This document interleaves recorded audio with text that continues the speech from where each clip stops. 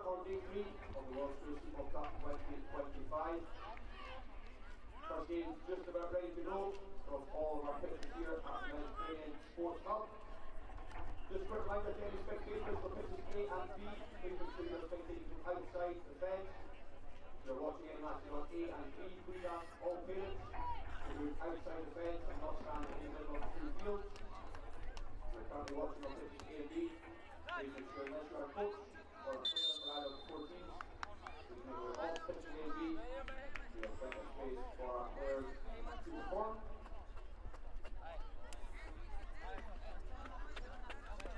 Reminder, first up tomorrow on 8, boys, big competition on the school, all school. First on B, live on YouTube channel, top down on the play, ACS International School Column, and then the 18 girls.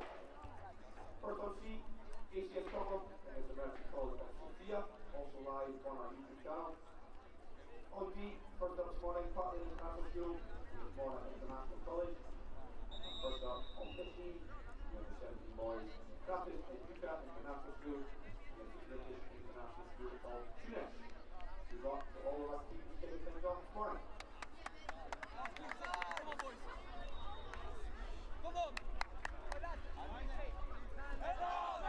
Hey, then.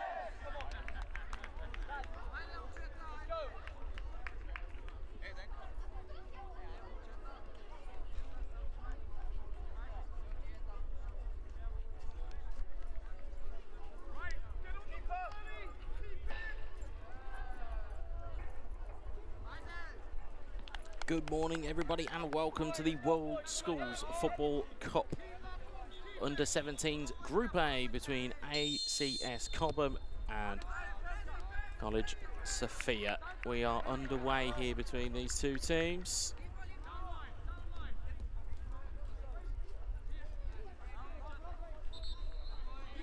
And it will be Sophia in the purple from right to left and Cobham from left to right. And Sophia have themselves a free kick in the early going here.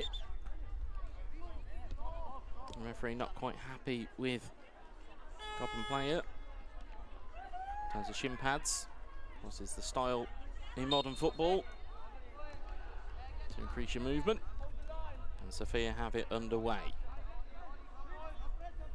So they get it down the left-hand side. Pandev. It's cleared away by Cobham. Will be out for a throw in, in line with the 18-yard box. Thrown in quickly by College Sophia. It's going to be cleared away by Cobham there, though. Going to be recovered by Kalchev. Sophia have an opportunity to enter in the box, but it's going to be defended well by Cobham once more. Looking down the left-hand side, but again dispossessed, and American College Sophia just trying to calm things down, but it will go through to the Cobham goalkeeper.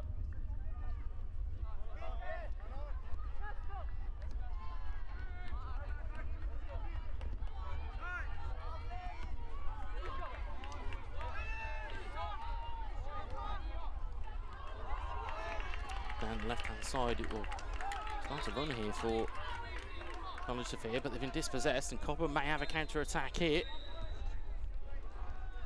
And they have an opportunity early on. Cobham bearing down on goal, but looks to have been flagged. It will be a free kick for American College Sophia, team from Bulgaria.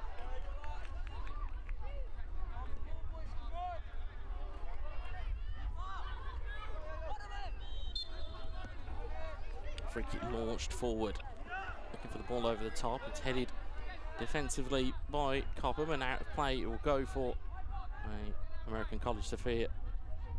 Throw in. Of course, we're here on pitch C, where we'll see a lot of the under 17s and under 15s competition here throughout today. A lot of games to come up and a lot of games to go on. Of course, this being the first of what will be a bumper Sunday for these players. There's a deep throw there, but it's done well there from American College Sophia. They have won themselves a corner.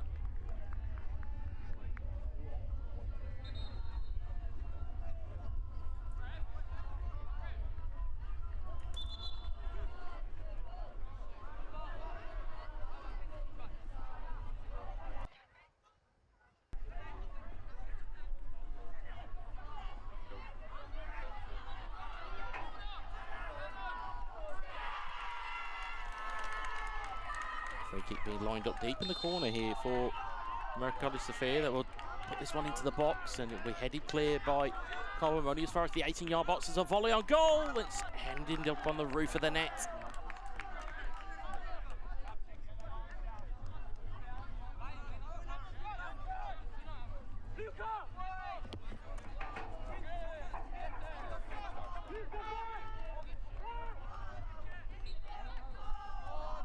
Ball was made down the left-hand side by Cobham, but they've given it up in possession here. Will be a free kick.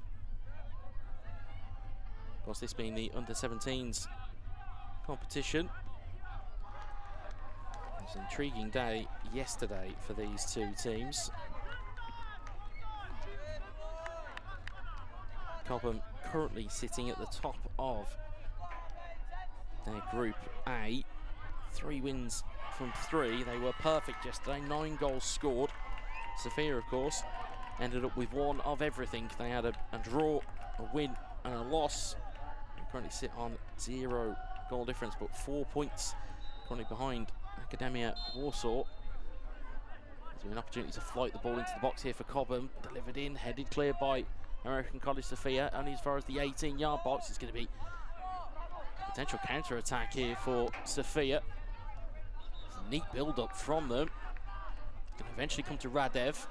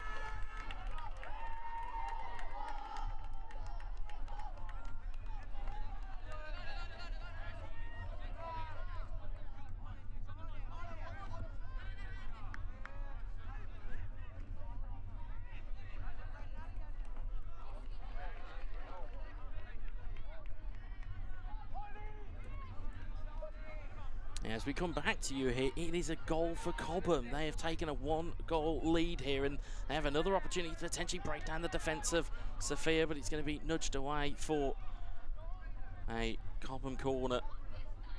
Really good start for Cobham. Puts them potentially on 12 points.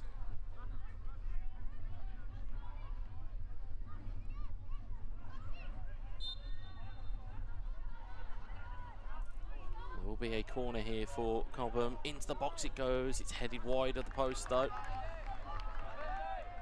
We'll go for A Sophia goal kick that's actually been taken quickly, but it's been given away to Cobham, and they'll look to make their inroads, but we'll go out of play for a Sophia throw-in on the far side.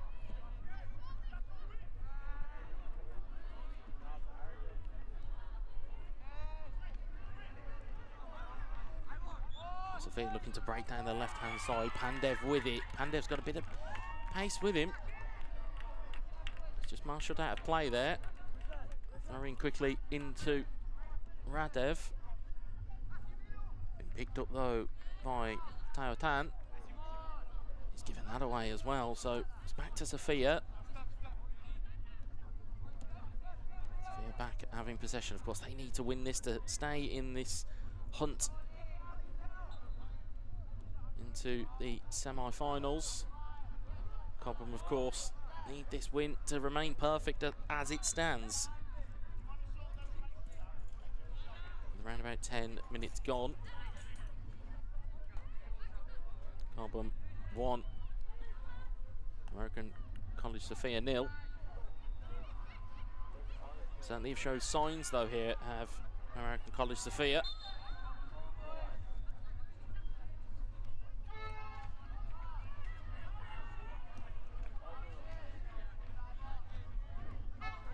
Try and get control of it. They now have an opportunity to counter it. It's a great break through the middle.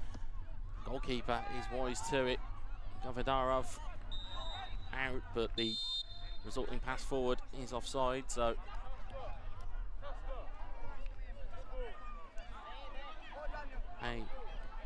CS Cobham will have themselves a free kick. That's Oscar Gelberg in goal for them. They'll play it short out onto the left-hand side. Eventually came into Emil Tolle.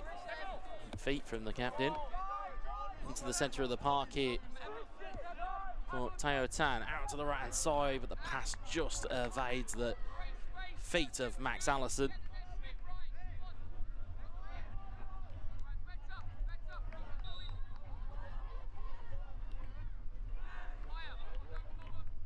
Will be a throw-in for Sophia. Referee not happy with the placement.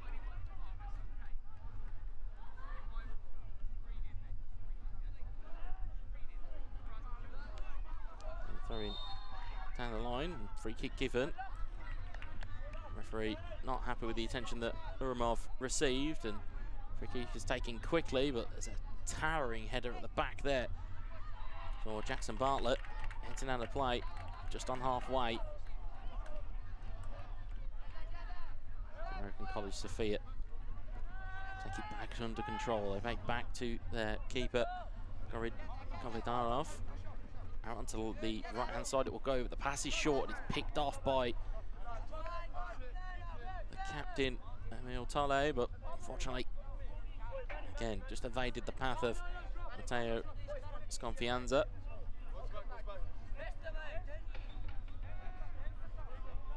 Be a throw deep in American College Sophia territory, but they've given the ball away here. Is Sconfianza wins a, at least I thought, yes, he has won a throw-in for his team.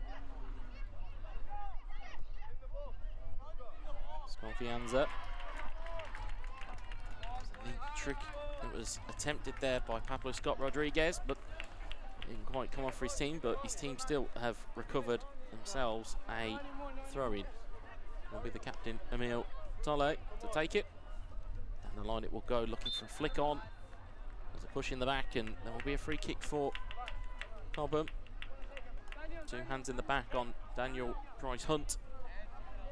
A free kick is ready up at around about 25 yards from goal.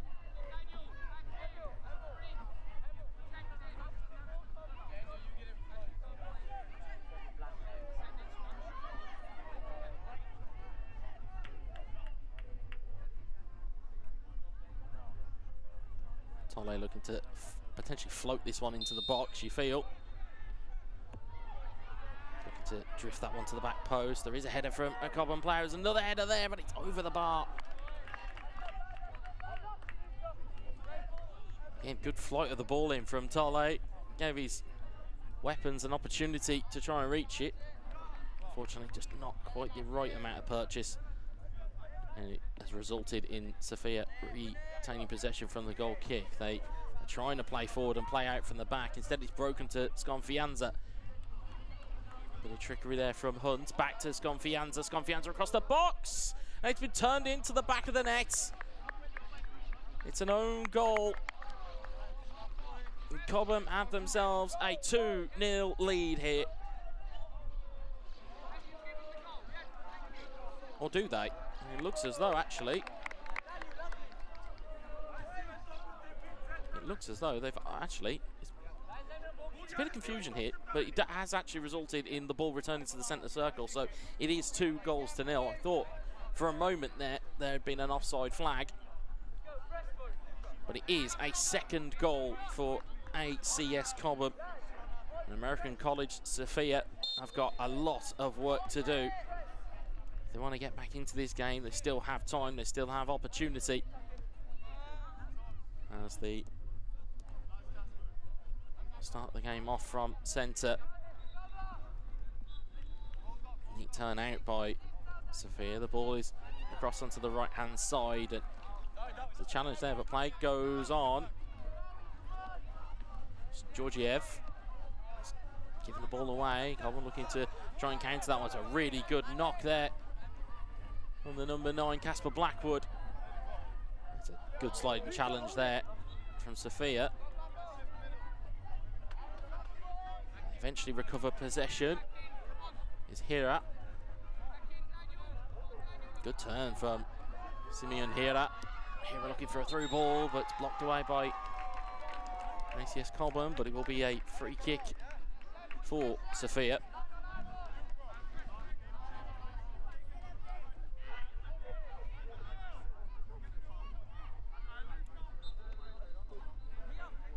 Referee, again, not quite happy with the placement. Also the referee just having, I believe, a quick chat with ACS Cobham's bench.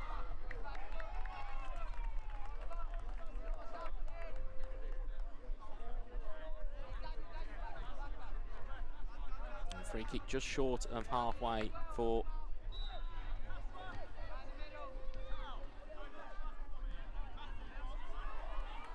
American College Sofia.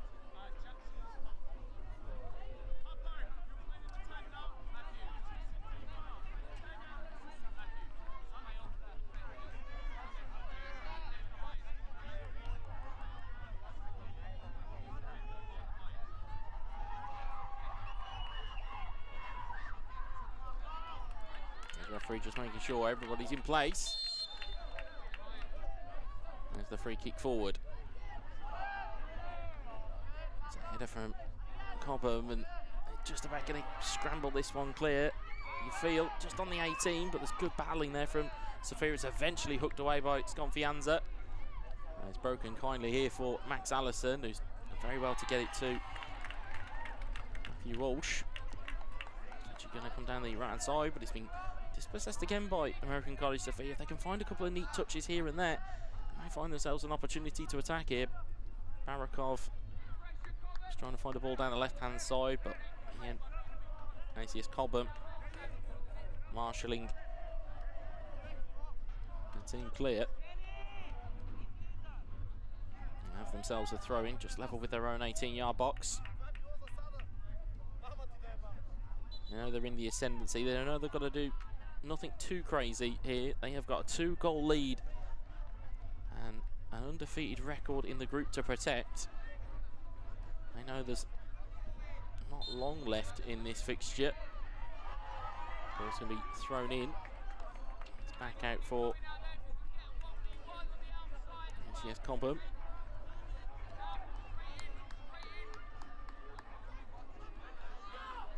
It's going to be Sconfianza to take this throw. Weak flick on. But it's good take. It's a good take there from Barakov. Down the line, but it's rolled into the goalkeeper's hands. Yelberg very happy to take that one. He's bowled that out onto his left-hand side. And forward come ACS Cobham. Maynard looking for a ball in towards Teo Tan. Well, the goalkeeper takes it under, distributes to the left-hand side, and the touch evades the winger. And ACS Cobham will have themselves another throw. As we mentioned, they've won all their games so far in impressive fashion. They're currently on the way to winning another one. Down line it goes. It's a neat touch down the line, but appeals for the throw-in, and Cobham thinking that the throw-in was theirs, but the referee saw it a different way. American College Sophia. It's a free kick now for them. They've won it in trying to get themselves forward. Referee not happy with the challenge though.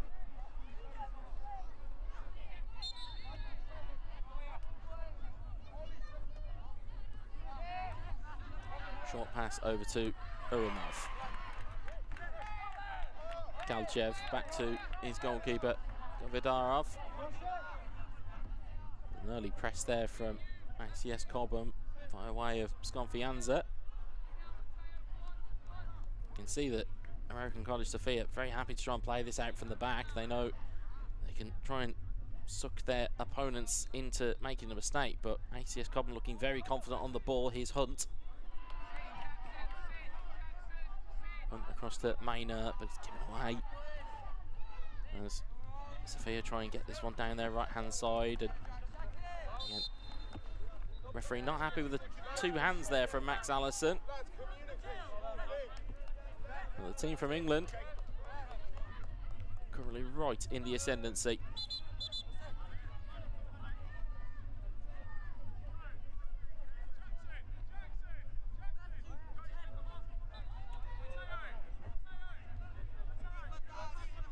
Free kick here for Sophia in around about 5 or so minutes left on the clock between these two. A goal now could certainly the cat amongst the proverbial pigeons for the team from Bulgaria.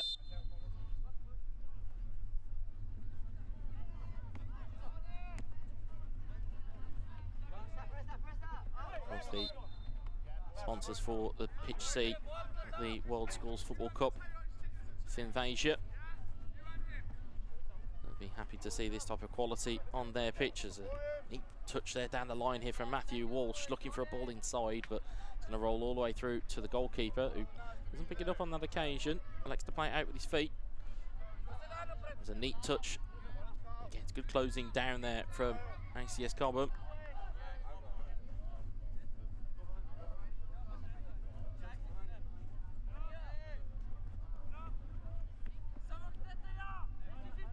Cobham recovering possession. Sconfianza trying to get there, but it's neat winning of possession there for Vasil Pandev, but it's been given away again, and Sconfianza looks to try and wriggle free. He's got a great ball in there to Max Allison. Allison trying to shake to shoot on the 18. Played a beautiful pass looking for Sconfianza, but it's cleared away very well by the Sophia defence. The ball has stayed in from Sophia, and that might be profit to their own downfall, but they've done well to recover it. It's Hira looks to get there, and it's brought down in a challenge. Free kick given. It's a solid performance by Cobham. As it stands, still yet to concede in this competition.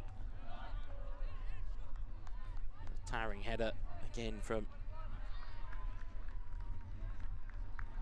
the back line of Cobham. Launched forward, giving their players something to chase, and there's a willing runner there. It's great hustling there. Kalchev has to play it out.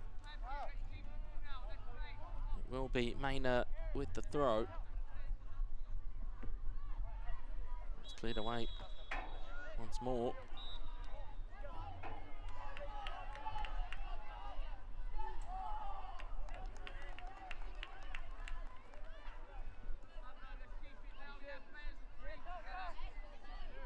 Across these World Schools Football Cup taking place in Salou in Barcelona in Spain. Spanish team coming up after this match. More international college too. It's a good ball down the line here for Matt Walsh to deliver into Hunt, but good dispossession, a good tackle there by Uramov.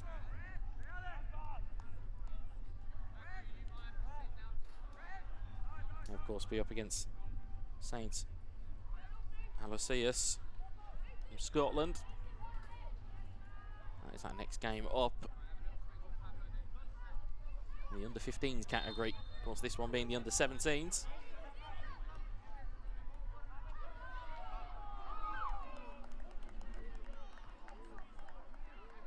Cobham with the ball into the box. It's a really good delivery.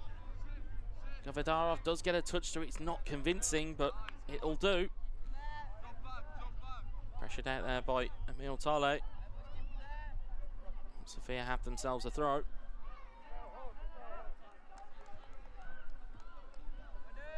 Played forward. It's a great touch in the middle there by Matt Walsh. But Sofia have managed to recover the ball and recover possession. Can they make something happen for themselves here? Making brilliant inroads here, but it's good defensive work again from Cobham. Jackson Bartlett certainly caught the eye in terms of his defensive prowess. Rock solid at the back with headers and with challenges as and when needed, and it allows his team to have some room to counter-attack. There is a ball through there, but Govedarov made a bit of a mess of it. It's got to be cleared away by Kalchev.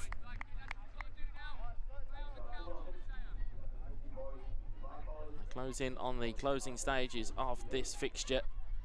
Cobham appear to be retaining their 100% record, as well as their 100% clean sheet record as it stands. Although might be another opportunity here for American College Sofia to get an opportunity, but again, dispossession.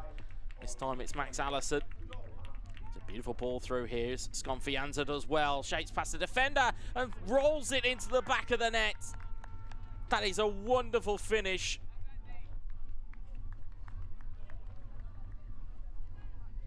From Matteo Sconfianza. That's 3 goals for Cobham. That's 12 in the tournament. And it looks to be 3 points in the bag. That's a wonderful finish from Matteo Sconfianza. Just took the wind out of the sails there from American College Sofia. Had some early green shoots that they had.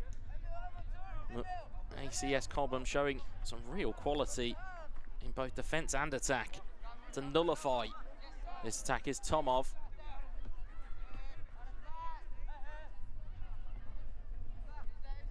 Kalchev looking forward, but it's dispossessed by Hunt.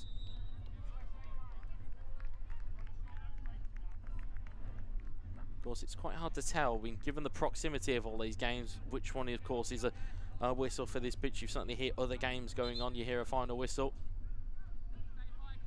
This one still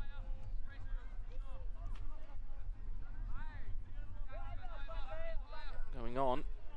Of course, different levels have different time limits, but there won't be much longer left in this one as the goal kick's taken. Good work there by, again, Jackson Bartlett to come through with it.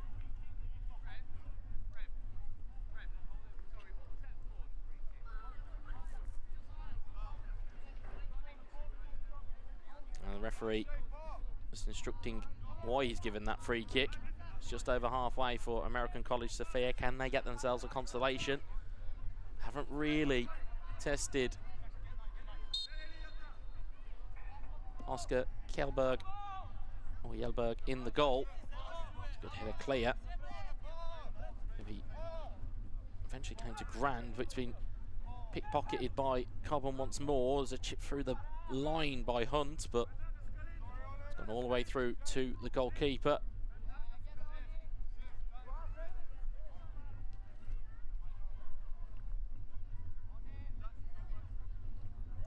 and that's a terrible pass. He's just got away with one there as the goalkeeper. It's a good job that Valentin Kalchev was alive to that one, because that could have been a really embarrassing moment for Georgi Gavadarov. But it's been won forward here now. Here's Sebastian Grand. It's good work there in the channel there by Tomatomov. There's a free kick given for American College Sofia.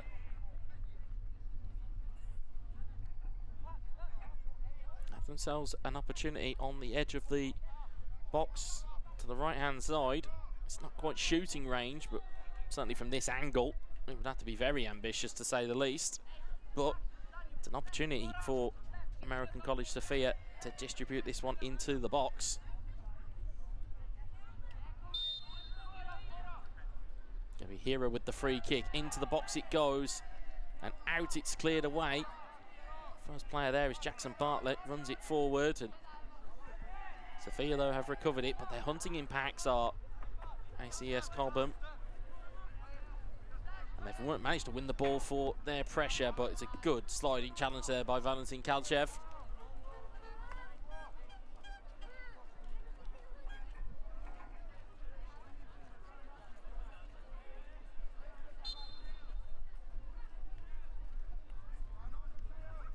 Thrown in. And there goes the final whistle in our first game on pitch C. It finishes ACS Cobham 3, American Sofia 0. We'll be back after this short break while the teams get ready for St. Aloysius versus Morna International College 2.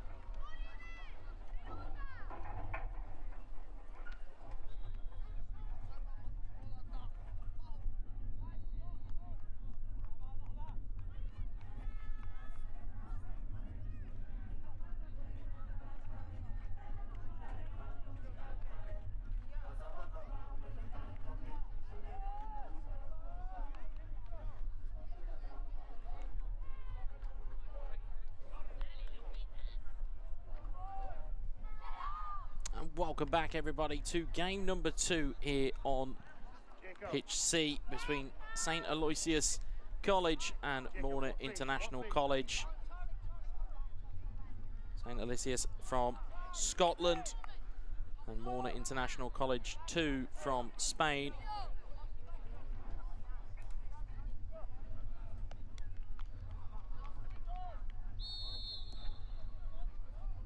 We are off and underway between these two teams.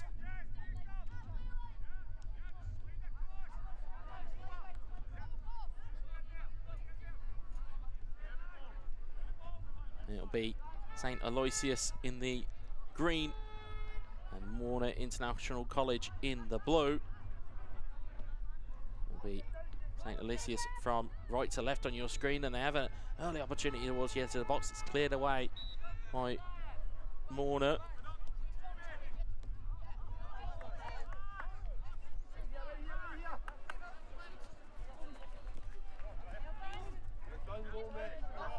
Opportunity down the left-hand side here for Matthew Skimming. It's marshalled out of play. Will be a goal kick for Morna International College 2.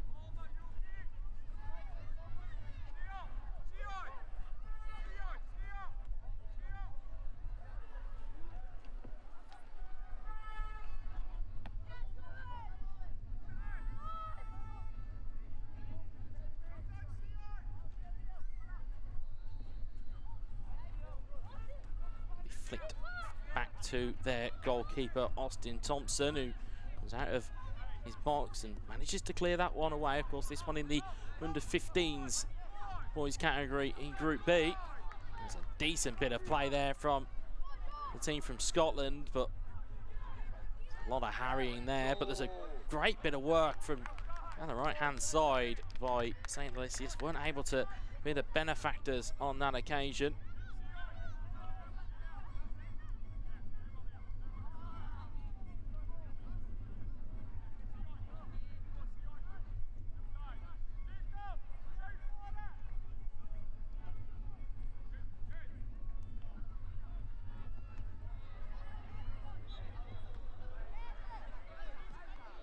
Good battling there in the midfield. It's recovered by the goalkeeper, Stepanowski. His right-footed kick didn't quite meet the standards, and now Aloysius have managed to capture the ball, and they're trying, making inroads down this left-hand side.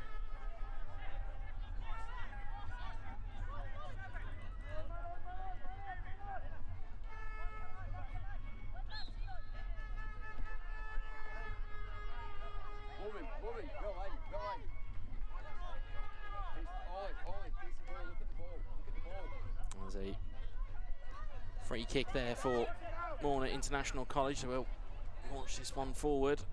It's Oliver Wilson. Just trying to come down and bring this down. Aloysius. This forward, Stepanowski. Plays it forward, but there is an offside flag up. It will be a free kick for St Aloysius.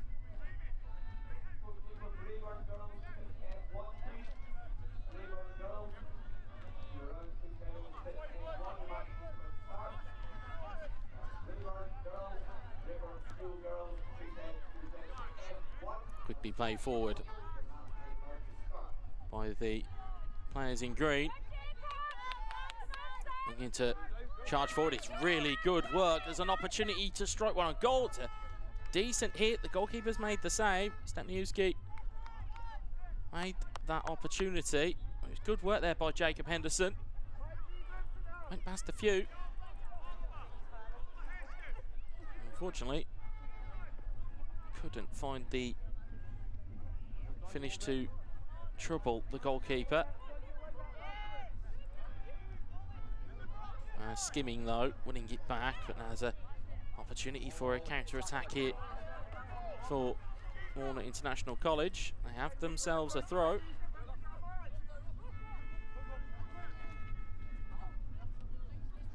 Headed clear by Skimming. Push forward from the back line and to the break into the centre circle here. And now Warner International College can maybe try and work something forward. Touch escapes Michael Scott. Throw in taken quickly. And good battling in the midfield there. It's Ollie McGraw.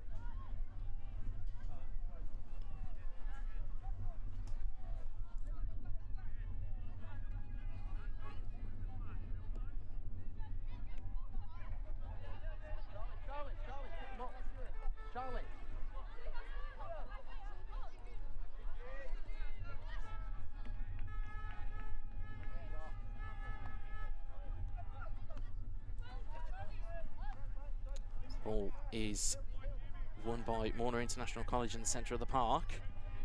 Here is Michael Scott. Played it into Jackson Powell. He's won his team a throw.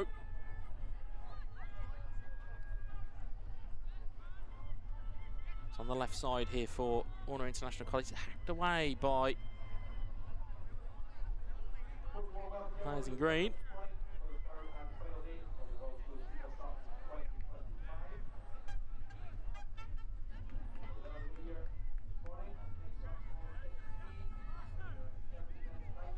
Neat footwork there, and there's a strike at goal, but Austin Thompson able to take that one into his hands and will launch that one forward.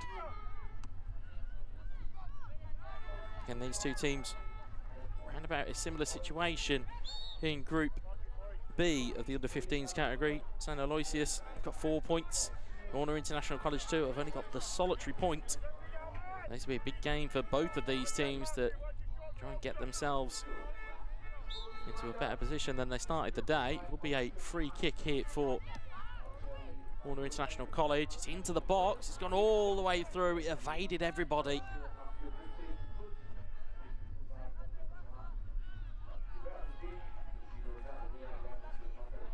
Went all the way through. Eventually evaded Michael Scott. It will be a goal kick for St Aloysius. Will be taken by a defender. Forward it will go. Breaks into the centre of the park here for Warner International College. It goes all the way back to their goalkeeper. Will be half pressed by Skimming. It's a lovely knock there. There's an opportunity here for Michael Scott. It's flicked on by Jackson Powell. He's looked to try and turn that in towards Mans van Hulsen. Warner just trying to keep this one in. They do very well in the corner. St Aloysius just trying to hack that one clear. They will give away a throw-in to Warner International College. A neat win back there on the right-hand side. Themselves a throw in a more advanced position. St Aloysius looking for the feet of Jacob Henderson, and Henderson is now on the ball, but it's been dispossessed in committee. It's been cleared away by Oliver Wilson. Eventually breaks clear for a throw into Warner International College. They will look to try and get forward. Instead, it's been dispossessed in a little bit more of an advanced position.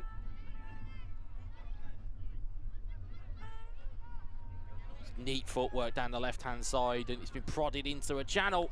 It's a really good challenge there from the defence. It's thrown in quickly though. Jackson Powell. Powell into the channel. Probably not where he wants to be. Good defensive work by St Aloysius.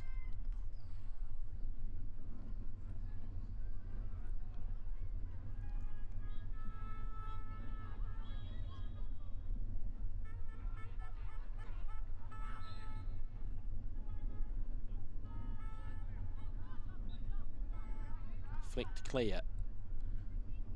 It's an opportunity to again recover possession in midfield for Morna International College. It's cleared away. It's going to be back to Wilson. Wilson looking forward to just give his attacker something to chase, but a little bit of a miscommunication there. But Aquatella left it for his teammate, who's eventually been picked up. Here's Buddy Perry. Antoine Hulson. Good footwork and good play. You want to maybe head towards the goal there. Vincent Van Vey ran into a bit of a green brick wall, but his teammates have recovered possession. Aquatella looking forward. That's a distribution there onto the right-hand side. A bit of speed on the right here. It's really good pace. Goalkeeper's committed. It's really good running. And brilliantly got St. Aloysius up the field. There's an opportunity here. Ball going to be delivered into the box. Again, safe hands there from Leo Martin Stepniewski. Plays the ball forward, flicked on by Van Hulsen. Charged down there in committee by Skimming and Henderson, but they've come away with the ball. That's a neat touch there from Warner International College. They're trying to make it work and make it happen. Van Hulsen starting to get himself into the game a little bit more. As the throw-in comes in. Aquatella. There's a handball there, free kick given. Could be a good opportunity here for a set-piece delivery. And about 25 yards from goal.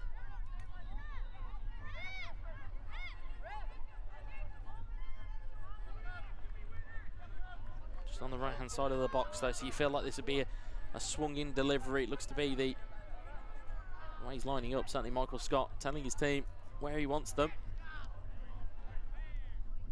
He's getting a bit of a meeting of minds there with his captain Oliver Wilson. Looking to tell him where he would like his teammate to put it. And there could be opportunities here. One little touch here or there could provide the opportunity. Ball delivered into the box, but it's in towards the near post. It's safe as houses from Austin Thompson.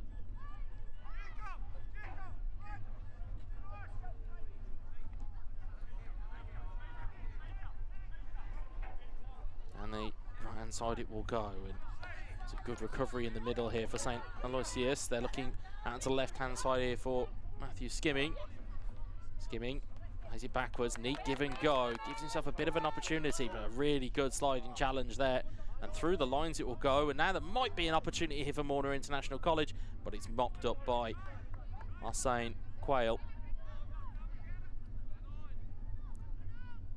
Again, just trying to make those give and goes work in the centre of the park. It's not quite pulling off for the team from Scotland.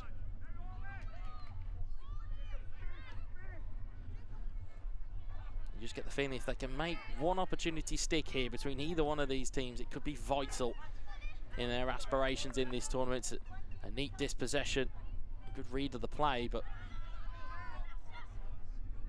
Warner International College now looking to come forward again. One clear this time by Oliver Hesketh. Down the line it will go. It's a willing runner down that right-hand side.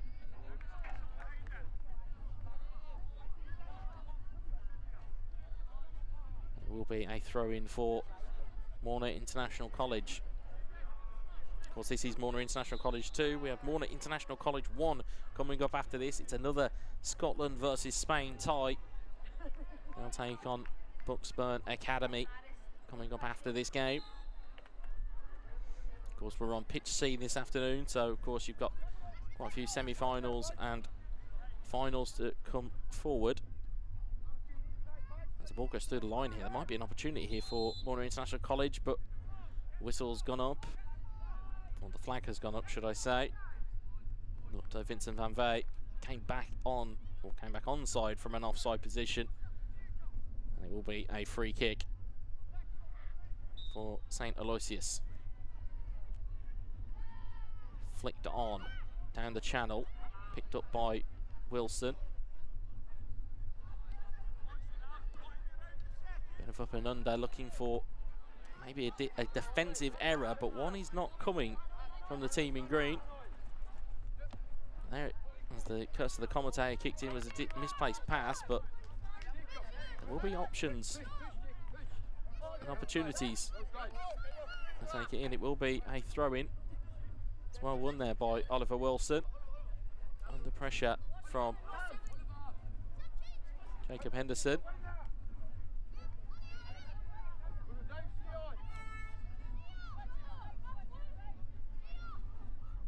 Back to the goalkeeper. Forward it will go. Neat touch in the middle there by Sam Parlavaya. Eventually ran out of play there by Canavasio. Who can have the first real gilt-edged opportunity here in this game. Bobbles into the box, but it's a good take again by Stepniewski. Good judgment of the flight of the ball there, but now there might be an opportunity for a break on here as Jackson Powell looks to try and impose himself on this fixture. Powell looking for a ball through the middle. Instead, he's met by players in between. Villatoro only for the challenge there with Henderson. Resulted in a Morna throw. What can Morna accomplish here? Can they make something stick in this midfield, and then can they get their attacking players into the game? As Wilson puts a foot through that and just asks for somebody to get on the end of it instead. Giving away possession.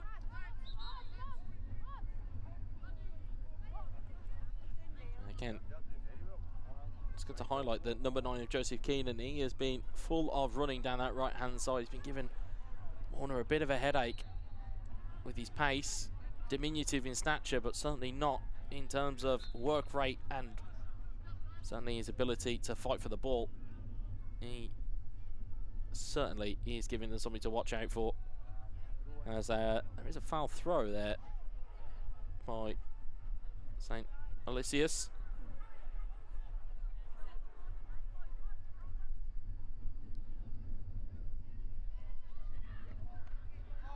Neat footwork there by Van Vey.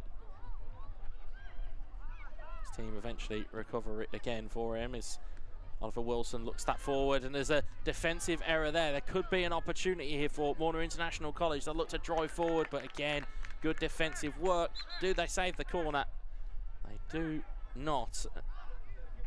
It's good running there by Canavesio. Eduardo Leone Canavesio. There's equal running there by Charlie Hesketh to close that one down. It will be a corner. It looks to be Oliver Wilson over it. Can Warner find themselves a goal? Big opportunity. Into the box it goes. There's a header there at the front post. It's headed off the line. It was Villatoro that met it. Still there in danger. Still in the 18-yard box as opportunities want to strike a goal, and it just goes wide of the post. Cleared off the line by St. Aloysius. That's the first real, you would say, clear-cut opportunity. Villatoro didn't quite find the right power with the header, but certainly the direction was there. He kicked up off the 3G, and it certainly could have beaten the defender with the spin, but it was cleared off the line. And as the old adage goes, that is why you put a defender on each post, because they are worth their weight in gold from set pieces. As such, it still remains St. Aloysius 0, Warner International College 2-0. It's Villatoro thinking he may have just scored off that set piece, but his hopes were dashed as Stepniewski plays it forward. Bobbling in the midfield. It's going to be down on the floor now, but there's no runner on that one. See there in your picture there, Raul Kubans looking to try and get himself involved on that right-hand side. St. Aloysius know that they can put pressure on here. It will go out for a throw.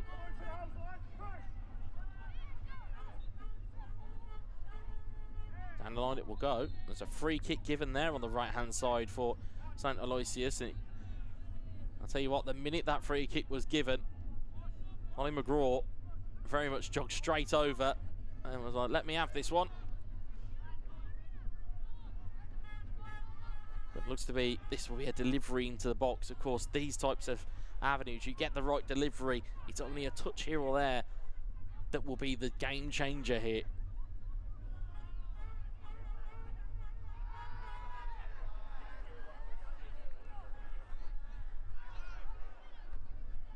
As we wait and ponder to see how this will play out. It's going to be a left-footed ball into the box. It's a decent ball in. It's right into the hands of Stepniewski.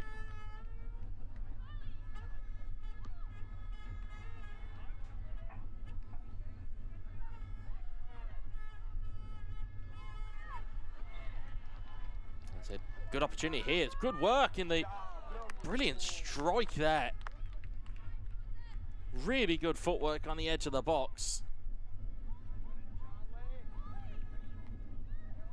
Some bit of dribbling there by Joseph Keenan. He's back on the ball again here, looking to use that low centre of gravity to his advantage, but Wilson's there to close him out again. But that was some really good footwork. It was a decent strike at the goalkeeper as well, but Stepniewski just got his feet across and then got his hands across to make that save. Just on halfway now. Opportunity here as the ball is squared onto the left-hand side as Lyman McDonald does well in the first instance but can't keep it in, the captain. And it's going to be a throw-in down the line from Wilson. Shout of away, away. Defence certainly knowing where they want that ball to go.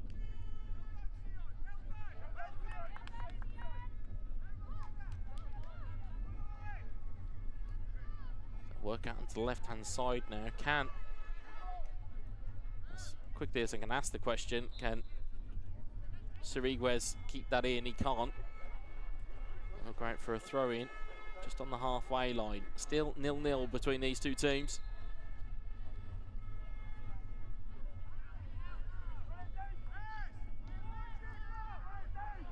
Wilson charged down, but his clearance is made, but it's read by McDonald.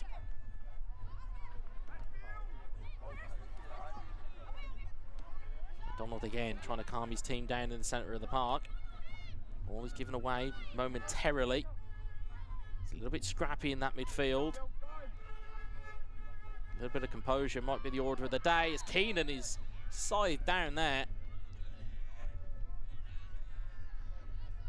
Again, I think if he'd have got away from his player there, I think Joseph Keenan would have been going straight to goal. And there's the first booking of the day we've seen. Got to feel that Keenan would have been off to the races. He's as quick as anything on that right-hand side. Not on that occasion. Ray certainly got the clamps put down on him. Free kick just 10 yards inside of Warner territory. Be a delivery into the box. It's headed clear at the first time of asking by the captain.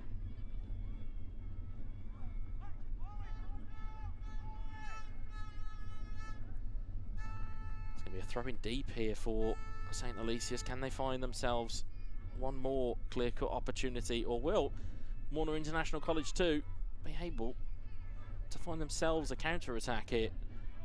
Well, they do well to get the ball away from their own territory at this moment in time. Wilson does deliver that one forward.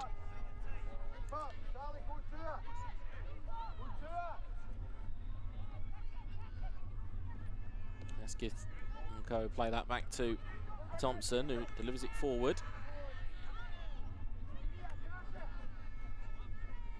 Opportunity here for Warner to make something happen as Palavaya gets free in the middle, and a bit of dribbling there from Warner International College. They can't, again, break through those lines.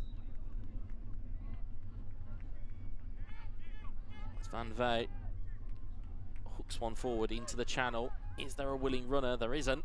Thompson will come up and take that one.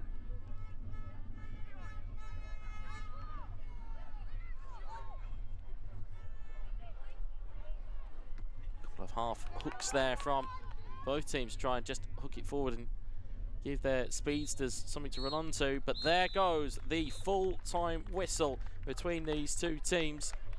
And it finishes no goals apiece. St. Aloysius 0. Morna International College 0.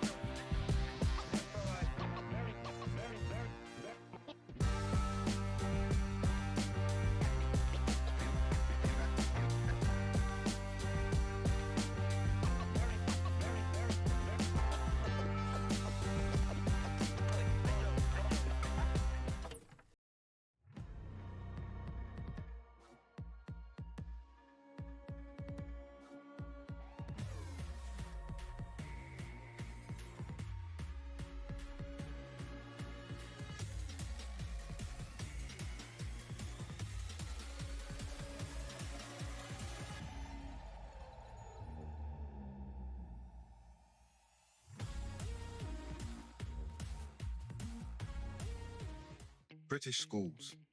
With a tradition as old as time, these institutions stand as enduring symbols of excellence. Beyond being just buildings, they represent the epitome of education. Students here don't simply learn. They shape their futures in an environment where academic excellence merges with elite athletic facilities. At Prestige Football Schools, we are there every step of the way, no matter what country you come from. Our dedicated team helps compare and advise on the UK's best football schools and gap year programs. Scan the QR code on screen to find out more and book a free consultation with our specialist team. Prestige Football Schools, a service you can trust.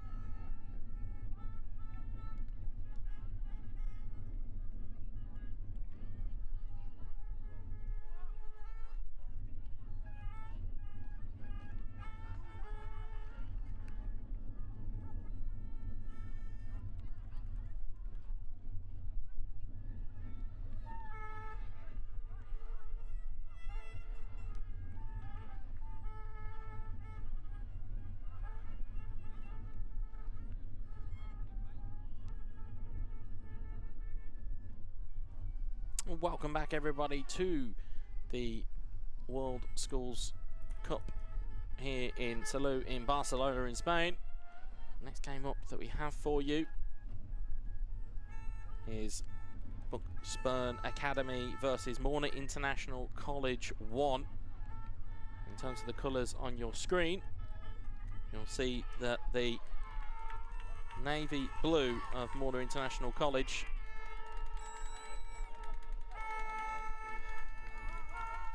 I beg your pardon, the navy, sorry, will be Bucksburn, and Morna International College will be in the coloured bibs, as you can see, just to ensure of no kick clashes between the two teams.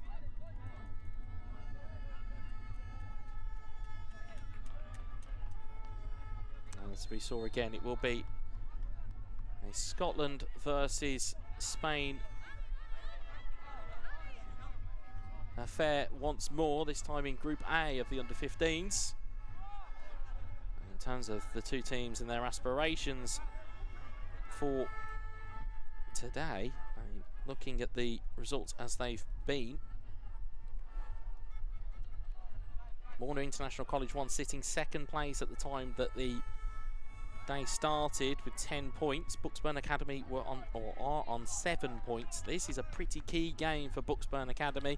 Of course, Morna International College 1 could potentially pull away from the chasing pack into that second place, the likes of Abimaya, Beths.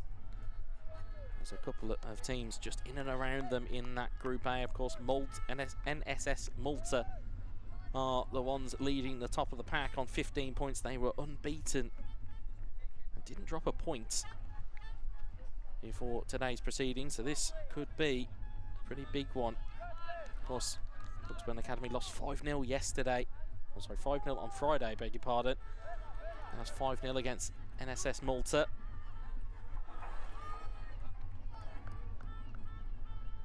Morna International College 1 may have a slight advantage here, as they have already played a game this morning. They won 3-0 against Park Lane IS. So, again, a bit of momentum for them as the teams will swap ends. So it will be Bucksburn Academy from left to right, and it will be the bibs of Morna International College 1 from right to left. Thankfully, of course, those bibs have got numbers on the back, so we'll be able to keep you covered with the players and who is playing. Both sets of players are ready to go.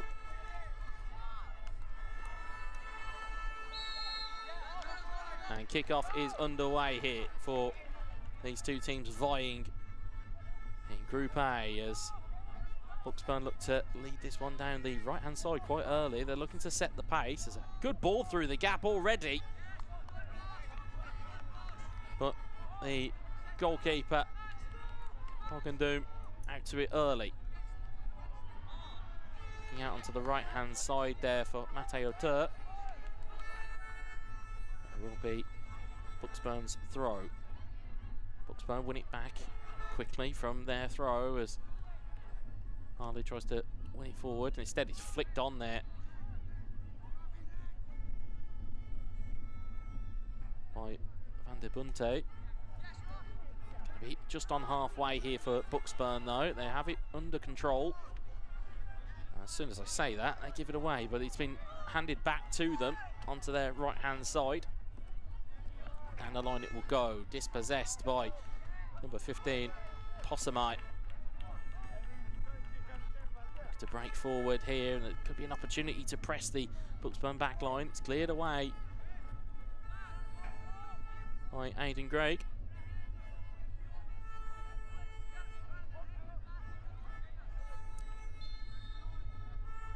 Throwing in for Morna Academy, but they've lost possession of the ball.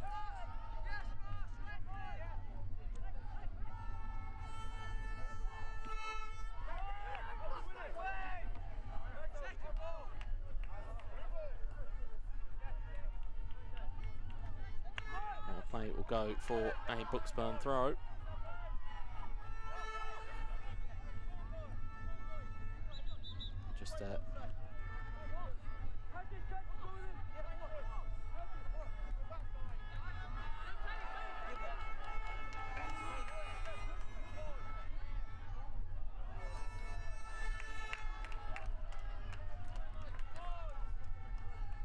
It's just a little bit of a delay on this throw.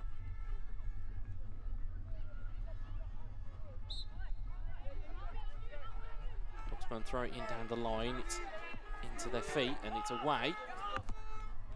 There's a bit of a lucky ricochet there, but back towards Hockendoom it will go. Out onto the right-hand side now for Morna International College. What can they move forward in their midfield? It's a good bit of interchange there from Morna. Going to be boxed out there, or at least we thought so. It's a good bit of skill. It's a good win back. It's a free kick as well. Right through the legs. I believe that was Matteo Tur. Have to forgive my eyes in terms of squinting for the numbers. That was Matteo Tur, and there's a free kick here, quickly taken by Morna International College. It's flicked away only as far as the edge of the box, and there's a strike on goal, but it is not going to trouble Adam Booth in the Bucksburn goal.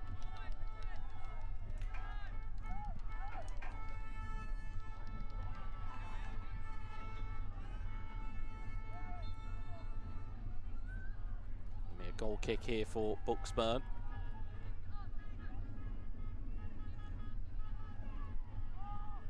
Forward it goes. Doesn't clear halfway, but they do recover possession, do Bucksburn. They hook that one forward nicely. It's hung up well for the striker to try and run onto. It's cleared away just at the right time there by Possamite. And it will go out for a Bucksburn corner.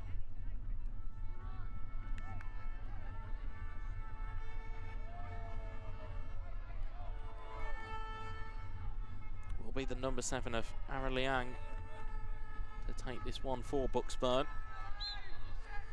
There's a huddle there, and they break up, looking for danger. Cleared away, only as far as Noah Scott. There's a strike from distance, and the goalkeeper's done well to watch that one. Ogden done very well. It's not necessarily the power on those types of strikes that can throw you as a goalkeeper. It's more so the direction and knowing where your feet is set. It was great work by the goalkeeper.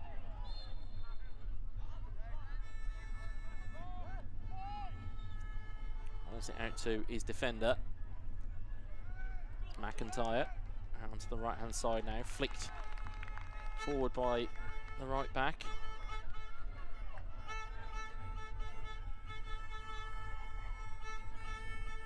Will be a throw in for Morna International College, just halfway inside of their own territory. They throw the ball in field and they've managed to escape there.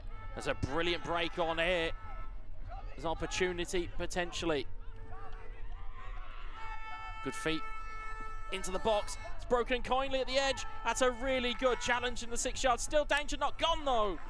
And there's a brilliant piece of defending by Bucksburn Academy. It eventually broke to Matteo Tur. And he wasn't able to get the strike away, but that challenge on the edge of the 6 yard box, very well done. Corner in, danger not gone. Ball into the box, headed down. Looks like it'll go for another Morna International College corner. Decent bit of pressure from the team from Spain. Certainly a level of home field advantage, of course. This competition taking part in Salute Barcelona. Ball into the box, it goes, headed clear, only as far as 25 yards out. There's a strike on goal. A little bit miscued there by Max Possamite. It goes all the way out for a goal kick. Of course, Pitch C, powered by Finvazia, sponsors of this pitch. Of course, you can check the World Schools Football Cup website. Check out all the good work they are doing. And the ball is recovered well on the halfway line by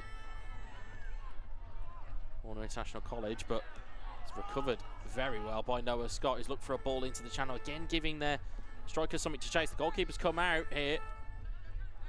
Very lucky that didn't break to a Bucksburn Academy player. You would have thought they maybe try to take a strike at goal. Meanwhile, though, Morna International College trying to come down the right-hand side, but pass was overhit. And it will be a goal kick for the outfit from Scotland.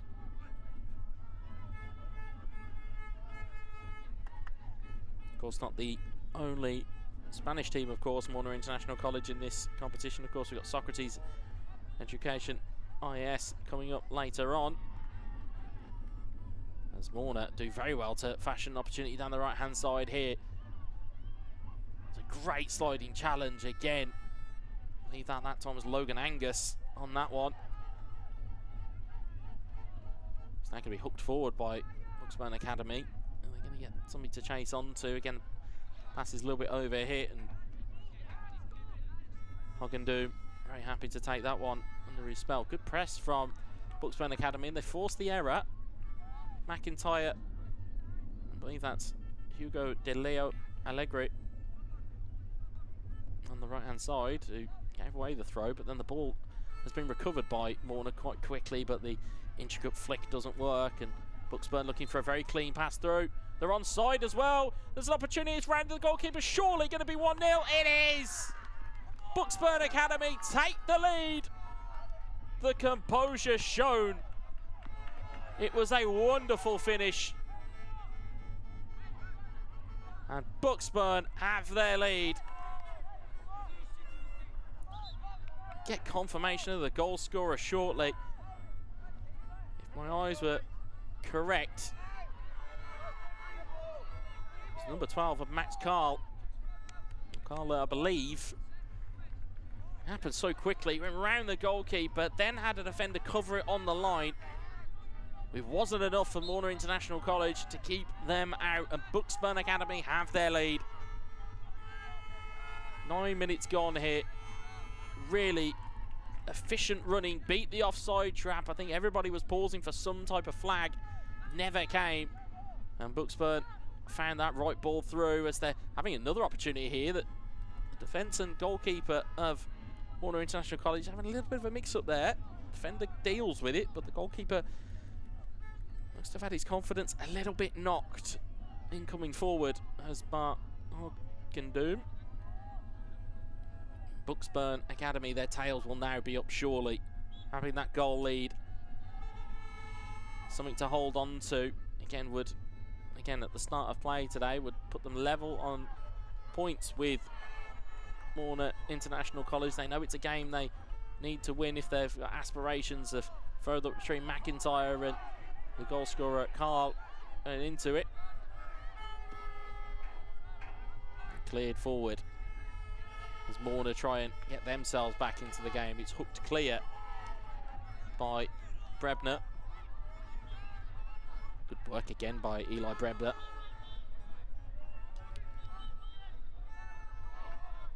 Yeah, Logan Angus doing very well defensively. Certainly Bucksburn Academy have their defensive ducks in a row. They certainly know where their positions are meant to be and how they're meant to operate. They're certainly offering opportunities in tandem.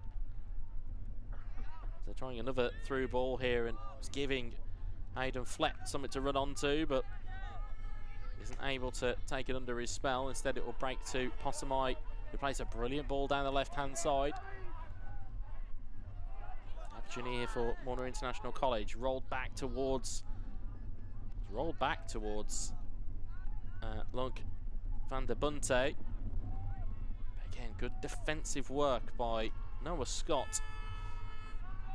A heavy challenge in transition there, and Morna International College have got the ball back here. They've slipped the ball in.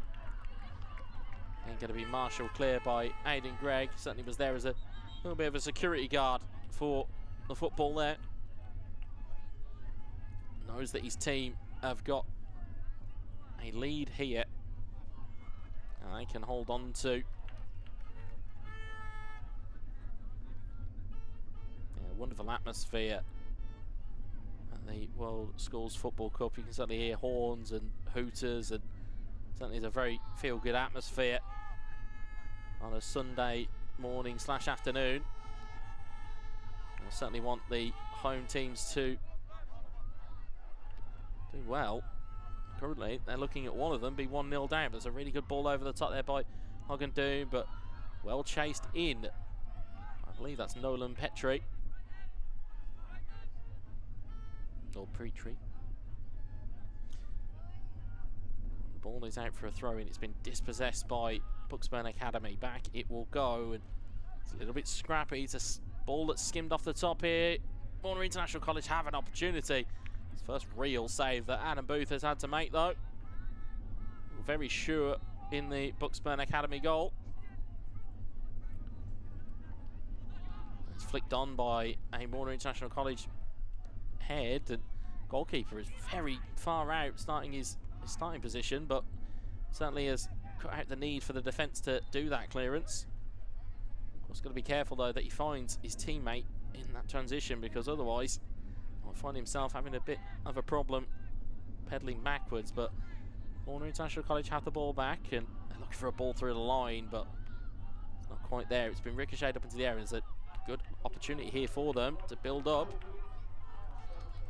Matteo certainly looking to try and wriggle free. Good searching ball down the right-hand side here for Ross Doig to marshal onto, but he can't get there, and Warner International College just ran out of cul-de-sac to turn in there.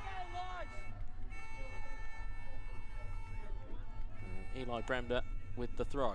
Down the line, good shielding there by Bucksburn. Have they won themselves a throw? No, it's gone the other way. So Warner International College looking to throw that one down the line and managing to do a couple of neat flicks here. But Curtis McIntyre running out of room there.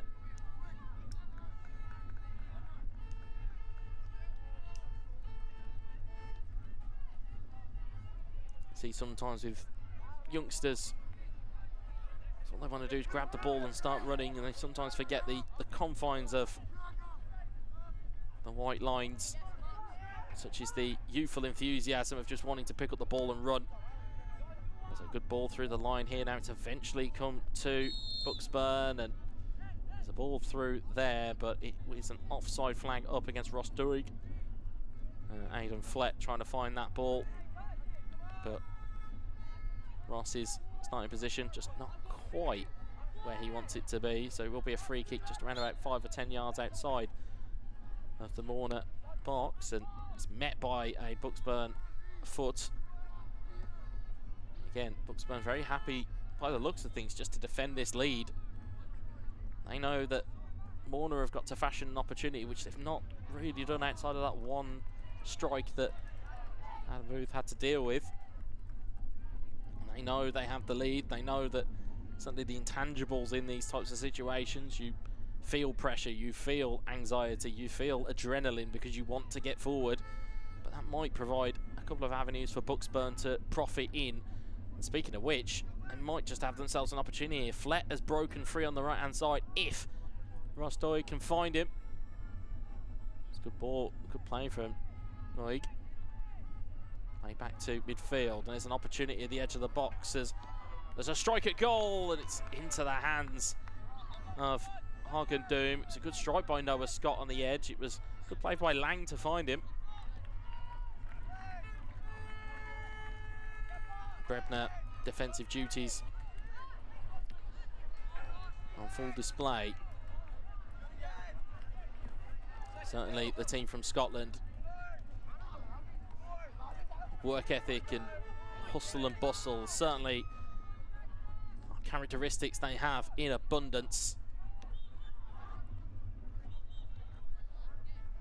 They will know what they've got, and then there's a shove in the back there on Noah Scott. It will be a free kick given.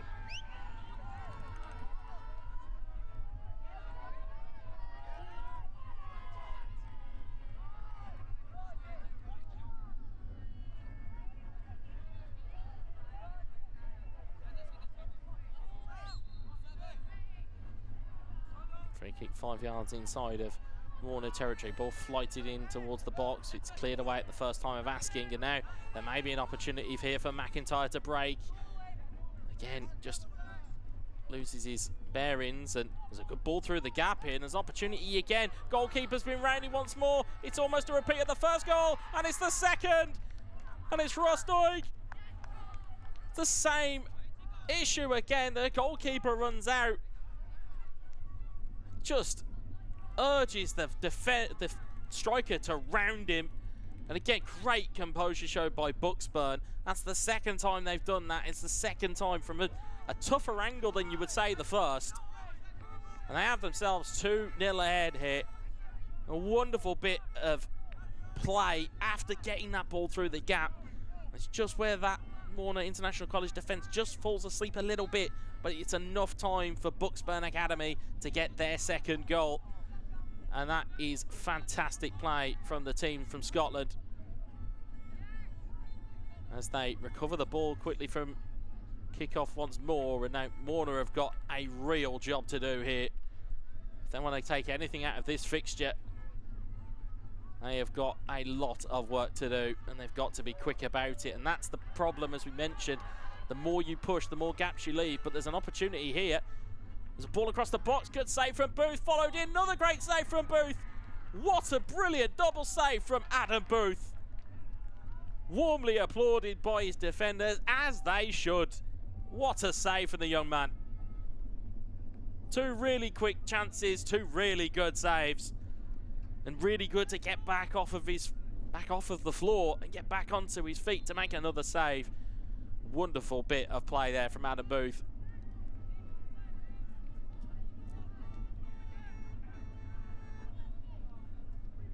As the ball breaks kindly on the 18, though, Warner International College still looking to cause some pressure, cause some damage. Possamite trying to get the ball through. Looks like he's been pulled his defender to the floor.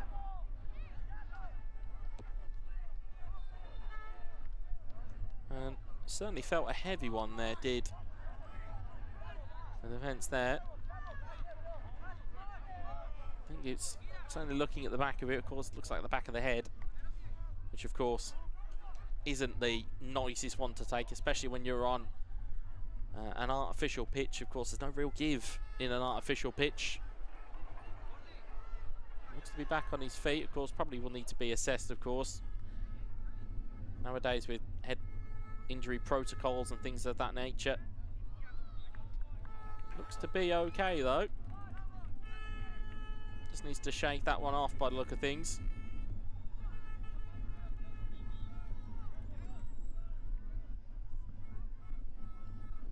There's Eli Brebner, the player on the floor. He's happy enough to continue. Just a bit of a sore one to the back of the head.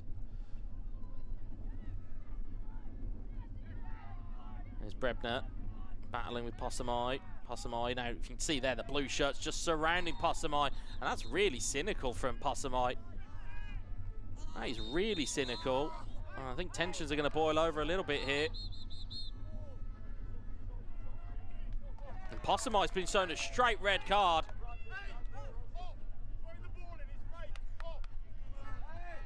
And so has Brandon Reed. Tensions boiled over there. Certainly heard it from our ambient mics. The referee saying you threw the ball at the player. And that is a double straight red.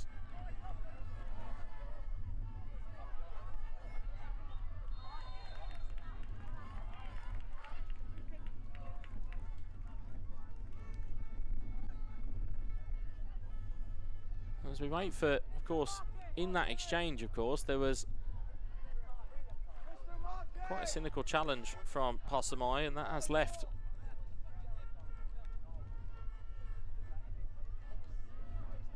player needing treatment. Certainly the international symbol for a substitution required, of course.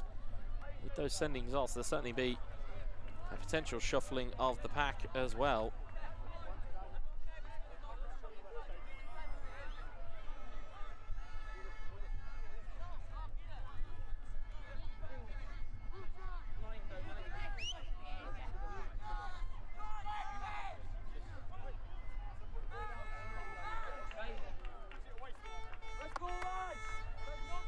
Both teams down to 10 men.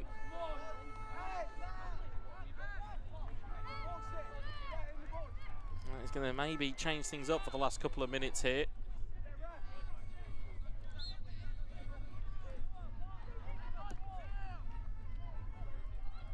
Both teams down to 10.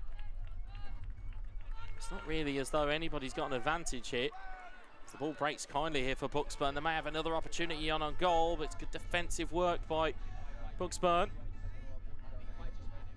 Sorry, beg your pardon, by Morna International College. Maxi McIntyre on that occasion, stopping the advancing run of Rostoig. And Max Carl is now down on the, just off the pitch. Still down is Max Carl.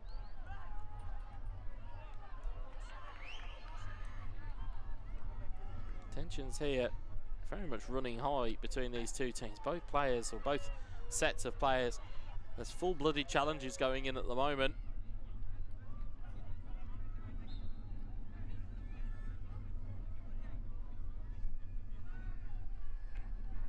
And as play restarts again, not long left between these two teams. I'm not sure if we'll see many handshakes after the game, but you never know. As Bucksburn Academy look to get this forward. It's going to be recovered by Hockendoom.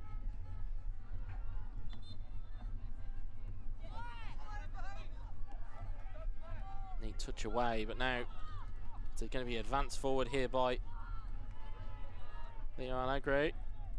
Opportunity here on the edge of the box, could be a strike at goal. It's deflected, it's not clean, and it was Van der Bunte took the first shot.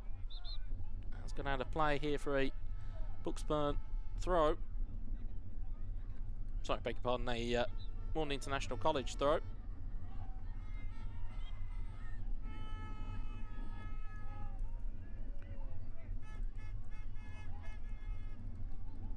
not long left between these two teams. Still, Bucksburn Academy 2, Morton International College 0. The team's down to 10 men.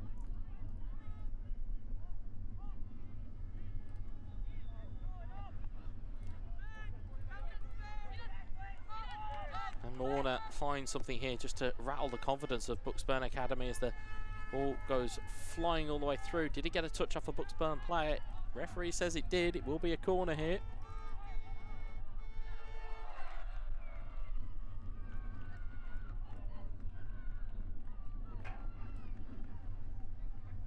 Opportunity for the team from Spain to put something into the mixer and give Bucksburn Academy something to consider. Ball goes flighty into the box. There's a great header.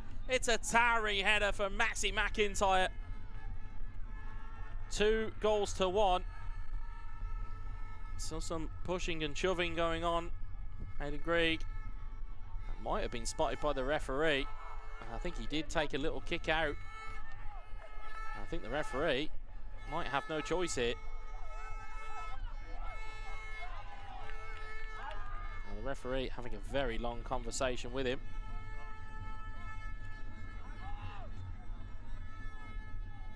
It's only a yellow. Got to be very careful, Aidan Gregg. He certainly looked like he had a tiny kick out as Warner International College recovered the ball. They want to obviously get this started quickly, and there's a drill from distance, but that is the last action of the game. It finishes Bucksburn Academy 2, Morna International College 1-1.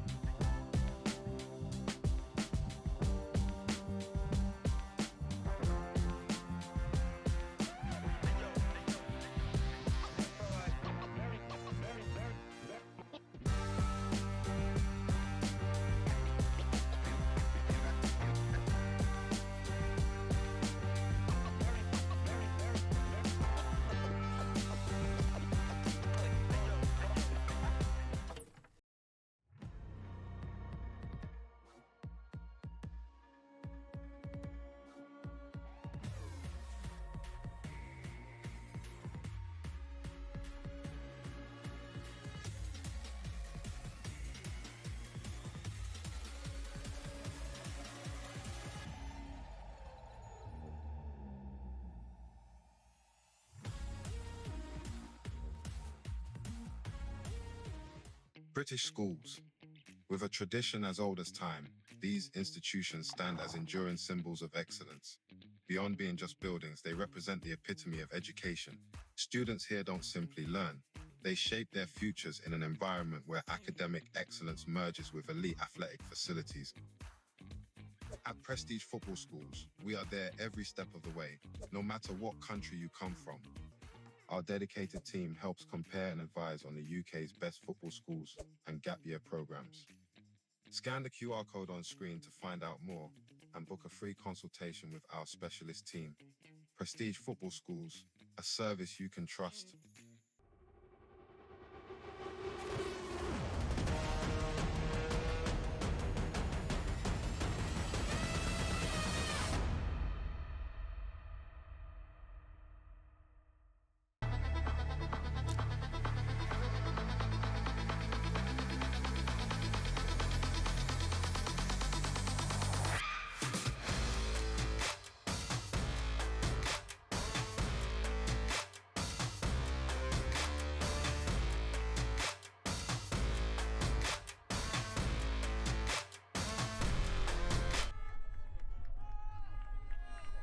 And welcome back here to the World Schools Football Cup 2025. Next game up is Dubai College versus Socrates Education IS. The outfit from the UAE, the United Arab Emirates, will be left to right in the navy, and then the white and black will be Socrates.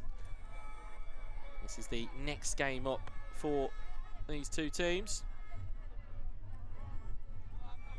So then we start getting into the semi-finals after this game of the under-17s. We've got that coming up. We've got the under-15s semi-final cup 1 and 2. We've got quite a few games still on the slate for you here this afternoon, and for this morning. It will be the teams as they were in terms of positioning.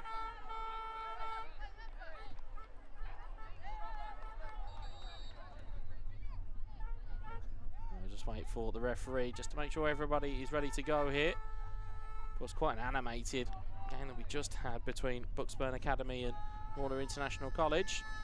Referee just checking that both goalkeepers are ready to go. We are off and underway.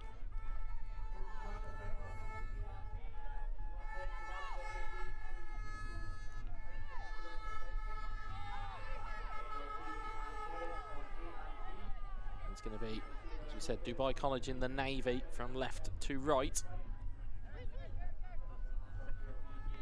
Neat little bit of footwork already down the right hand side. Here's Eric Zhang. Eric still with it. Still with it from the right hand side. Really good play from him. Drifted into the middle. Still there to receive it, but there's other options on. High into the air from Socrates. Hooked forward by Andrew McLeveen. There's Leitner. Leitner looking to advance forward here. He's got options down the left-hand side. He's found one. There's a really good opportunity to get this into the box, squared across. And on that occasion, Ewan Morris couldn't quite find the purchase on it to clear it back into his teammates.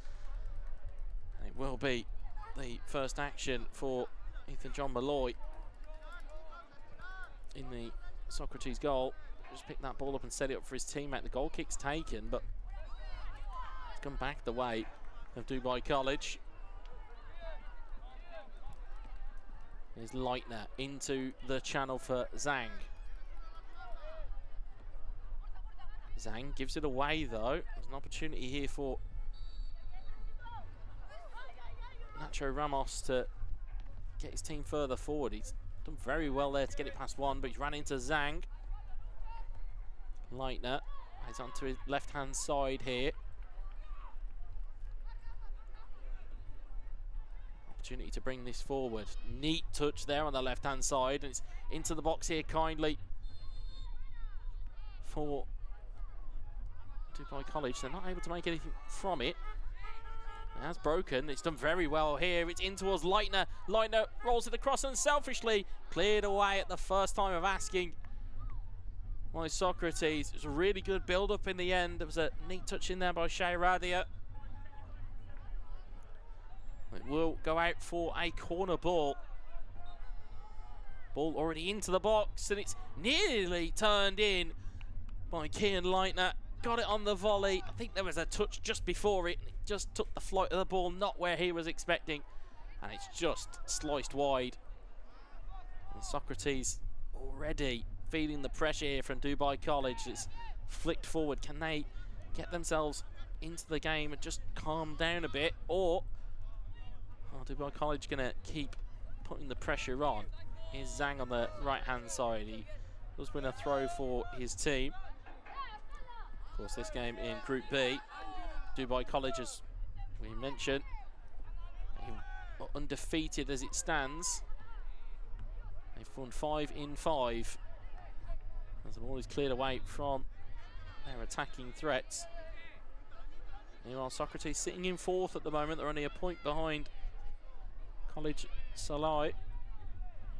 Dubai College are looking to advance forward here. Will it be kept in? It won't on that occasion. It's Ewan Morris down that left-hand side, but I think there may have been an offside flag thrown in there as well. Of course, an impressive goal-scoring prowess shown by Dubai College. They've scored 25 and they've not conceded a goal. Any other team has that type of record at this level is NSS Malta in the opposite group, so that would be a fantastic tie if we were to see that one this afternoon. Of course, he's still got the group phases to go. As there's and a forward here.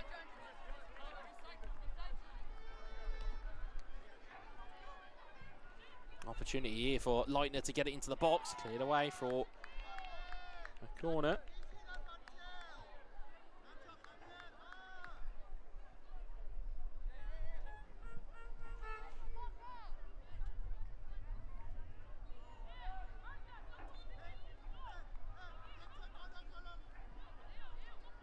There's an opportunity here for Dubai College if they can get just a slightly better delivery, and it certainly caused a bit of trouble for Socrates to defend. The ball is out, the goalkeeper's been challenged, it's been tucked into the back of the net. No foul given on the goalkeeper. Referee certainly going to be remonstrated with here. I think that was Laith Himidi with the finish.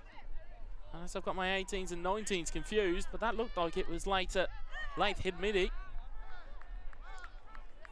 Of course, Socrates not happy with that challenge on the goalkeeper, but depends on your viewpoint. You can challenge for the ball.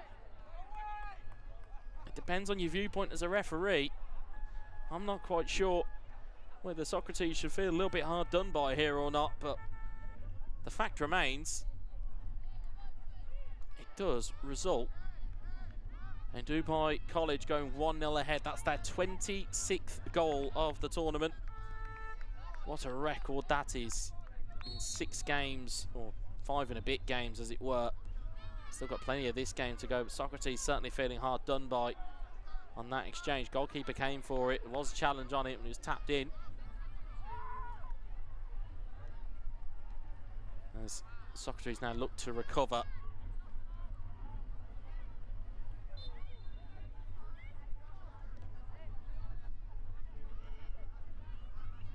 Can't get hold of the ball though.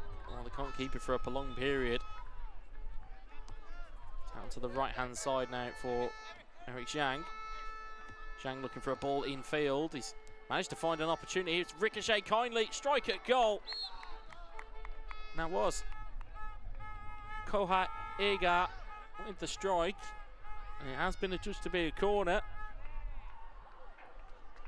I wonder whether there'll be the same level of controversy there was with the first one. Well, of course, that depends if it gets put into the back of the net. And that one it does. That is a towering header.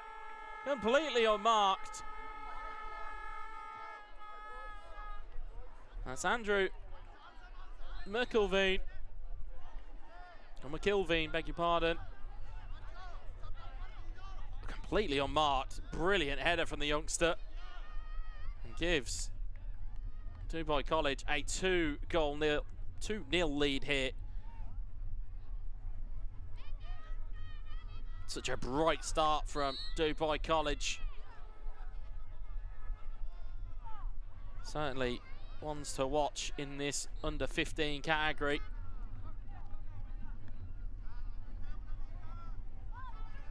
As they recover the ball and they go marching again downfield. As there's a free kick given for offside. 2-0 at the moment. Such a bright start from them that Socrates have just really been caught cold here.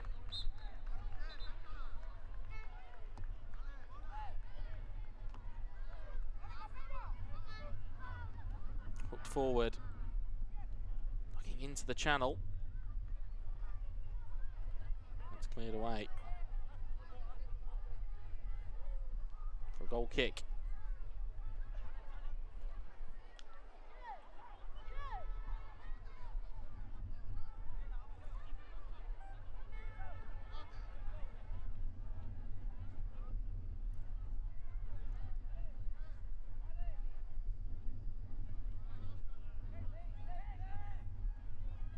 Dubai College look forward once more. It's cleared up into the air by Socrates. Just struggling to get their feet on the ball are the team in black and white. As Zhang looks to make his presence known down the right-hand side. He's fleet of foot. He's done really well to get into the box, but he's just got the wrong side of the ball. He's cut across it, and as a result, his shot turns into a little bit of a banana shot and goes wide. But really good feet there from Eric Zhang. Certainly a low spark in this opening 10 minutes, or 9 or so minutes of this game.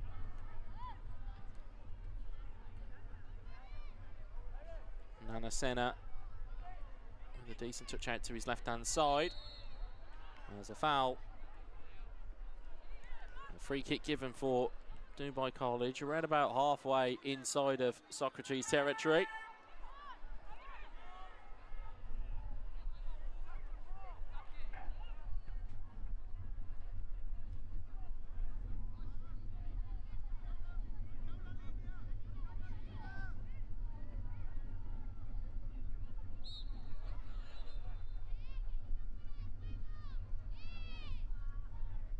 Opportunity to deliver the ball into the box. It's queuing up there at the back post. There's so many players, and I think actually they took a few of each other out there. There's an offside flag up.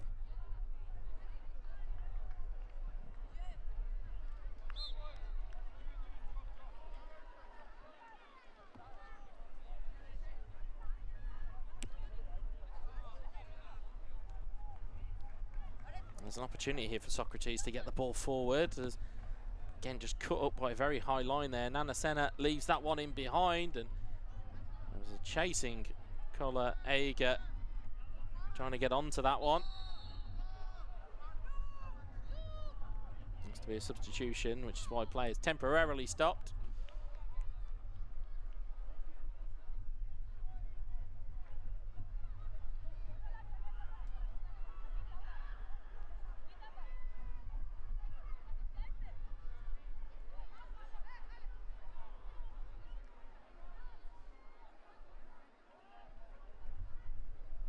Just wait for play to recommence between these two teams. Throw in deep in Socrates territory.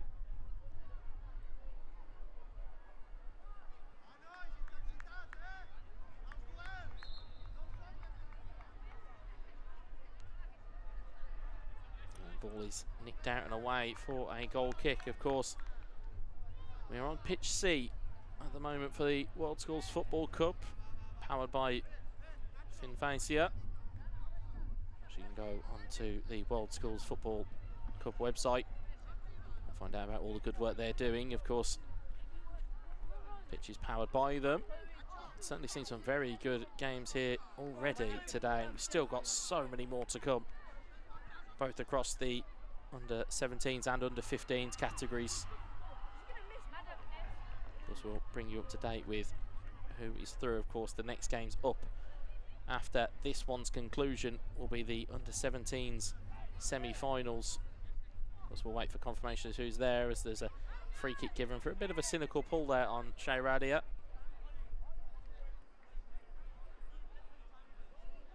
Quick free kick taken. Dubai College, beautiful ball into the box. Again, challenging the goalkeeper just to come out and claim it. It was a good take in the end by Ethan Malloy. But the Dubai College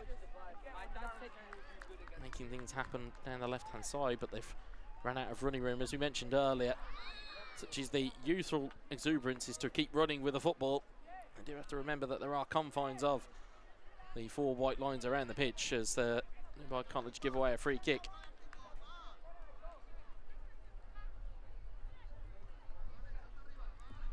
Free kick taken forward. Still 2-0 for Dubai College, and Socrates trying to just lift one forward off of the right boot of Nacho Ramos. Will be a throw-in for the team in black and white.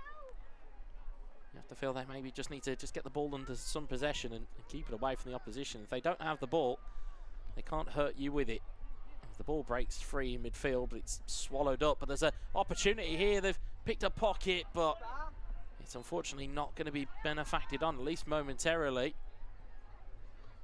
Opportunity here. There's a strike in anger, but it's all the way into the hands of Ramchandani. It's good chasing in by Estrada and co, but there's a ball through the line, and there is an offside flag up. Nana Senna's strike whistled past the post anyway, but offside flag was up early. Still 2-0.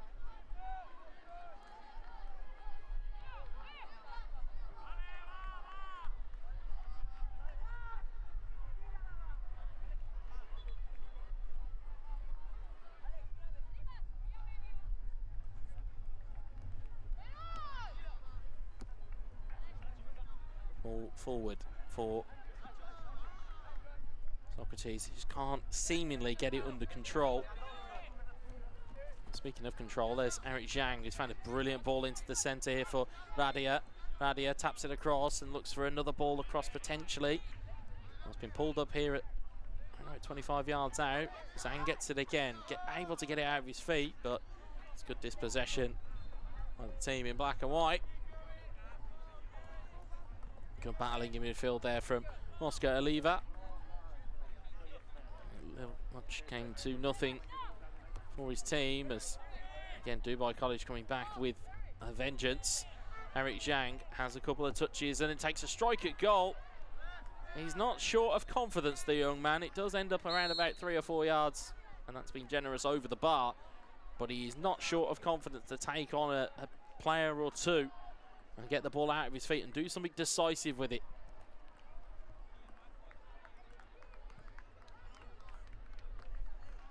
Which is something you need in the modern game, is to just be decisive with the ball.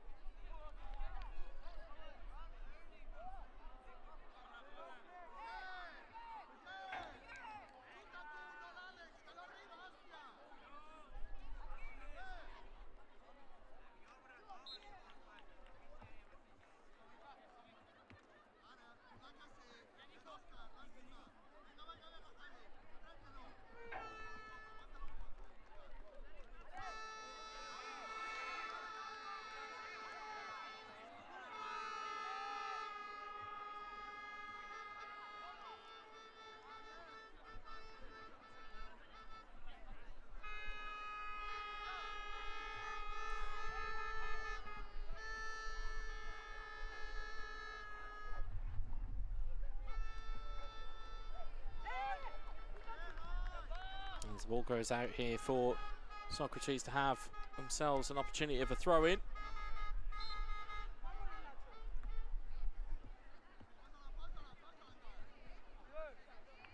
Angad Singh trying to win it back for his team, but it's out of play.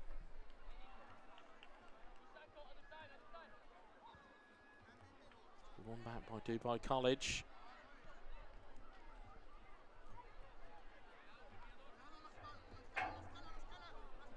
Through the lines it will go. There's an opportunity there, but it goes back to...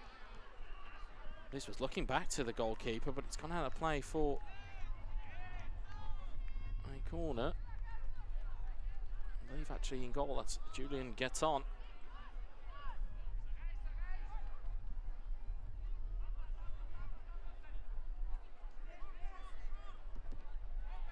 A strike at goal, it's another corner.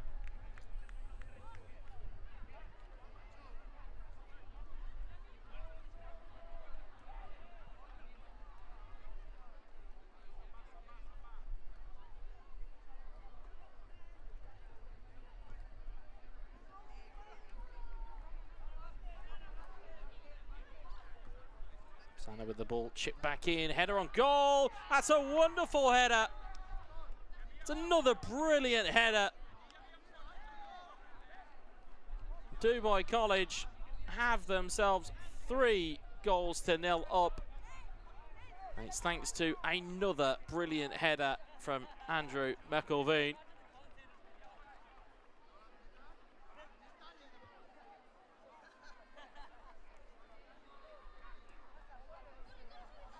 Three goals to nil now for the team from the UAE. Dubai College have been free scoring, and they've certainly shown it here again.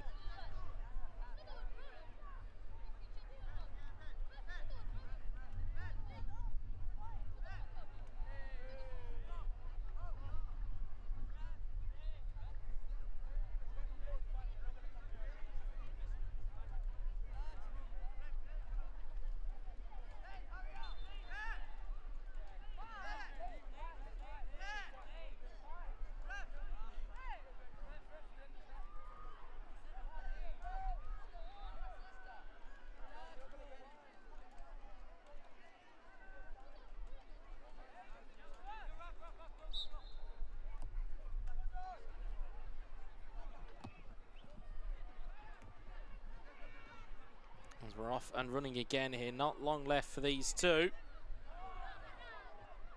And Socrates seemingly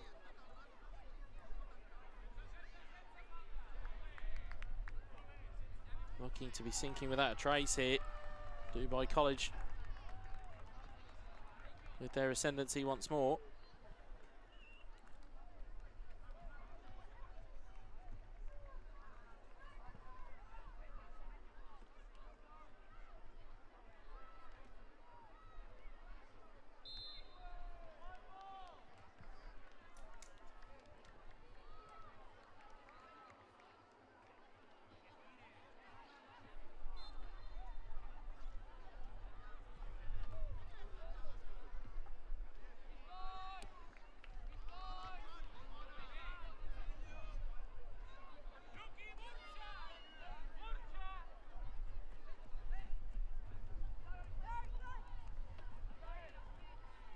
Opportunity for Dubai College to come down the right-hand side again, and they've managed to find a ball through to Nana Sena. Ball goes all the way across, but it's unable to be capitalised on.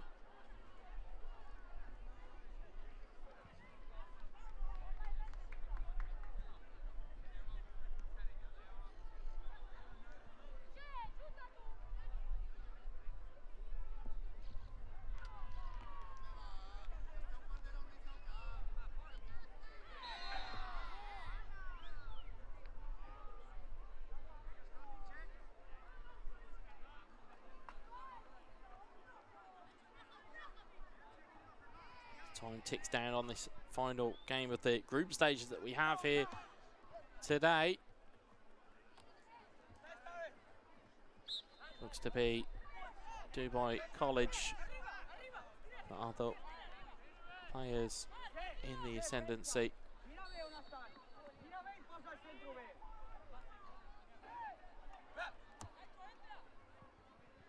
Coming up after this game, it's a neat flick on there, but Socrates can't get a hold of it. But coming up next in semi-final 1 of the under-17s, it's going to be ACS Cobham versus Brookhouse Academy. Should be a brilliant game to watch for those two. Oh, sorry, Brookhouse College, beg your pardon. I mean, just done Bucksburn Academy. It's quite close in terms of naming convention. As Dubai College do give away the ball, there's an opportunity for them to move forward here. If Socrates can make it forward, but they can't. Instead, it's out of play.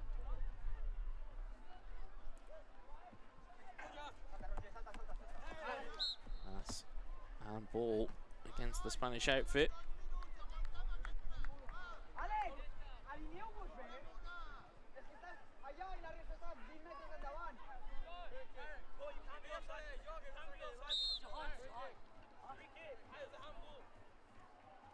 It's a handball indeed, as the ambient mics will pick up.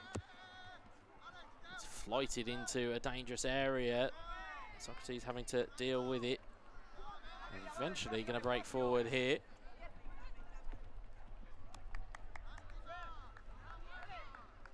Not really threatened. The goal of Jahan Ramchandani.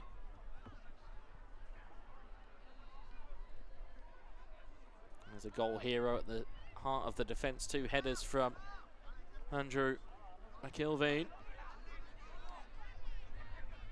Very much welcomed by his team. Second one that really caught the eye, pinging off the underside of the bar and into the back of the net.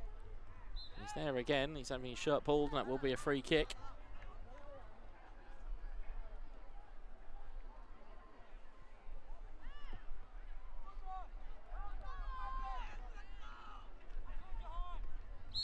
Strike on goal.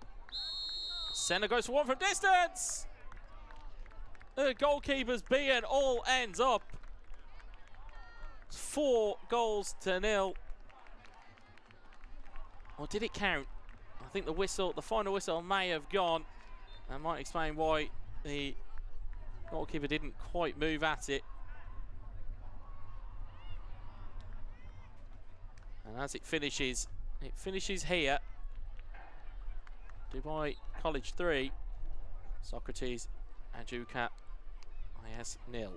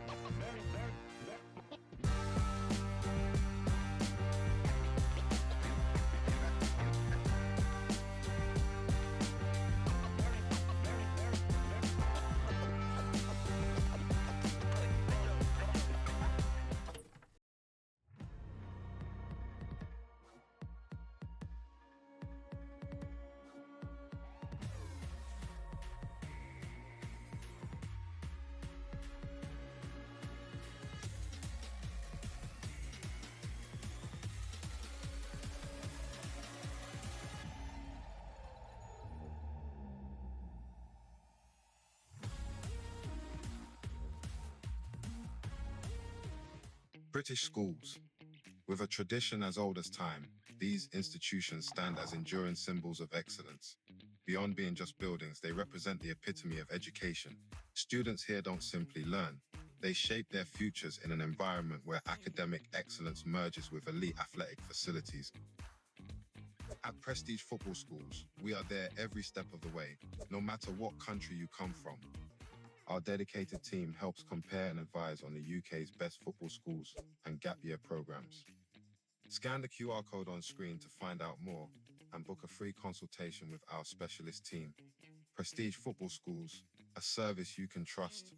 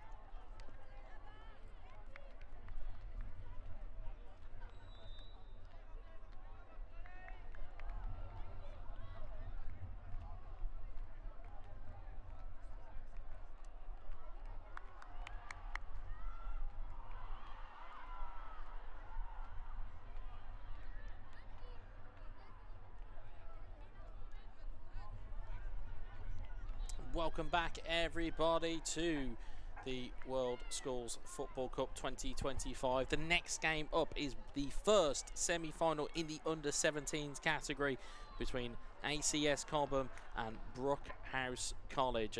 An all-English affair in this first semi-final. And what a game it is going to prove to be between these two teams.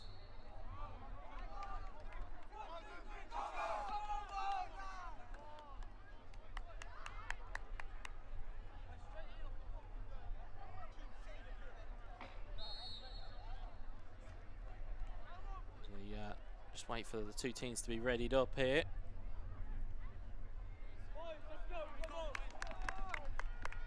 It will be Cobham in the white and Brookhouse will be in the navy. We've already seen ACS Cobham win 3-0 already today, but this will be the first time we've seen Brookhouse College.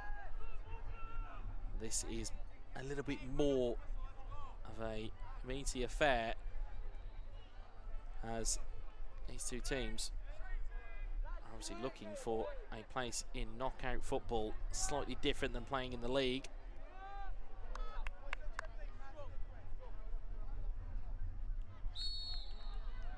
As we are off and underway, and there's a quick attempt at catching a goalkeeper sleeping from Brookhouse, and certainly probably met with a wry smile or two from those around the venue.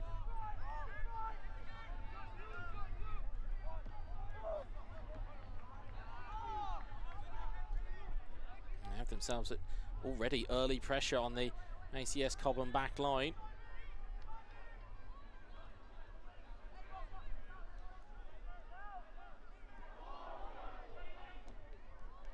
It's good offensive work there. Rashad Varda already making himself a little bit of a nuisance.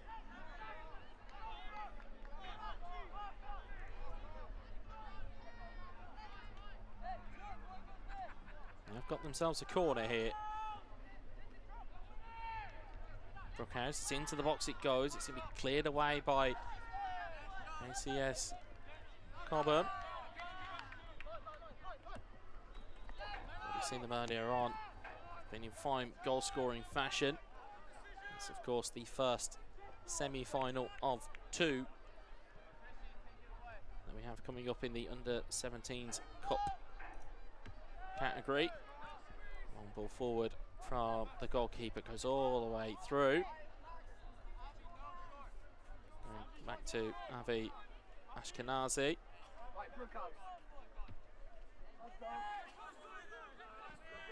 It's a lofted ball over the top. It's going to give Cobham something to think about. Good defensive work by Cobham.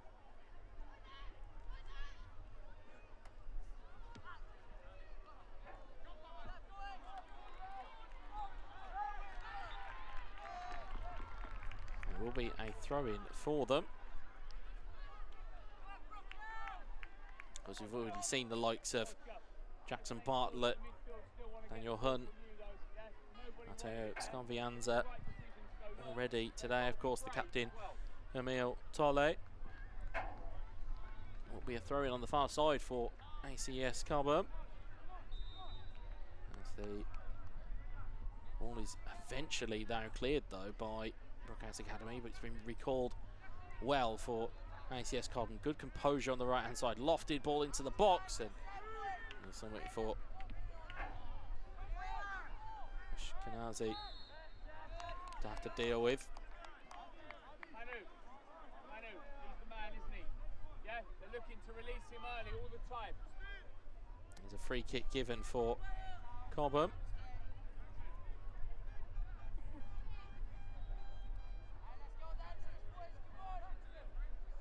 So the great footwork of Matteo Sconvianza in the first game that we saw on broadcast this afternoon, or this morning. There's a ball flighted into the box. Great header found. Wonderful save. That's a great header by Daniel Hunt, but an even better save from Ashkenazi. That is a wonderful stretched, full stretch save.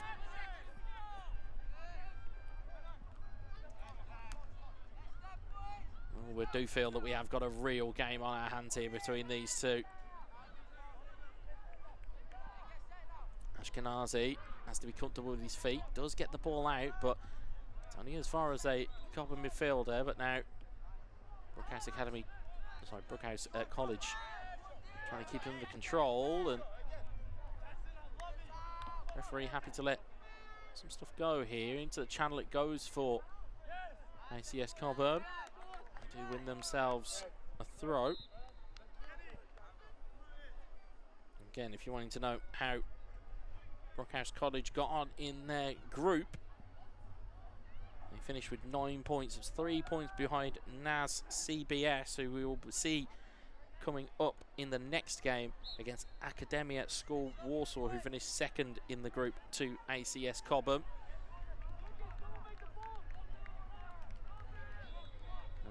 Really can see the level here between these two teams. There wasn't much to separate Brookhouse College from NAS CBS. Finished top of the group. AS Cobham, though, as we said, remained with that perfection in the group. 4 wins from 4 games. And looking to try and set the pace early. It's a neat turn there by Ivan Maynard. What a free kick. The refs, well, certainly there's appeals for it being a penalty. I think that was more so a challenge that carried on into the box, but Ivan Maynard felt a sore one there. Really good bit of skill from him.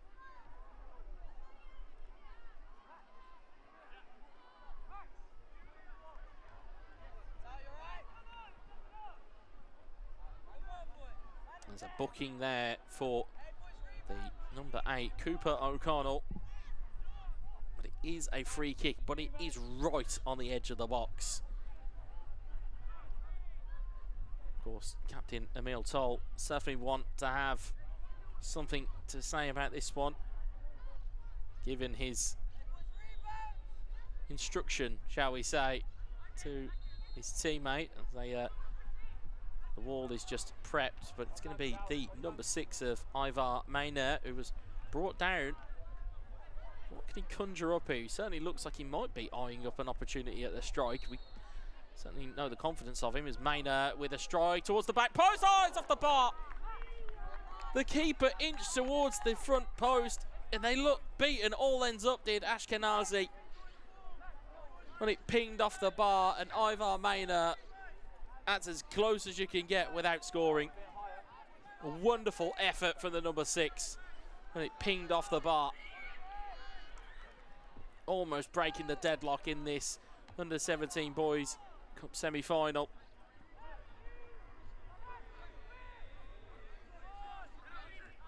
And forward it will go. The defensive line's been beaten here, but it's a good starting position for the goalkeeper, Oscar Jelberg. Cobham being urged to pass the ball, but there's a big press on here from Brookhouse College. Although Cobham do escape with a throw-in. Throw down the line it will go. Forward.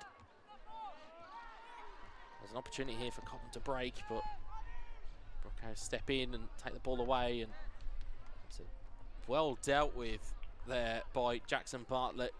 Certainly showing enough composure. 2 Navy shirts bearing down on him. Was able to hook it back towards his team, and now able to just progress down the right side. Good bit of trickery down the right hand side, but again, once you've beaten one player, you then suddenly attract the attention of the rest of a team in Navy as Justin Franco recovers it, as it's then Cooper O'Connell, who's done a little bit too much with it and given the ball away to ACS Cobham. It was the World Schools Cup, or the World Schools Football Cup. Pitch C powered by Finn Vazier. You can check the World Schools Football Cup website for all of the great work that they are doing. Also appreciate the fact that they sponsored the pitch here for the tournament. What a fascinating game we have here between these two teams. It looks like it's a real chess match between these two. The ACS Cobham a little bit, well, certainly have the confidence coming into this game, but Brookhouse College may certainly feel as though they have nothing to lose here, as Justin Franco finds it down the right-hand side for his team. And a little bit too much done there by number 11, Christian Chapkanov. Ball's going to go back to the goalkeeper. Now played forward here to Maynard, who's caught there. Bit of a sore one. He's going to have to run that one off quickly because Justin Franco has closed in. Really good defensive challenge and stepped in by the ACS Cobham defence.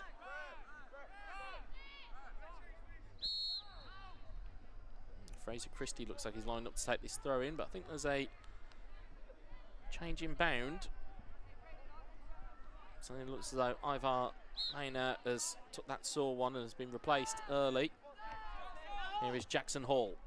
Hall with a brilliant ball into the box. The goalkeeper, it's gone through his hands, but he's managed to recover as Oscar Jelberg.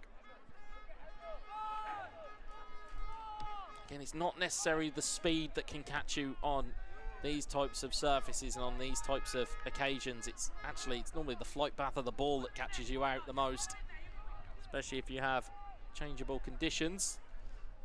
As the ball runs all the way out for a goal kick. It was chased in by Rashad Varner, but wasn't able to catch it on that occasion.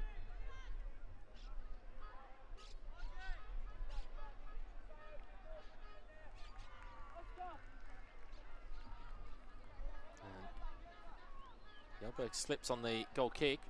His team managed to recover it. Matthew Walsh was there to mop it up. Bartlett clears it forward, but it's intercepted by the defence. Is eventually played to Hall. Out to the right-hand side here for Franco. Franco, great feet from Justin Franco. Buys the foul as well. Well, Tolle, the captain, was certainly remonstrating there. It will be the number 4 of Banamir Yopsalaev. Yopsalaev will take this free kick. Surely going to be destined to enter the box, surely, from this distance. Instead, he's going to play this one short and look to retain possession as Christie plays it across onto his left-hand side. looking to receive it back from his teammate, but it's played forward instead as Tolle comes forward. But there is I would say, a challenge where the player got there as fast as he could, but it is a free kick for a challenge on John White. White takes it quickly.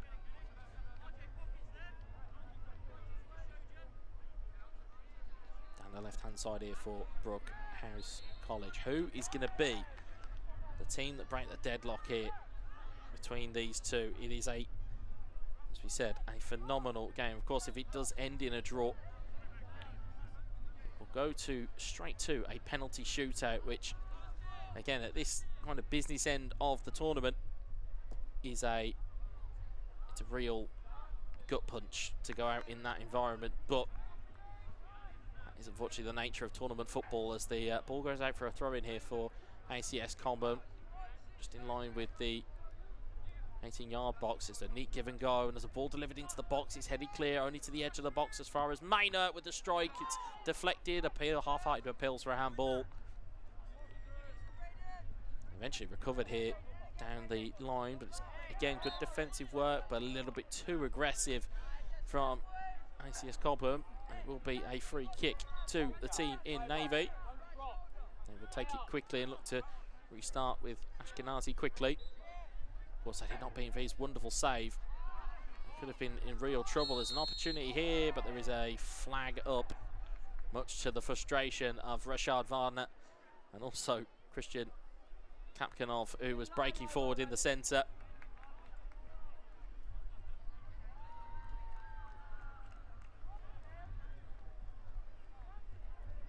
Opportunities few and far between in this game, but it's what you would expect from the group winners of Group A and the runners-up of Group B. Forward it goes. Headed away. Kept in by Brookhouse College. They're looking for a way and a way to play forward, but it's been intercepted by Cobham, and now down the line it will come here to the captain Tolle. Plays a neat ball inside here to Maynard. It's a really good sliding challenge. Covers the opportunity. Will go for a ACS Cobham corner.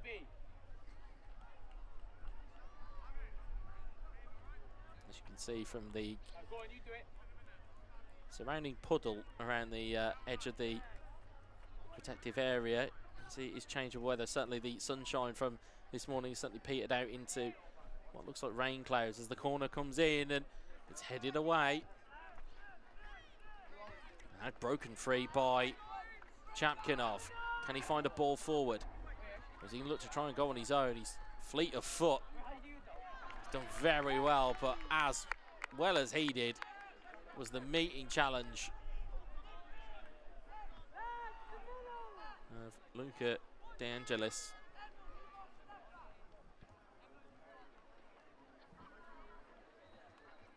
Thrown in.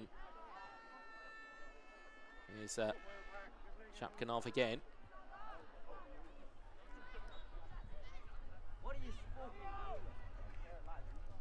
Certainly finding their range here. Here's Giop Saleh from distance into the hands of the goalkeeper. That was a hand stinger for Jelberg. Still had to be there to capture it, and certainly looking at Sconfianza, who's been a little bit out of touch of the ball here in this game, but as we saw from the first game today, he can certainly get himself involved as and when he wants to, as it's a bit of a miscue there by Matthew Walsh, but brought down by Max Allison. It's a neat ball through the lines here. Opportunity for Daniel Price Hunt, but ball wasn't met. It will be a throw-in though for ACS Cobham. They certainly have found it difficult going here for a team that, as we mentioned in the group stage, scored 12 goals in their 4 fixtures. They are currently sat with a donut the same way that Brookhouse College are. Certainly have found it a bit more difficult going. There's an opportunity here for Brookhouse College.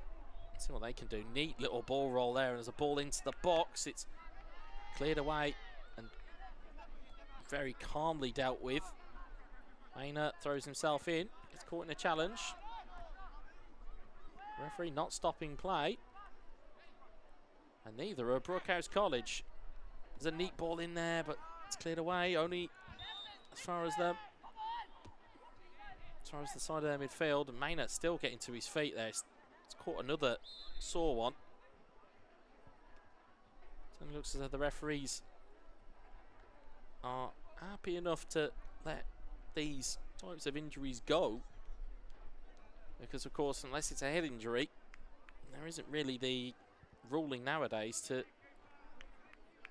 stop play for it or for have a team put the ball out. It's not really the done thing anymore unless it's a head injury or unless it's something serious, and certainly the referee felt on that occasion that Maynard just caught a sore one.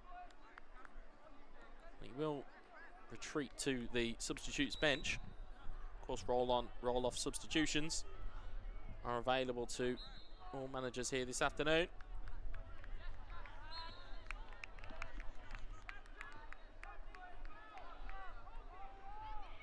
And there is a free kick here for Brookhouse College. Round about 25 yards from goal, left side of the box. Certainly enough of an opportunity to put some purchase on it. And there's certainly weaponry in the box. See the number 7 of Kenny Benet. Chapkanov also in the box, looking to make himself a nuisance. We'll see whether this lands with any purchase. There's a neat ball and run over. It's gone floating all the way. That's brilliant hands from Yelberg. And it's a brilliant throw from him. He's found his captain down the left-hand side in Emil Tole, but the pass back to Ashkenazi, sliced forward instead. It's going to come back the way of ACS Cobham. They have an opportunity. They're inside 18. Ball dinked towards the back post. Tole's there. He's got a man on him. Looks to try and fashion the strike. It's good defensive work, but Tole's caught a sore one. He's down in the box. He's back on his feet though. Near of 20 minutes gone in this game. Still no separator between these two teams. As we mentioned, it was going to be that chess match between these two teams.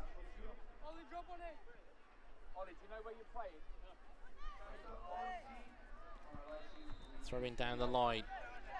It's eventually won forward by Gyumtsalev. Has to carry on his run, and instead there's a through ball here. There's an opportunity there, but Yelberg's quick to it. Great foot race between him and Chapkanov, who were both running for that ball, and Chapkanov's almost shadow run that nobody really picked up. Ran from deep and was a very much willing runner. But the goalkeeper was quicker on that occasion. There's another opportunity here for Brookhouse. Can they find themselves a real gilt-edged opportunity? They've given the ball away. That was Kenny Biene. That's a beautiful ball from Hunt. And that is an onside. Of course, inside your own half, you're onside. It's a brilliant break down the right-hand side. There's players and options in the middle. That is a brilliant challenge by Theodor Boev. On the break were ACS Cobham, but brilliant defensive work from the number 2. Go on, Ivor, get your head on it. It will be a corner ball. Matthew, that's the break. That's the transition we need. You. Yeah, you can hear the instructions from the coaching staff of ACS Cobham. There's a ball into the box. It's cleared away at the first opportunity. Flicked on and forward and then away, and now to roll through. Back in. And Varna brought down.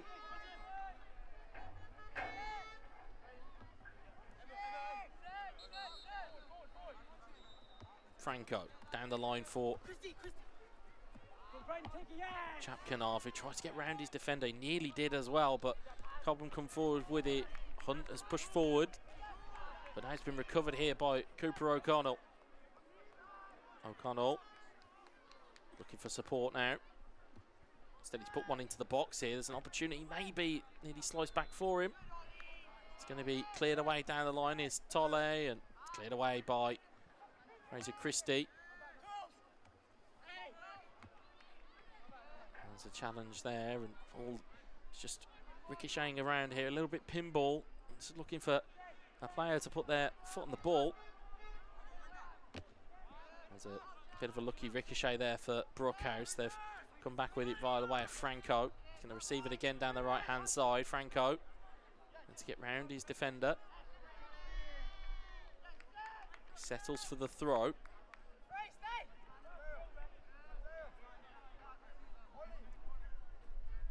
Good work in the corner there by Chapkinov. From this distance, distinctive by way of having the white sleeve. Will be a throw-in just adjacent with the Cobham 18-yard box. It's a fascinating game between these two teams.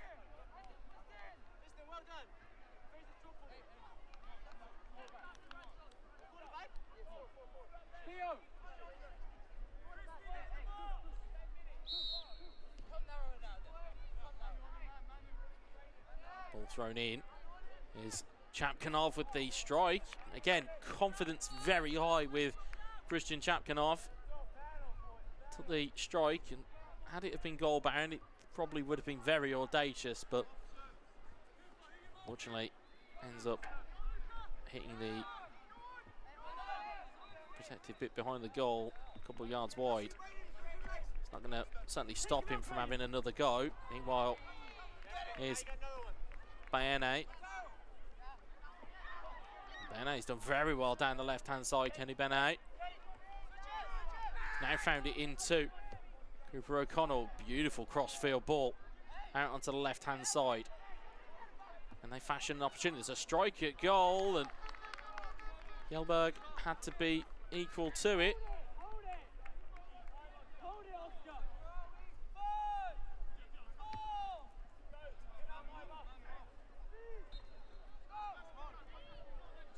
Flick on forward. Oscar, we're a bit tired now, so got 7 to play. Just think about when you throw it, when you kick it, yeah?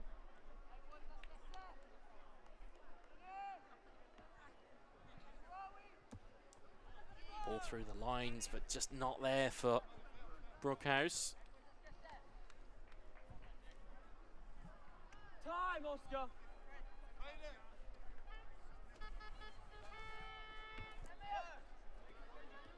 Ball high into the air, looking for Tolle, cleared away. And Tolle's took a sore one there.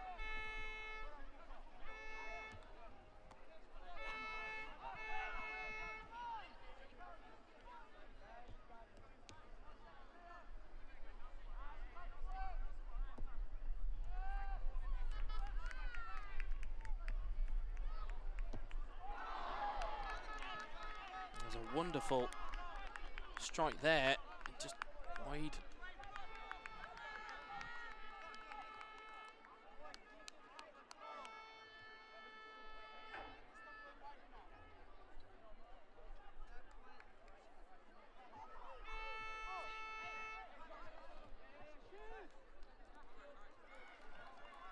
Not long left in this one between these two.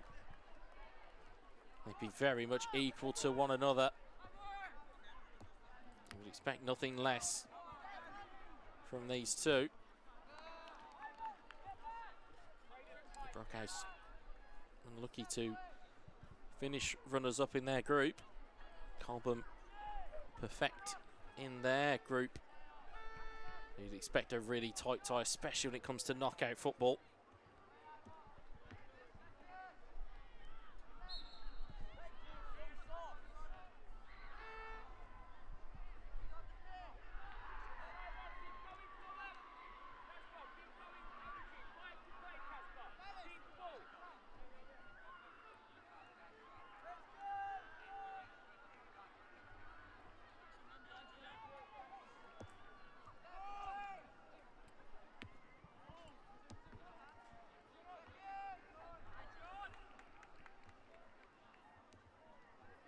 Falls kindly here for Cobham, and then they've got an opportunity. First time crossing to the box. It's about 25 yards out from goal. Good turn from Cobham, but the pressure back from Jackson Hall.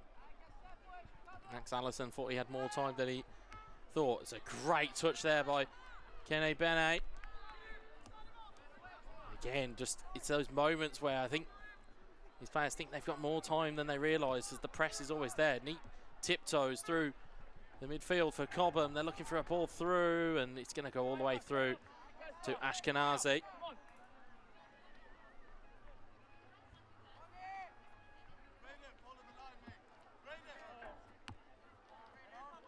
Come on, Ollie Ward, you must be first there, Ollie. Come on.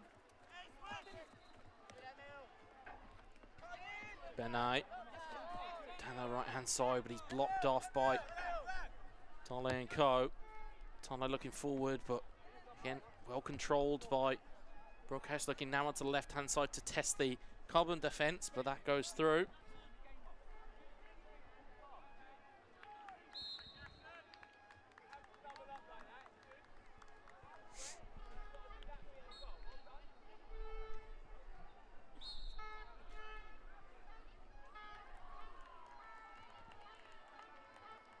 Neat flick behind from Cobham. They're looking to advance here now. Allison battling, but just loses out on that occasion. Tole wins it back though. Decent win forward by Cobham, but it's flicked away. Just breaking down in the final third moment for both of these teams. They're just not able to quite get a clear-cut opportunity. And of course, these two goalkeepers, what we've seen already, we've seen Jelberg have some pretty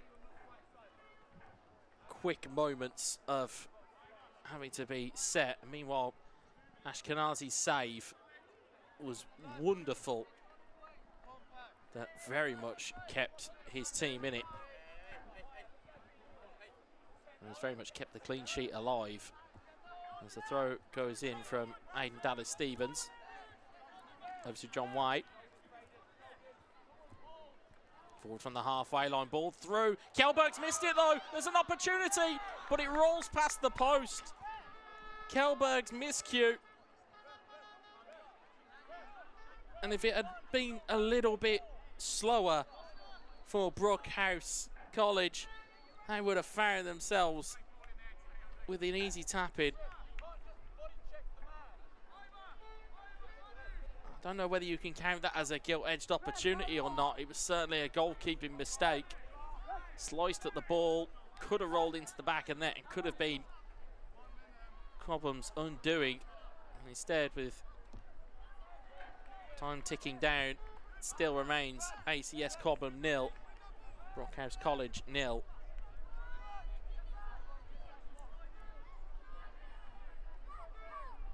Not long between these two now. As we mentioned, if it ends in a draw, it will be straight to penalties.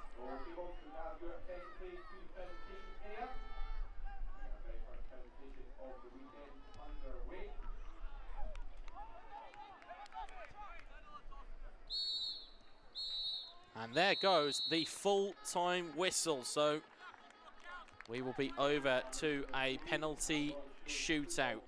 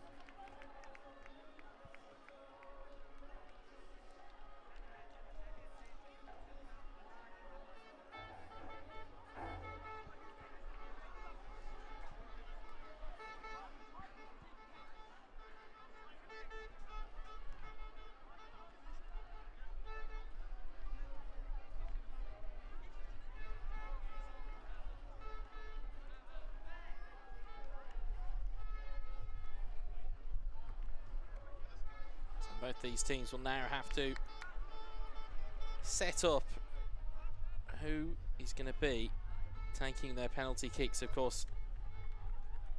Maybe had not been thinking about that coming into this game. I'm sure these teams would have been thinking that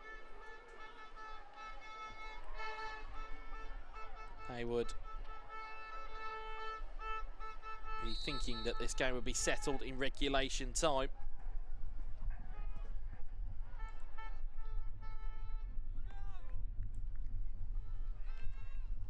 Be interested to see what end it's going to be taken in. I think, looking at the way these two teams are gesturing, I believe, well, we'll soon find out actually, because it looks as though the coin tosses are there. Of course, handshakes from the players.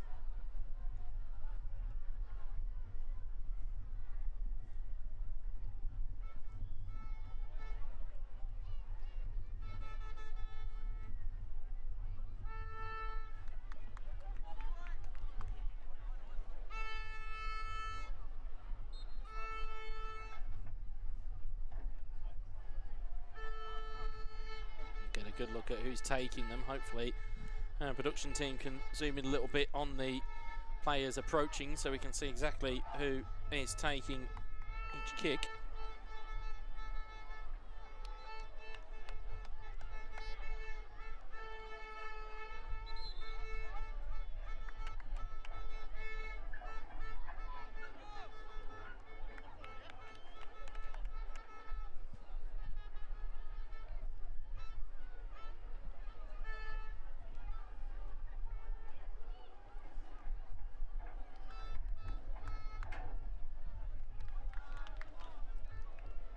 Hopefully we'll get a zoom in from our production team.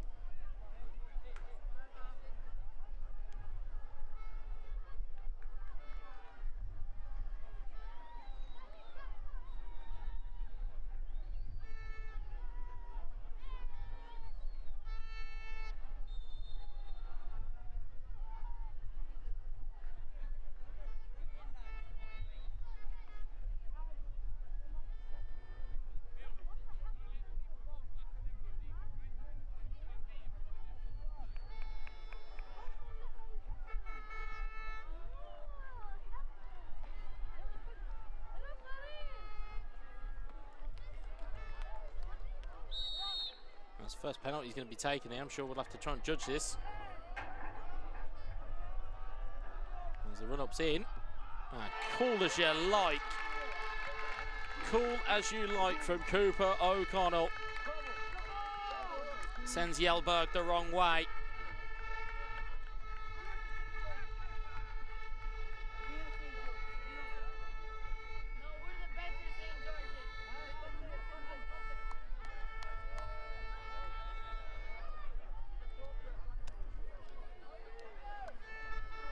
Second, or should I say first one up for Cobham is the number 8 Pablo Scott Rodriguez.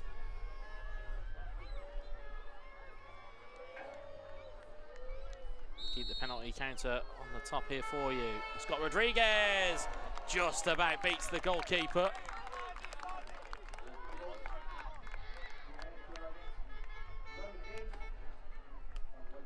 So 1-1.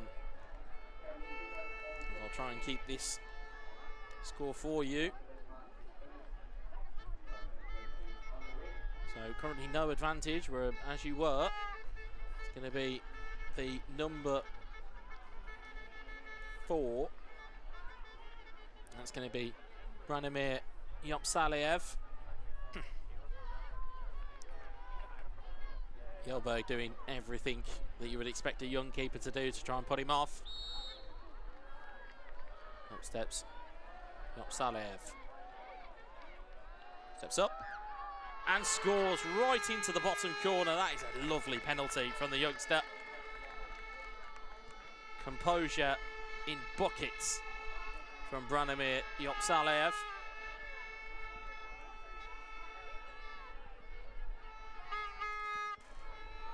Of course, the winner of this will end up in our under-17s Cup final later on today.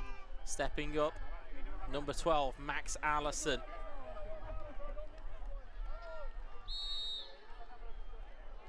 Allison.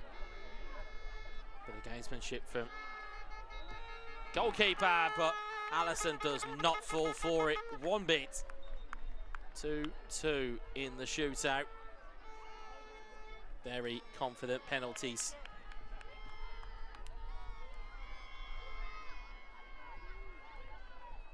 Very much the atmosphere ramping up around the venue here. Salou, Barcelona. Going to be the number 11 of Christian Chapkanov.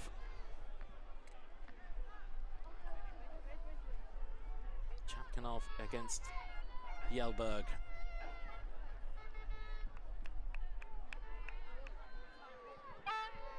Jelberg sets himself, so does Chapkanov. Chapkanov steps up, left-footed, rolls it calmly into the corner. Real confidence from that young man.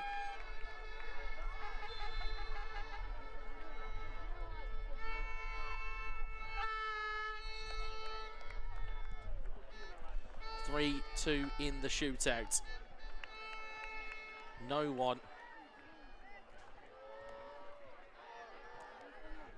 has even looked nervous here. Nerves of steel from everybody. This one's going to be the captain, Emil Tolle.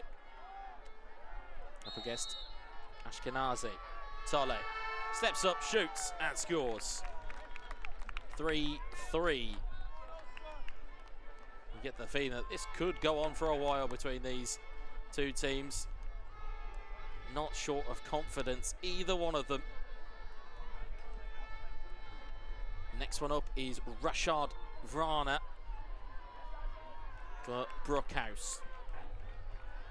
Short run up. Varna.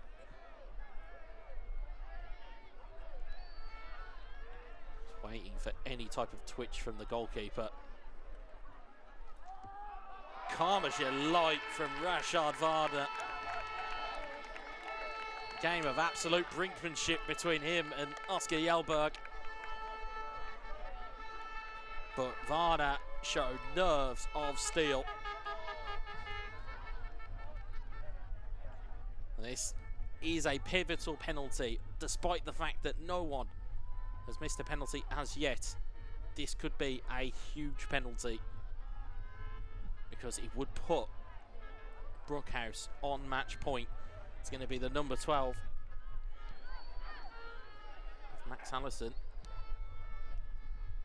I believe I got it incorrect early. He had not taken one. Max Allison now. Allison steps up and scores. 4-4 in the shootout. And you're going to have to forgive me for my eyes.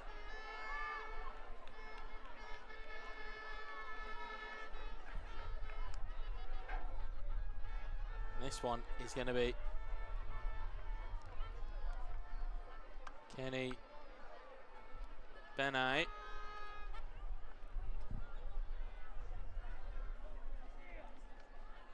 Benay against Jelberg. With each passing penalty, the pressure rises. Benay sets himself. Benay scores. 5-4. And it is now essentially sudden death penalties from here, because if Cobham don't score, Brookhouse see themselves through. If they do, then it goes through to penalties, and it's going to be Jelberg stepping up. Jelberg on what is essentially match point. Jelberg steps up, and it just squirms through Ashkenazi's hands. We will go to sudden death penalties.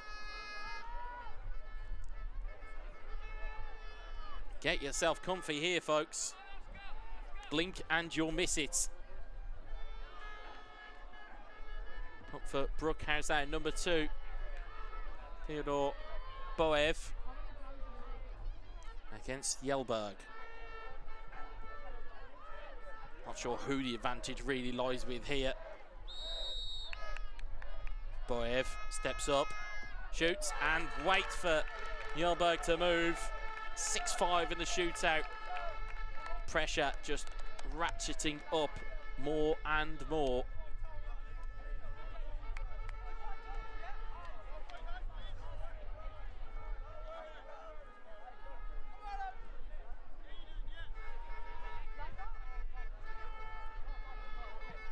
Looking here, number 2, Tao Tan up against Ashkenazi. Tan has to score to keep his team in it. Ashkenazi could be a hero. We'll soon see. Tan, it's off the post and it's out! And Brookhouse College have got themselves through to the final. Ashkenazi as the hero, and the runners-up from Group B have themselves into the under-17s final. Later on today, it finishes ACS Cobham 5, Brookhouse College 6 in the penalty shootout.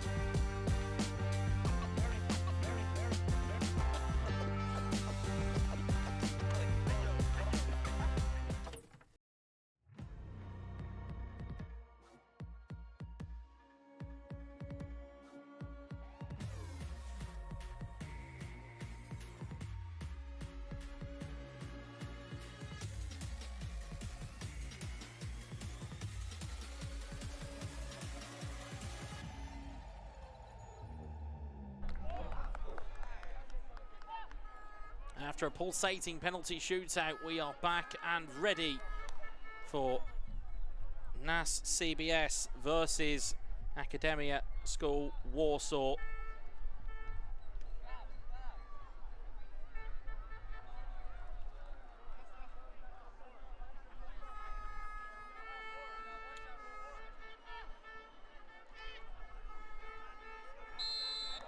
We are off and underway here.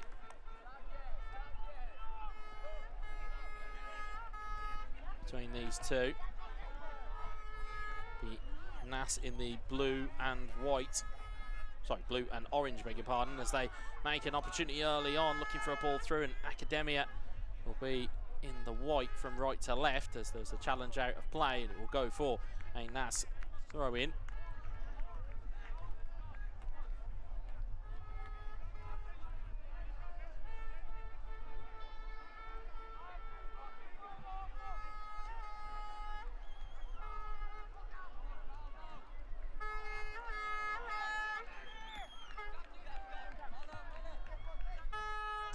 Be nice to recover it again here.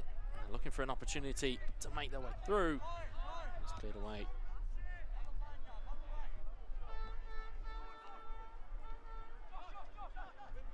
There's another opportunity here for Nas to work it from the 18-yard box. As they look to make an opportunity, they do slip at a hurdle.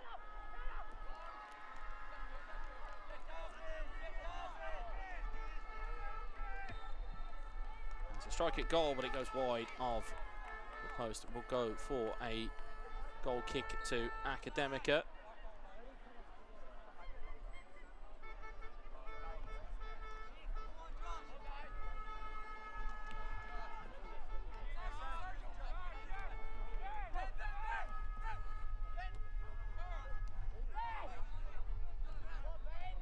Forward from Academica it will go. They're looking for a through ball through the gap, but it's cleared away by Academica. But now the opportunity's back there for Nas. Their opportunity is there, but it's the side netting. It ends up rippling. It's a fantastic start from the Irish outfit from the Republic of Ireland. As I mentioned, you can just hear the horns and everything starting to just ramp up a little bit here at the venue.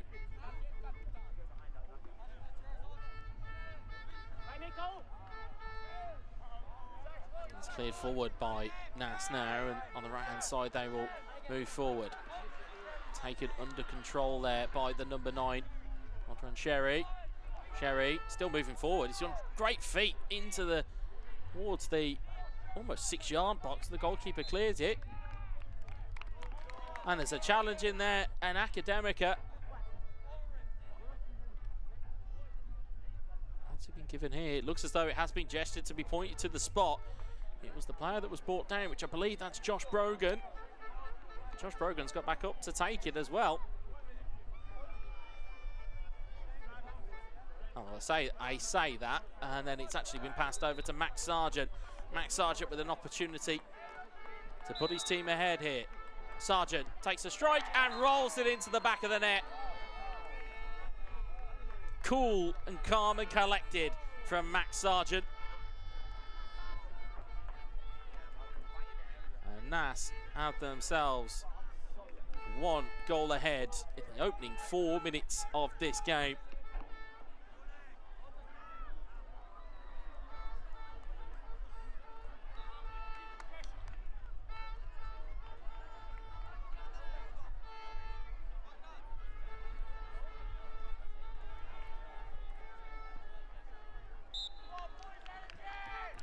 Kick-off back in from Academica. They're going to have to reset themselves early. They gave away a relatively cheap penalty as moving away from goal as with Josh Brogan. He's kind of going away. Didn't really need to make the foul. As a result, the team have themselves a goal to 0 lead thanks to that foul as the ricochet falls kindly for Brogan, but he can't get it under his feet. And now Academica look to charge forward here. They've clipped the ball forward. They've given their forward an opportunity to latch onto it. And Masil unable to latch onto it on that occasion.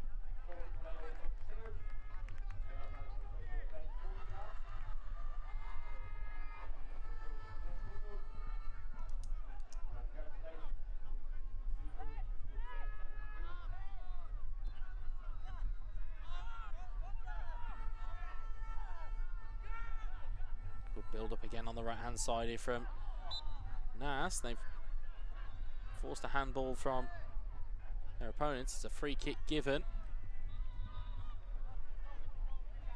And Sargent looking to assert himself over the ball. And he fancies himself as a set piece taker.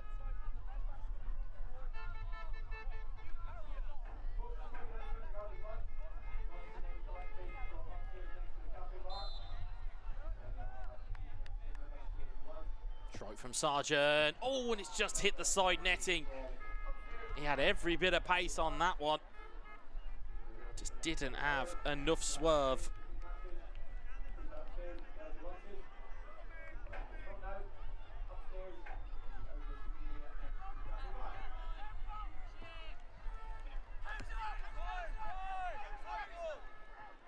There's an opportunity here for Nas. They're going to tap it in. That's a brilliant save from the goalkeeper. Fashioning more opportunities than you can count here on Nas.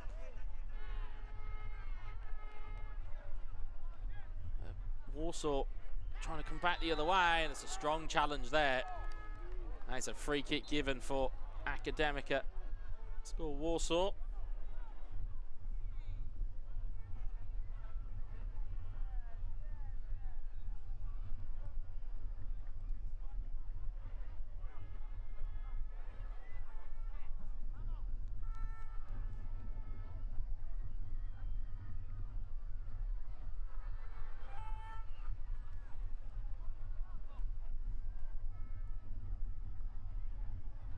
Bit of a moment here where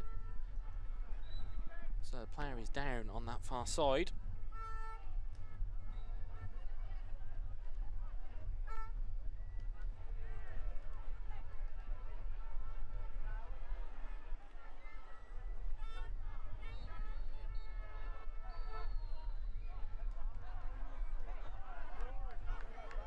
To be back on his feet, which is good to see.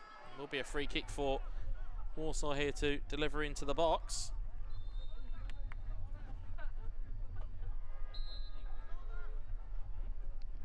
Great ball flight into the box. It bounces just before the keeper. That was a bit of a difficult one for Sean Burt to take into his hands, but he did well on the bounce as he's attempted to be charged down from the goal kick. Certainly can't really be doing that nowadays. He used to be able to, but can't be throwing a leg in front. It will be a free kick for Nas.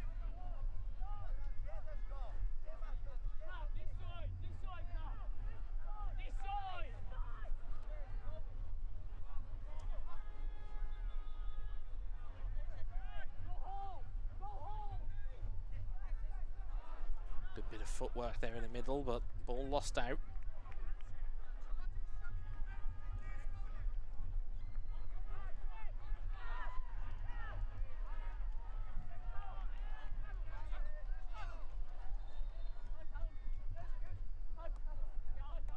Through the lines here. Good work from Nas again. Nearly with the flick on. It's a good ball by Matthew Galvin. Just couldn't quite get on the end of it though. As Academica recover possession once more. It's Galvin. It's going to come out to the right hand side, maybe. No, it's going to stay in the middle. Now it will come to Gabriel Abella.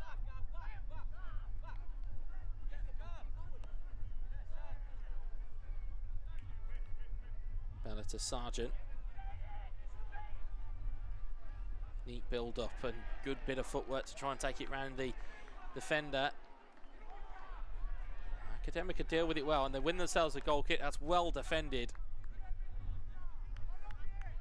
by Academica.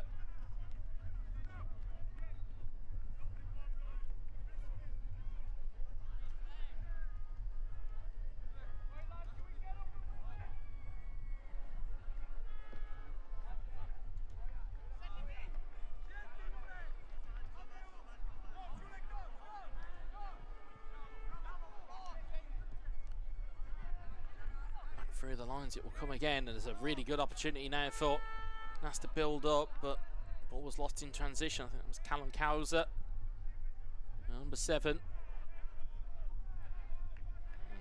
Academica under some close attention to Nas, but Nas have managed to win themselves a throw deep in Academica territory.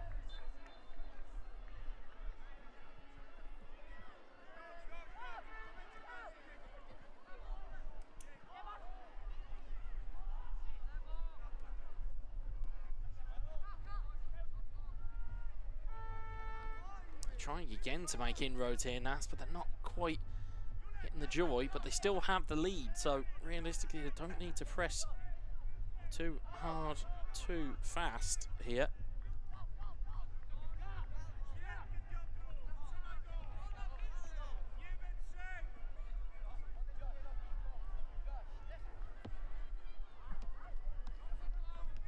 They do have a goal lead. It's delicate, of course, but Academic are not finding a way through, and it's come to Sherry on the 18 now. Can Nass find a corridor to find a strike? They can't. It's deflected and cleared away by Academica. It's just looking for those moments to potentially counter and catch Nass asleep.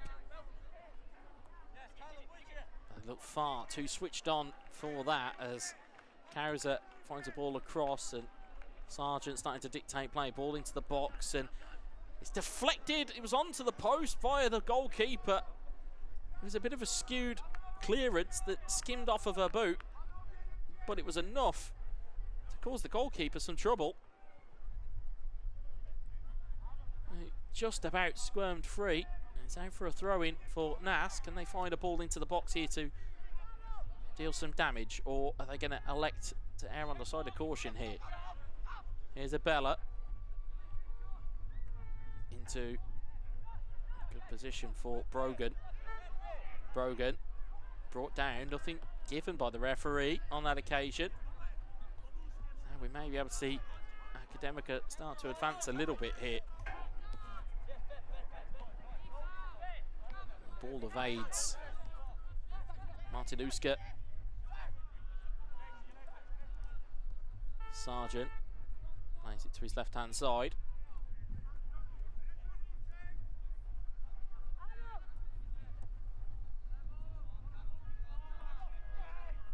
Onto the right now for Joshua Brogan. He's already won a penalty for his side. Certainly a bit of a live wire in this Nass lineup.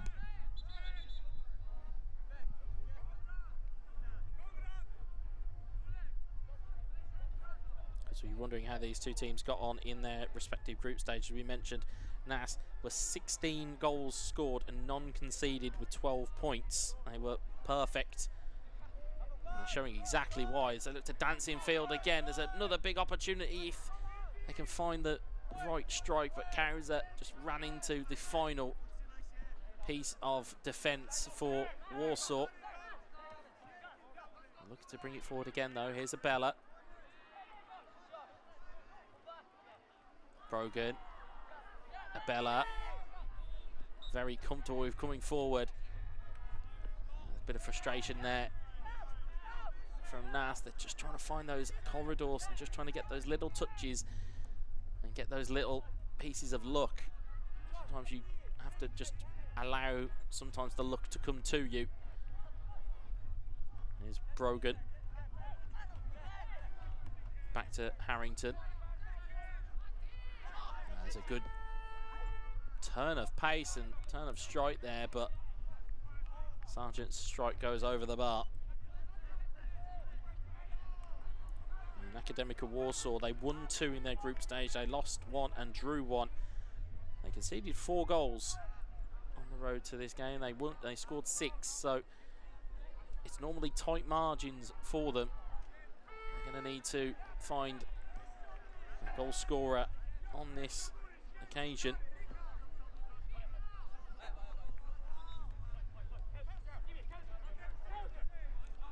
Ball forward to Cowser now for Nass. Cowser carries on his run, but it's to the number 9, Sherry. Sherry looks to drive forward. He's found a beautiful goal.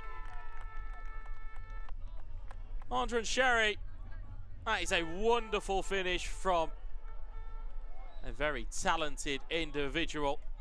2 goals to 0 for Nass.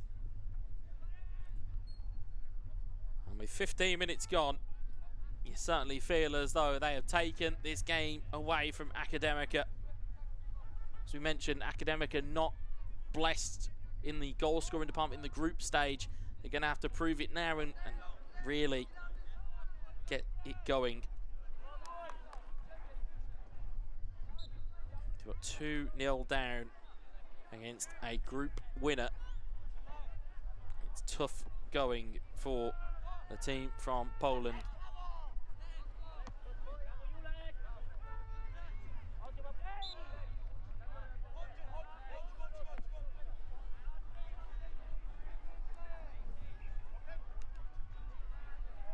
Free kick given though for Warsaw. They may find an avenue back in.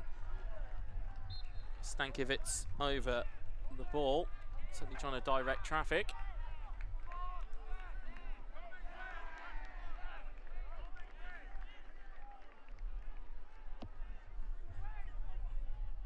It's flicked on and away. It'd be interesting to see which way the referee sees it. It is gone, and the referee has seen it as a corner.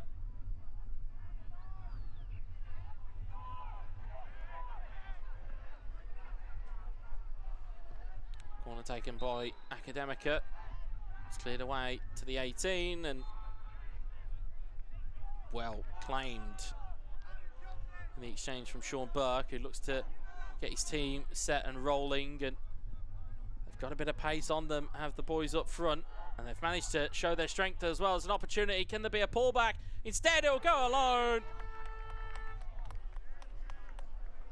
3-0. Sherry has his second. And that surely looks to be Nass's victory in this fixture. They managed to break free, all from Sean Burke's distribution at the back. Latched onto, and the strength shown by Sherry. Brilliant finish, gets his second of the game and puts his team 3 goals to the good.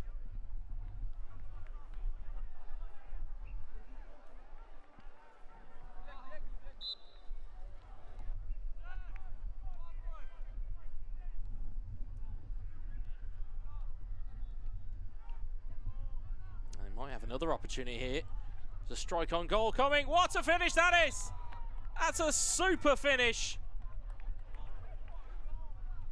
Confidence pouring out of Nass at the moment. Team absolutely delighted with it. 4 goals to the good. As quick as it became 3, it's now become 4. And if there was any doubt in where this game was heading, I think that about settles it.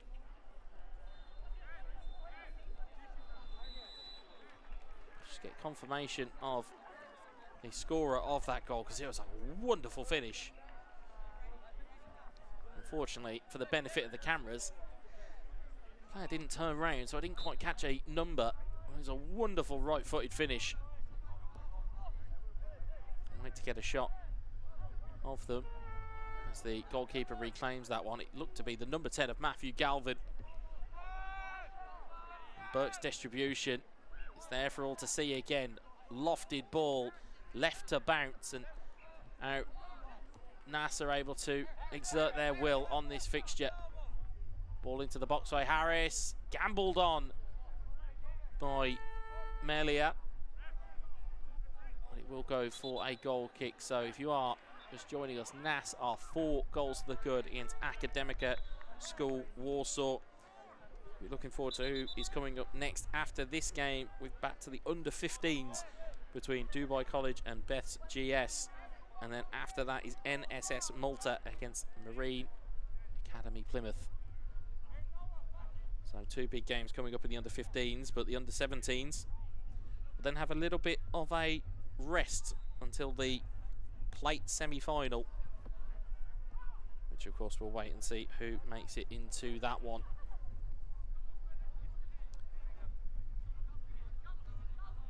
As it stands right now, it's Nass who are in full control. Great take there by Kauser, but judged to be his arm. And Academica has not been able to get anything really going in this game.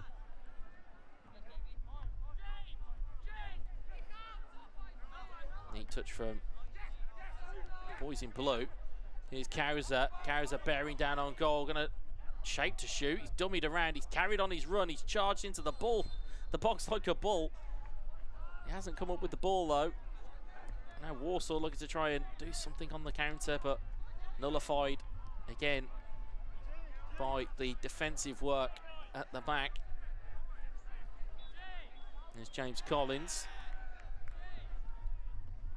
Collins, neat ball into the feet of Owen Nugent. Nugent trying to carry on his run there. Instead, it's been picked up. There's a pull back there. Advantage surely going to be given, and is given. Pull back there on Matthew Galvin. A free kick around about 25 yards from goal. It's quite central as well, which I'm sure all of these players will be looking to queue up and take this one, but I think it's going to fall to... looks like it's going to fall to Matthew Galvin. Great bit of positioning in terms of the free kick. It's a perfect one to get the ball up and down. It's not too close that you're not going to be able to put any pace on it. You'll certainly be able to from this distance.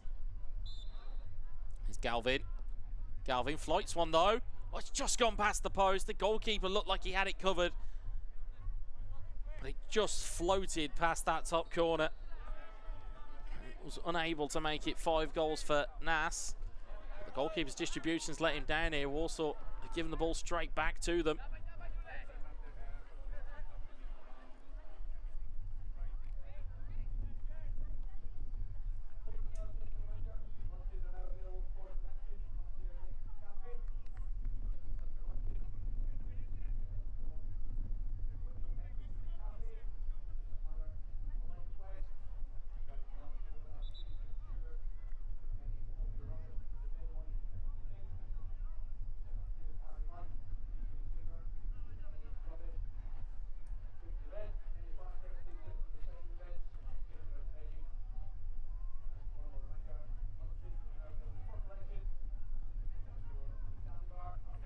Ball goes out of play. It's another Warsaw throw in.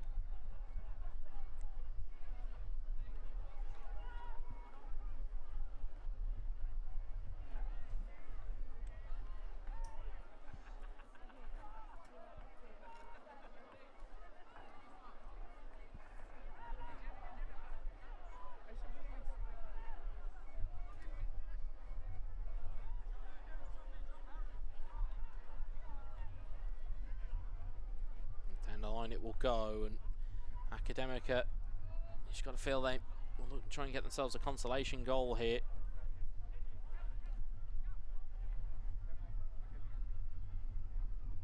But NASA not going to make this easy for them.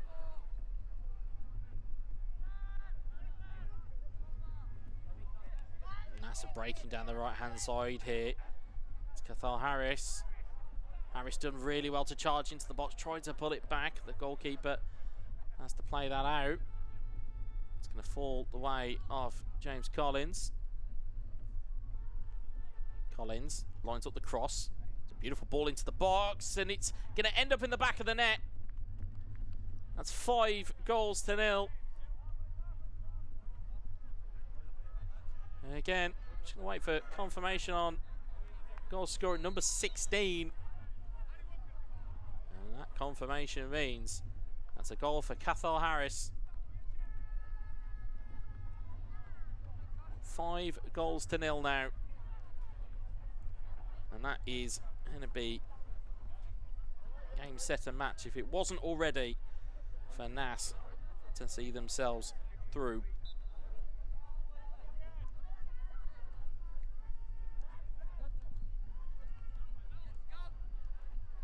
Hungry for more though. As Harris look forward.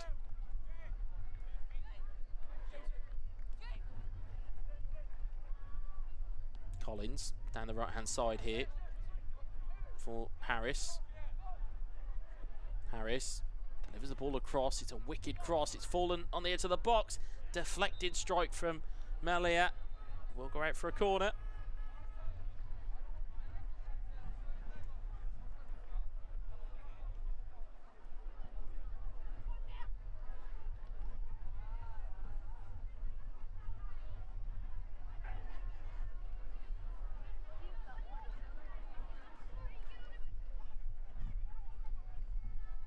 Corner on this near side. Into the box it will go. It's rippled the net, but it's the wrong side of the net for Nas. They will just remain at the 5 goals to 0 at the moment.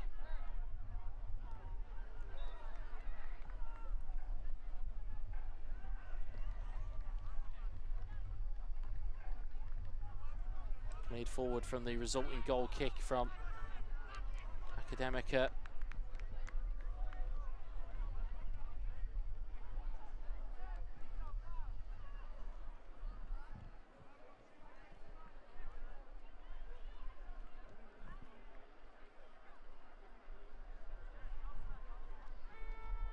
Ball thrown in from Nas. There's good strength shown there by the forwards. Good challenge there by Academica. Nas with a strike from distance.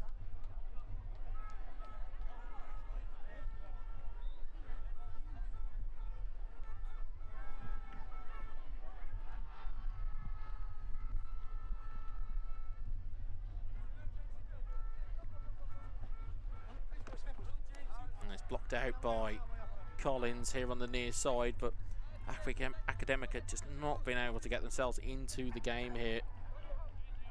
Nas certainly showing that their confidence is very, very high, as it should be for a team that were free scoring in the group stage and have been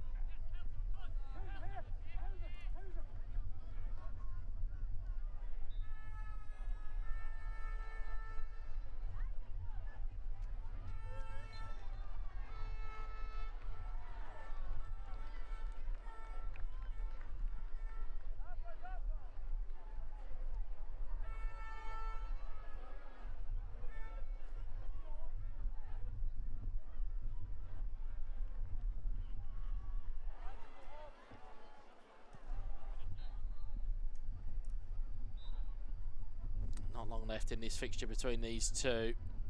Nice have a commanding lead and have been well worth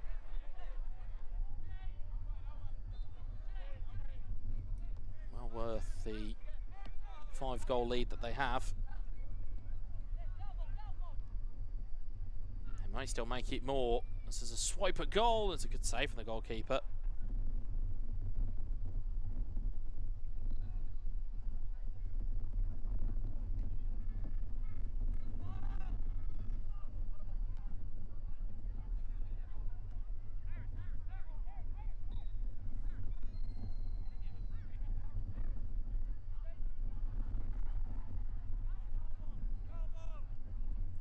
To the right hand side now for Collins.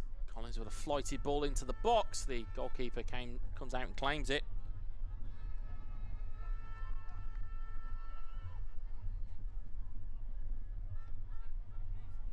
The goalkeeper's distribution lets them down.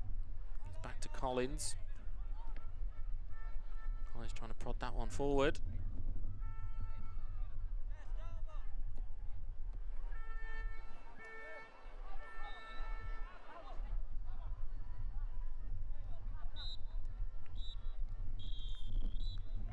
There goes the final whistle between these two teams, and it ends. Nice 5, Academia School Warsaw 0.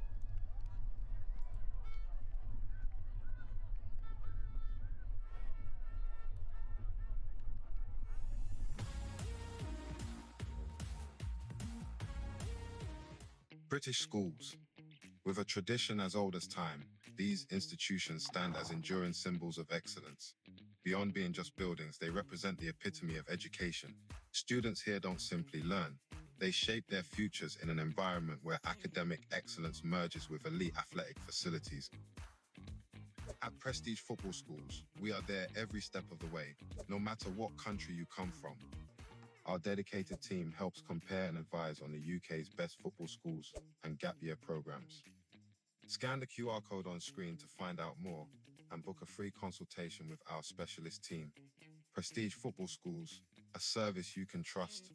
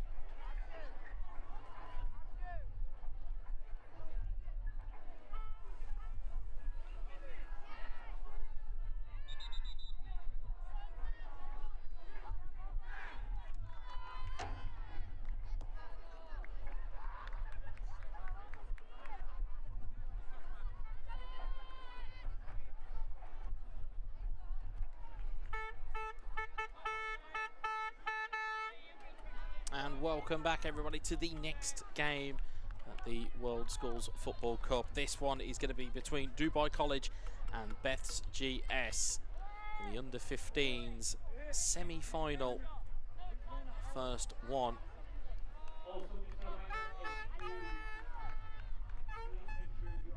It'll be Dubai College in the navy as we've seen them already, and in the bees looking kit from left to right will be Beth's GS.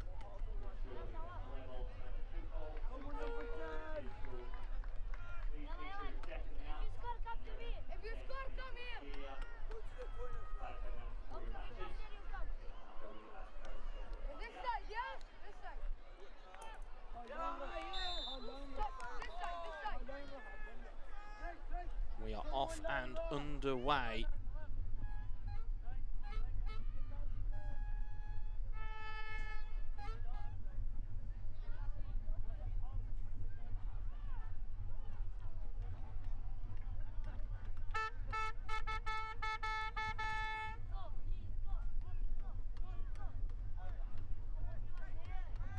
As we'll see here, Dubai College clearing it forward. And Beth GS trying to move that one forward as well.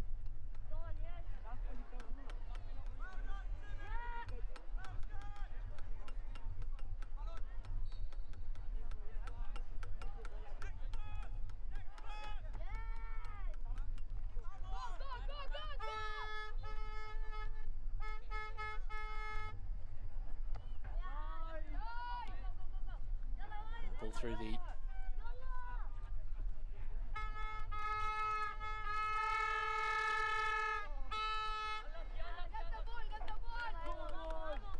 line between the two.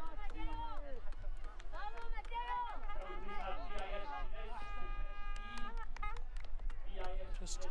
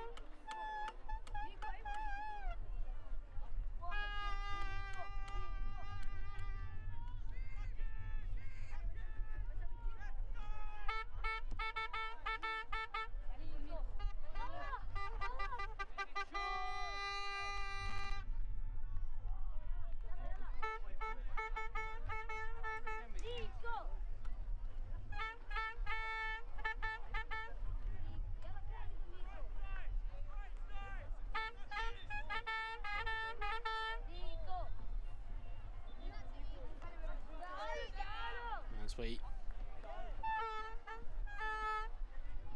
resume play here, as it's a big opportunity here for Beth's GS to break forward, but it's good defensive work by Dubai College. Of course, this being the under-15s Cup semi-final number one.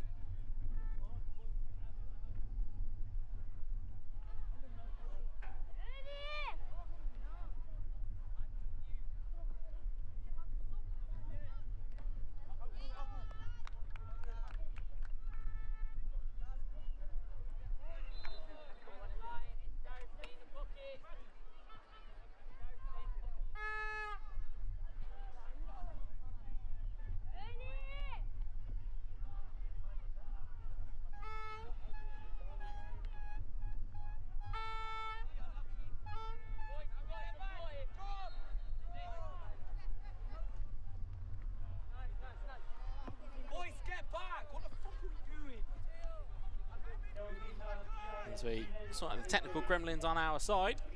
And now back up to full speed, as you'll see the team from the United Arab Emirates are trying to make their way forward. They certainly have had a good spell on the broadcast games so far, and they see themselves currently as 0-0.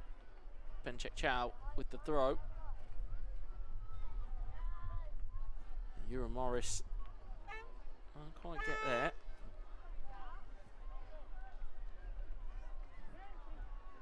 Ball thrown into the box. The goalkeeper comes out and claims it. Petranu. Quick out to it.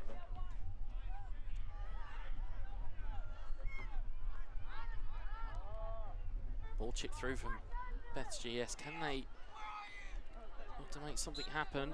They have got themselves a decent free kick here, around about 10 yards inside of Dubai College territory.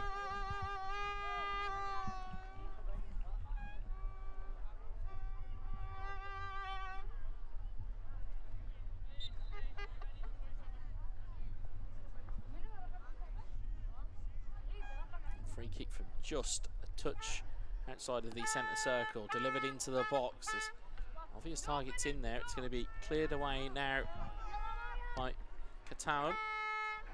Put into the channel, it will go back from WSG. They've done very well to win it, and they've won themselves a free kick. It was good battling there by Jared Johnson.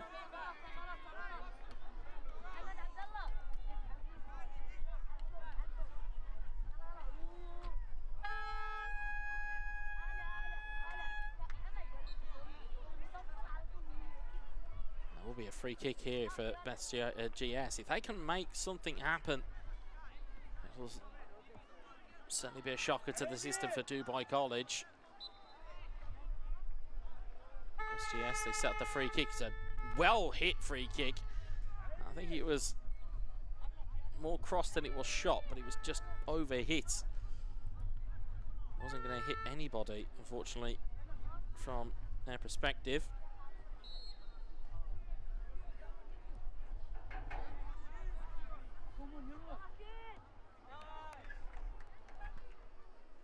Ball bobbles through. Will be a throw in to Dubai College.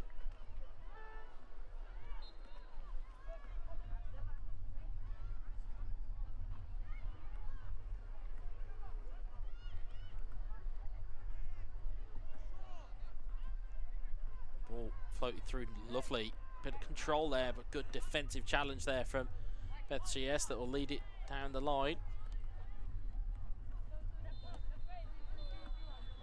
But Dubai College have given it away there. McIlvain has got some defending to do.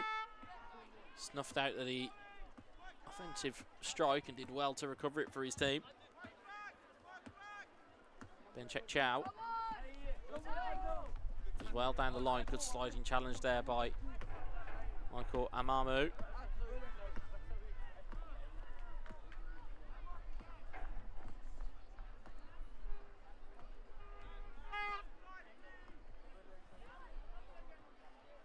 Down the line now for Dubai College. Katawan.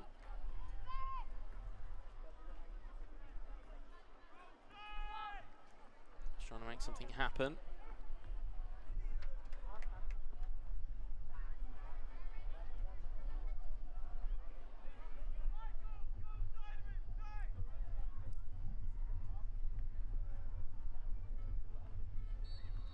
Benchek Chow and co trying to make inroads here is Aiga.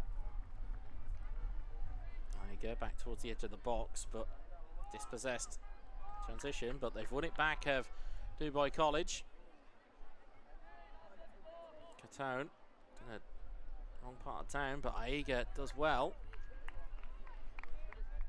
and wins his team a corner in that exchange.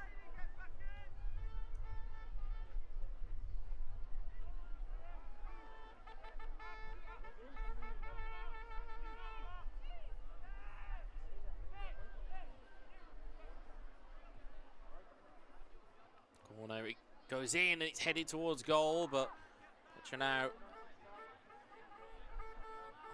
is out to it, makes the save.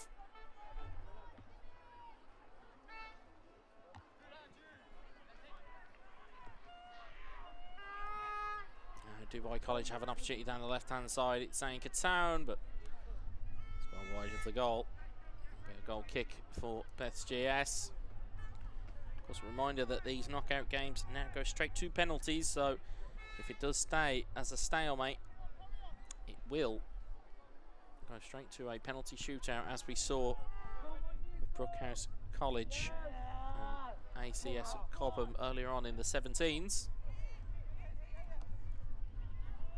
Neat ball through the gap there. Can Beth's GS find an opportunity? They've pressed their defender, Benchek Chow. But Benchek Chow's done well to get that one out, but he's given the ball away by doing a little bit too much, and now the ball is lofted into a dangerous area, but it's blocked out and away. Nico Ruiz on that occasion, blocking it forward for Dubai College. He's there again, is Nico Ruiz.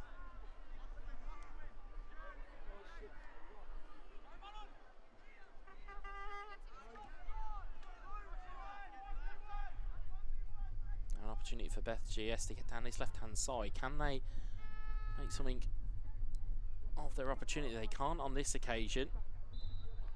And there was a free kick given to Dubai College.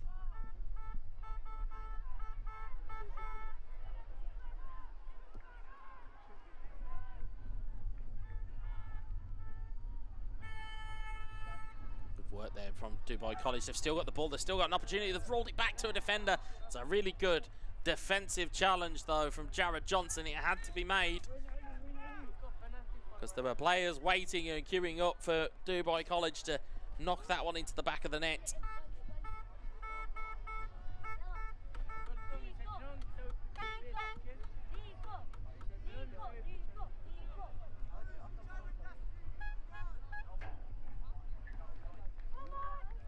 Through ball there, but going to be left to run all the way out for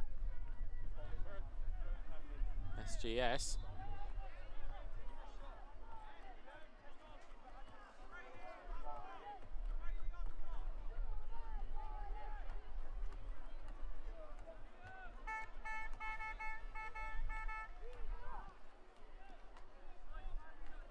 It'll be a goal kick. Around about 12 minutes into this game between these two. Still no real chances to speak of that have tested either Ramchandani or Petranu. Obviously there's still time yet for either one of these teams to have that opportunity. It might fall the way of Dubai College, but they've been stifled out again here by Beth's GS. Feeling of a challenge there. I believe that's Henry Hand that's just been caught. Bit of a sore one for him. He's on his team a free kick as you hear the changing conditions in Salou in Barcelona. Of course, where the World Schools Football Cup is being held. Of course, pitch C sponsored by Finvasia. As the ball gets drifted into the Dubai College box, it will run out for a Beth's GS corner.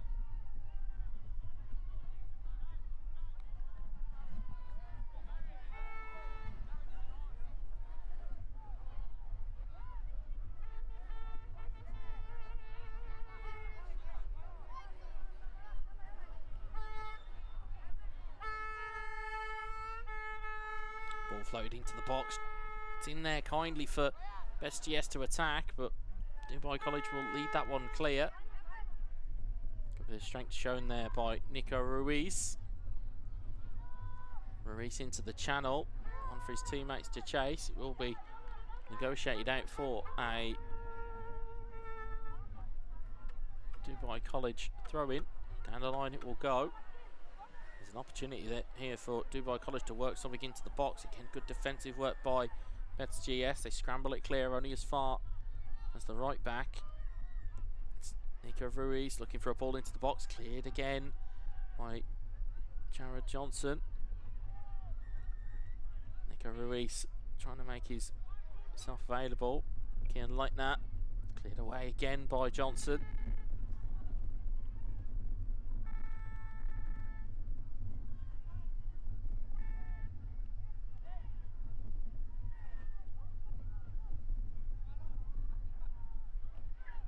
Ball.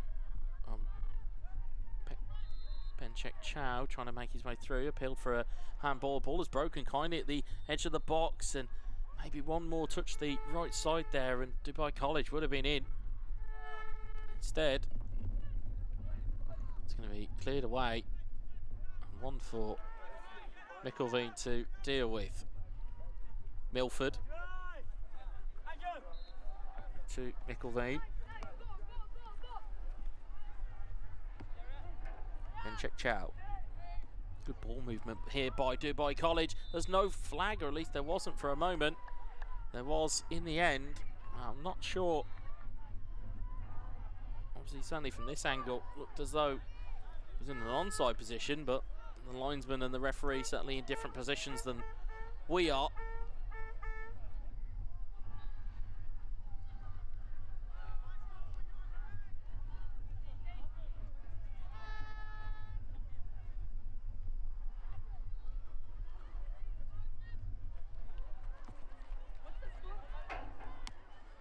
Free kick taken forward. Dubai College recovery in midfield. Again, hacked away by Beth GS and almost turned into a brilliant ball for Josh Book to feed on. Instead, it's been chipped through the line here for Dubai College. And it's a heavy one there on Nick Ruiz. I think it was Stanley Lucas that was there with the challenge. I think Nico Ruiz is asking for a more than just the foul. He was asking for a booking there, but referees decided not to take that advice and instead has just left it as a free kick. Ball to be delivered in by Dubai College. Into the box it goes. It's headed towards goal and it's fell kindly. That's a wonderful strike. That's an even better save at the second time of asking. It broke to Zayn Khatun, hits it very, very well, and Andrew Petrino was equal to it.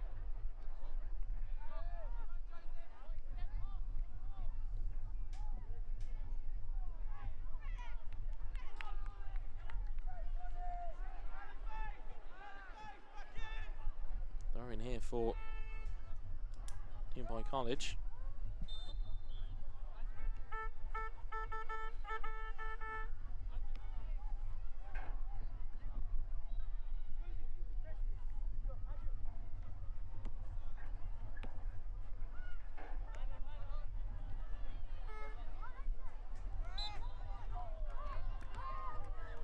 Free kick given here for Beth GS, much to the annoyance of Matteo Cassini.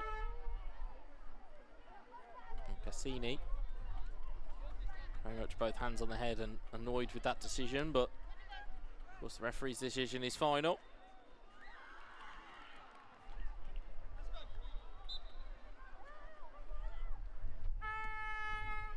Ball forward into the box, well dealt with by Ruiz. Just hacked forward by Beth's GS. That will be a Dubai College goal kick.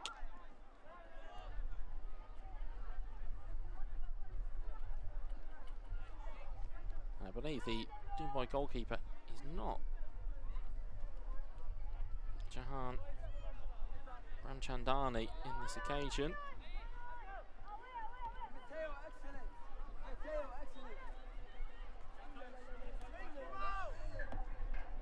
There's a great through ball there for Dubai College. Can they find another ball in? Good feet eventually from Agar to get it out of his feet is Benchek Chow.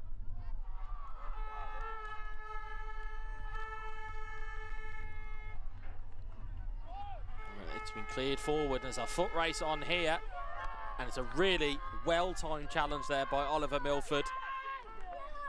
As you can hear from the ambient mics. The spectators and no doubt team on the bench are very happy with that challenge from Milford.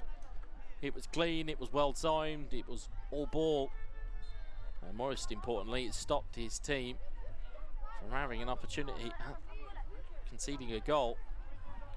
There's a throw-in on that far side.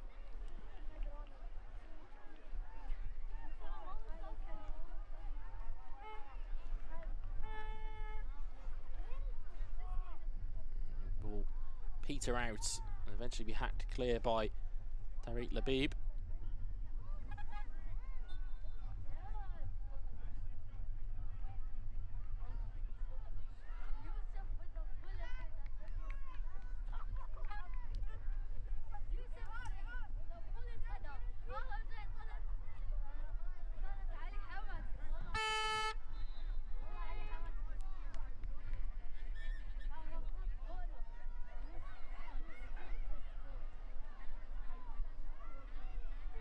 Throw in back here, just threatening to break into a bit of a game between these two. Ball floated out to the left-hand side here. Ryan Hussein that's done well. It's broken forward for Leitner. Really good challenge from Beth JS. It's hacked forward. Benchek Chow will let that one run out, which you can see surrounding teams very much adding to the atmosphere, of course. Plenty of competitions going on and plenty of age groups around this World Schools Football Cup. Something you see they had horns in hand, certainly ready to applaud any goals that they may see, as Ruiz has taken a neat touch there, looks to pull it back, deflected, and it's not dealt with convincingly, but eventually goes out for a goal kick.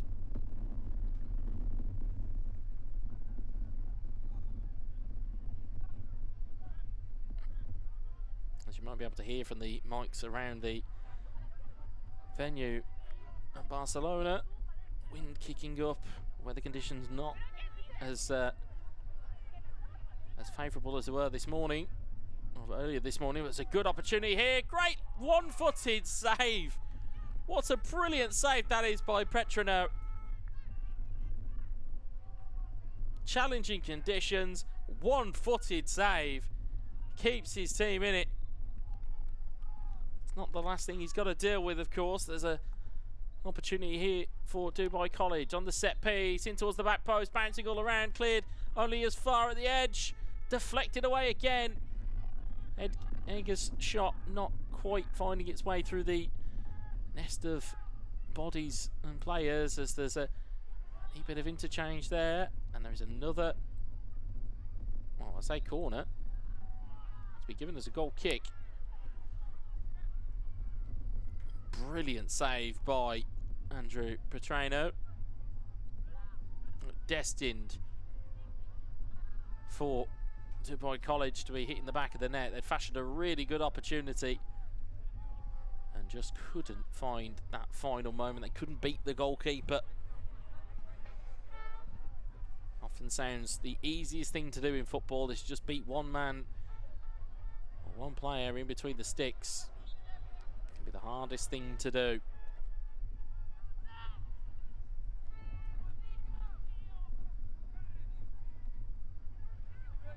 The ball is chipped down the line here for Hussein to drop onto.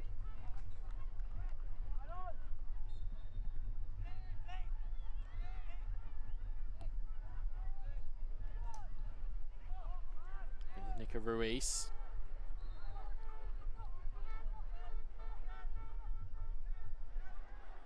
Ruiz dancing through 2 and 3, but giving the ball away, but his team have won it back for him. It's a strike from distance, and it's just wide of the goal. Ambitious from around about 25, 30 yards. It was well struck. Distance, or at least certainly the height of it, looked challenging. Direction, though, did not match it.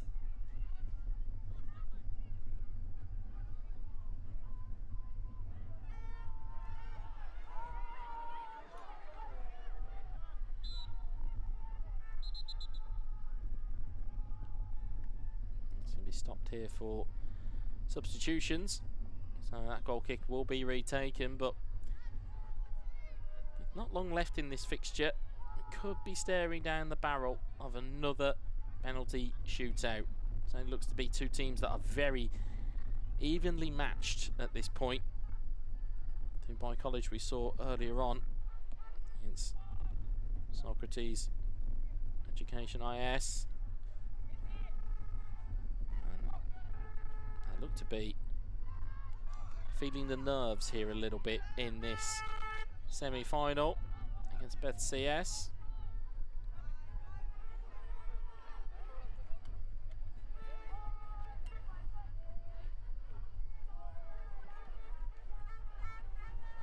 It's going to be Joseph Brady with the throw.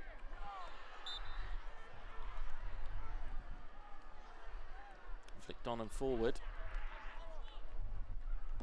Right, O'Shaughnessy.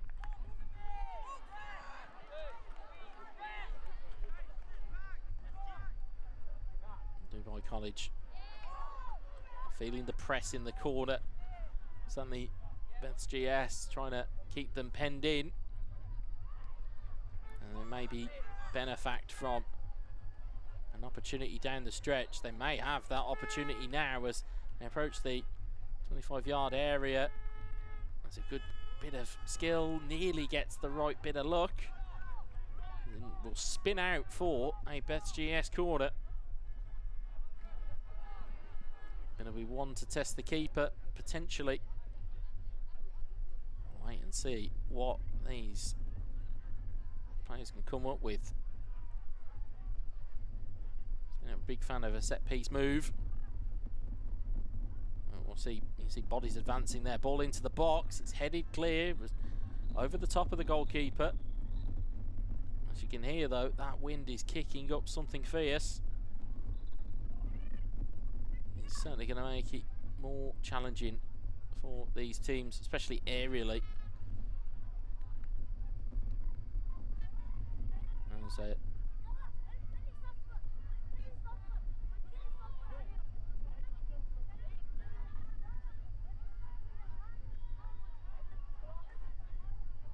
it looks as though, I think that was the final whistle, so it looks as though we are going to penalties.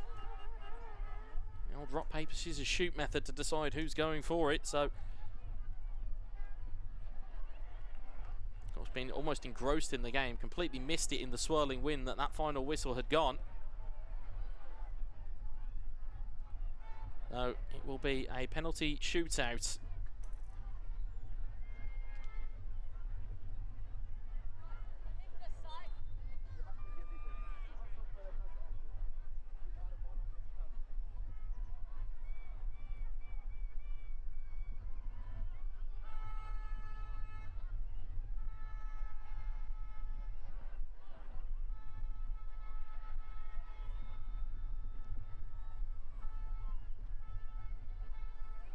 Will be penalties for these two.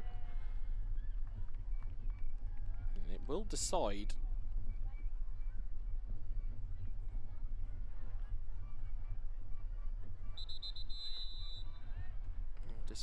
who will go and take on Abimar IS.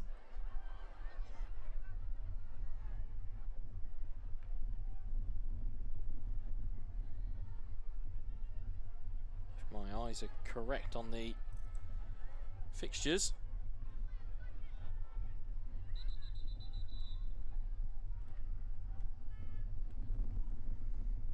Of course, we'll wait for confirmation on what side the penalties are going to be taken on. I believe it's going to be the right side of the pitch. Just judging by where the players are standing. What faces they are facing. Of course, as we mentioned, those challenging conditions certainly can cause you a bit of a headache, especially in this type of environment. And swirling wind, bit of moisture on the ground.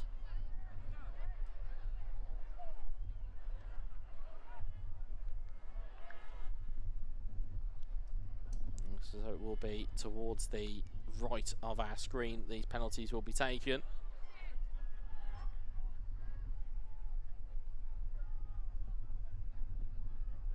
Already seen one penalty shootout, which ended dramatically with ACS Cobham hitting the post. And that was in sudden death penalties. Have to see here now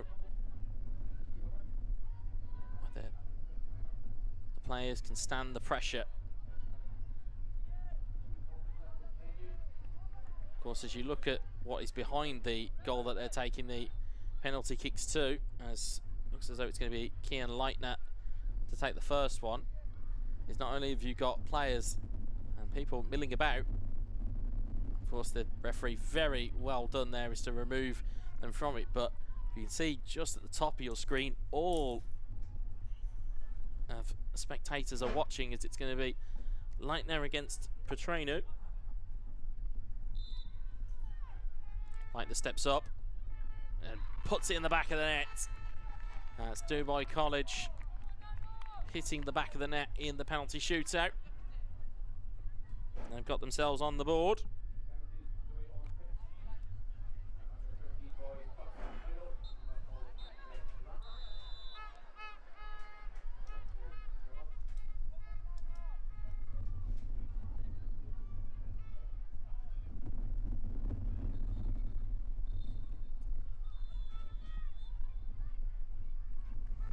Steps up WSG. What can they do here? Steps up and puts it over the bar. That is a massive advantage for Dubai College already in the shootout.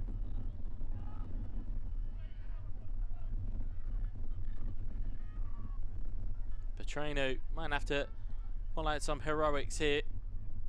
I say might, he may get a little bit of luck. It's Hidmi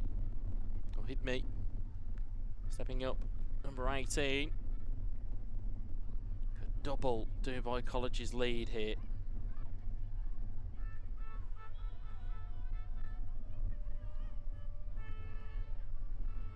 Hidmi takes a slow saunter, run up, waits for the goalkeeper to move, and puts it in the back of the net for 2-0. Dubai College very much in the ascendancy in this shootout already. And if we felt pressure already, and these penalty shootout or these penalty takers will certainly be feeling it double now for WSG.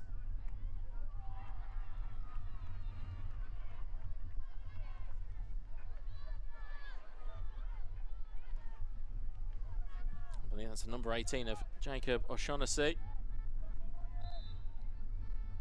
How confident are you? O'Shaughnessy steps up, puts it in the back of the net. 2-1 now in the shootout, but crucially, WSG have taken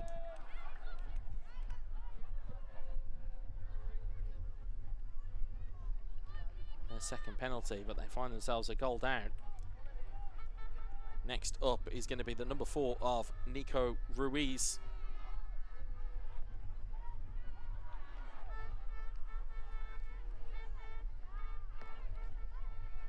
Confident footballer from what we've seen. Ruiz steps up. It's a beautiful penalty. Sticks it away for 3-1.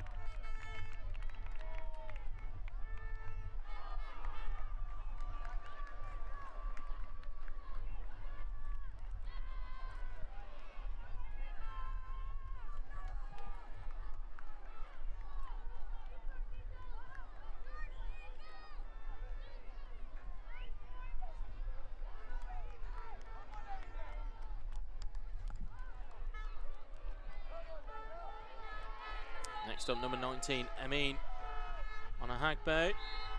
Now he steps up. Saved by the goalkeeper, but it does roll in.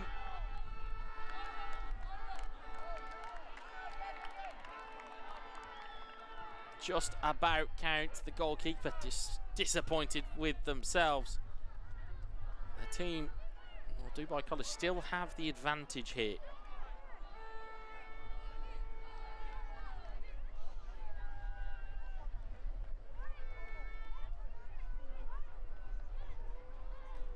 number 15, Oliver Milford. Milford to make it 4. Milford steps up, rolls it home. So now Beth's GS are in a must-score avenue. If they do not score, they are the losers in this shootout. It is a massive penalty up.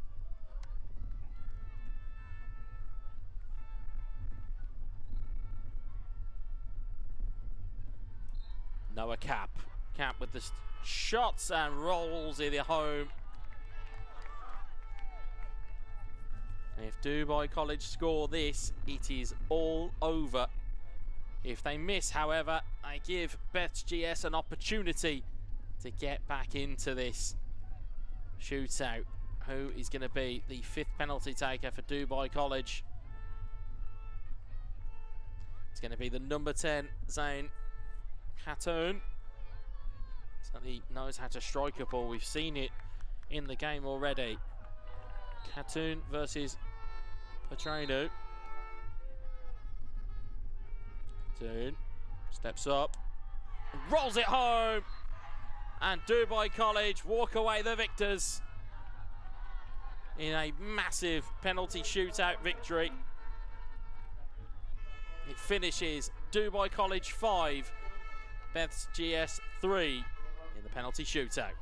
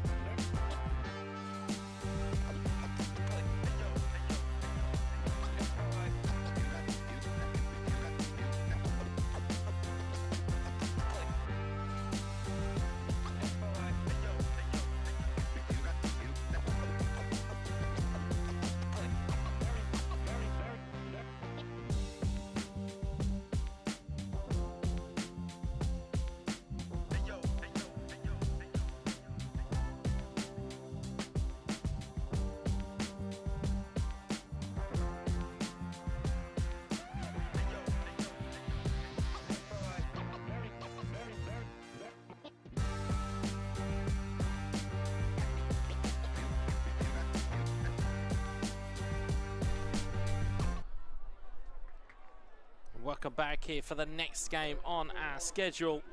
It is NSS Malta versus Marine Academy Plymouth. Malta in their red kit from right to left, and Marine in the navy from left to right, as we get ourselves underway in this second under 15s semi-final here at the World Schools Football Cup. Salou, Barcelona.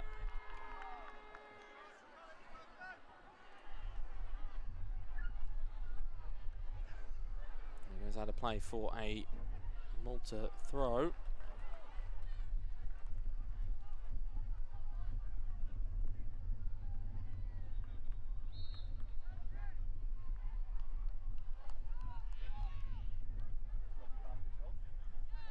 It's a goal kick for Malta early. They're looking for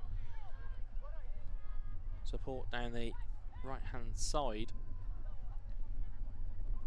Run it back, sorry. Pardon. Lost my own bearings there. It's down the right now for Malta. Into the box it goes. Cleared away by Marine. Marine looking to challenge and battle. And it's a free kick for the referee, letting them know early that is a pull on the back of the shirt. It will be a free kick given.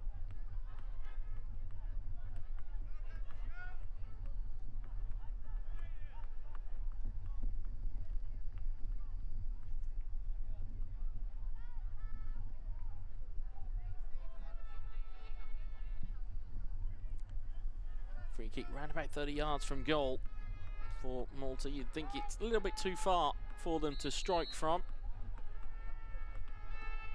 A beautiful ball lofted into the box, headed clear by Marine. There's a high boot there, which is caught. There's Benjamin Magra that's been caught. There's a booking that's been shown.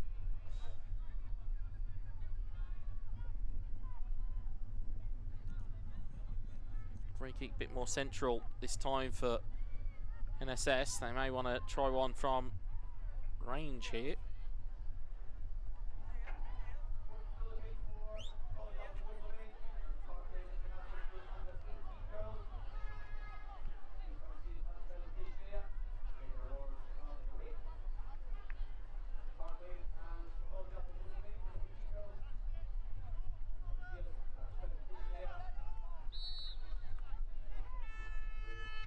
Ball floated in towards the goalkeeper, but it's around the corner of Ruben Lane's goal.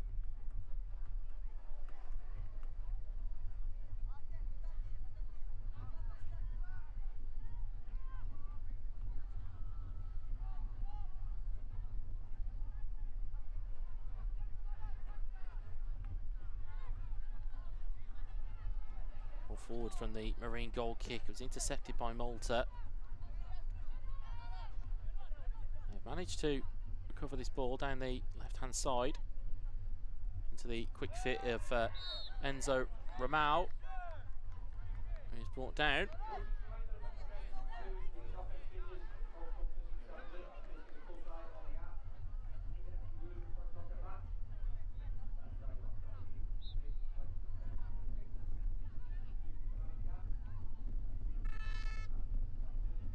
Forward from the free kick it comes. Dispossessed in midfield, and Marine looking to try and break away and just give the NSS defence something to think about. Down the line it will go, and it's out of play for an NSS throw.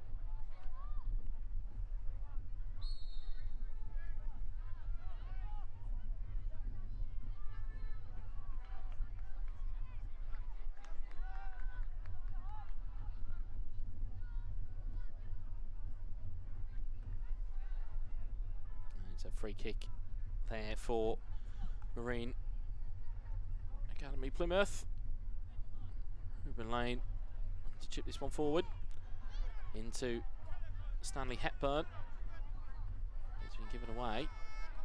Now NSS looking to build up brilliantly here, and now Ramau is looking to make his way through. He's got the pace to burn. Ramau, can he go all the way? He's rolled it past Ruben Lane. And NSS Malta take the lead. What composure shown by that young man.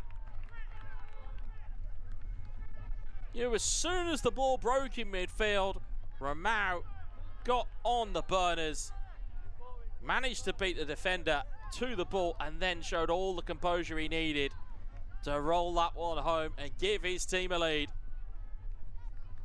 NSS Malta 1, Marine Academy Plymouth 0.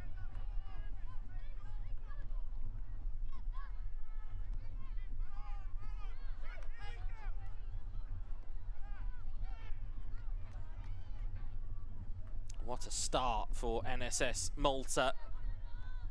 As we may mention earlier on when we were talking about teams in group stages and just how good they've been, NSS Malta was one of those teams that was spoken about with brilliant understanding of how well they'd done. They went undefeated in their group. They conceded 1 goal, scored 17, and were able to pick up all 18 points in their group stage. In the same group as Beth's GS, as we've just seen, Bucksburn Academy we saw earlier on. And they are 1 goal ahead in the semi-final here. At the moment though, it's a free kick to Marine. Marine to deliver this one forward, headed clear by the defence. Charged down well by NSS attack. Romero looking to win the header, but instead he's opened up an avenue here for his teammate. I think that's the number 8 of Jan Greg. And free kick given. Very much pleading his innocence is Jan Greg.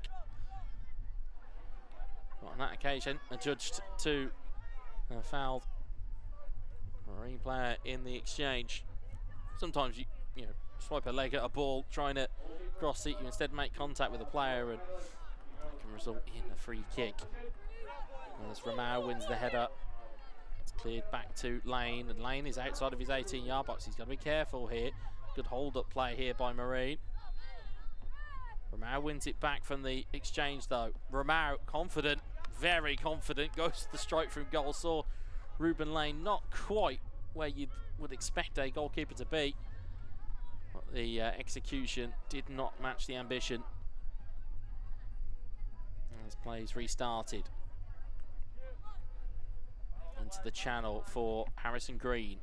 Green to chip this one over the top. He gets it back from the resulting header. He's looking for advancement forward from his team. Played it into the channel here for Aidan Hobbs, but it was marshalled clear by Sven Kotaya. And it will be the first time that we saw Nate Jean Grec in goal.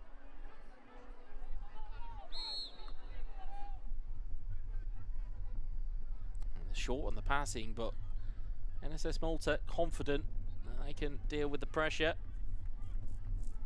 Played onto the right hand side now. Neat little flick on there potentially, but played back by Leighton Crawford back to his goalkeeper Ruben Lane.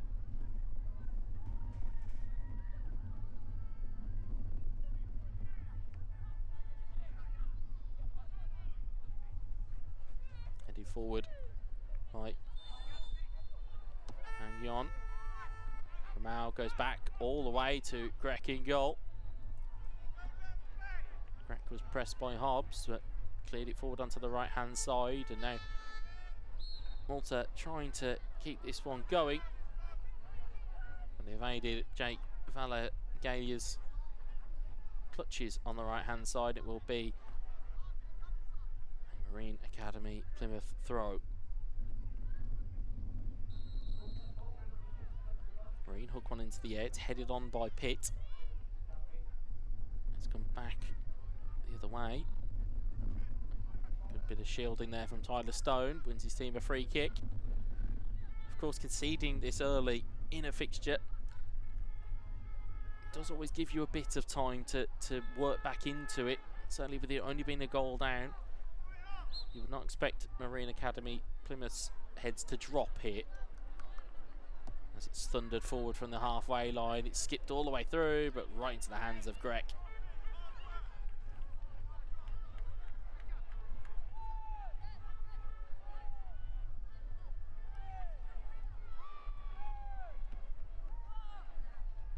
Grec's ball forward, finds a Marine foot. Taken down and controlled here. Right, Kutayar. Into the right hand channel it goes. There's a burst of pace down the right hand side. The NSS have got to deploy.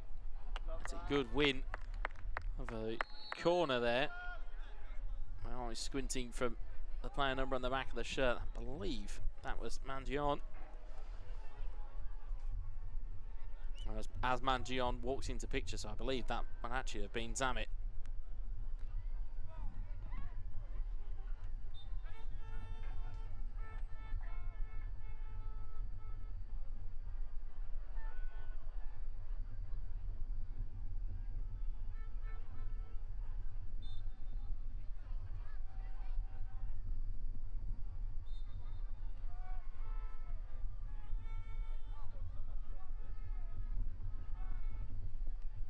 Just waiting for play to be able to be resumed.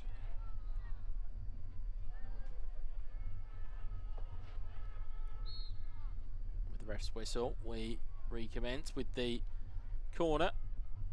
Corner into the box it goes, it's headed clear. And now Marine may have an opportunity to come forward as Crawford finds it into Stone. Again, dispossessed well by NSS Malta, and Romeo looks to be causing all kinds of problems. It's a brilliant ball across. It's a wonderful strike. And it's a brilliant finish into the back of the net. What a fantastic goal. But there has to be a party pooper in it, and it is the far side linesman. As much as what a wonderful move that was from Romeo and co. It's a disallowed goal. That means the scores remain at 1-0. There's a free kick given there for Marine. They'll be happy that that offside flag went up, because it's a brilliant finish from NSS.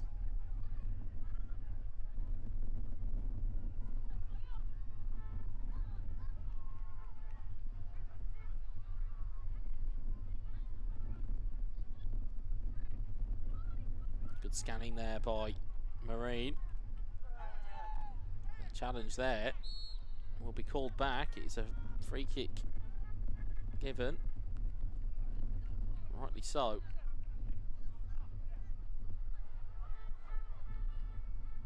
Harrison Pitt, the player that was taken down. Leighton Crawford stood over it.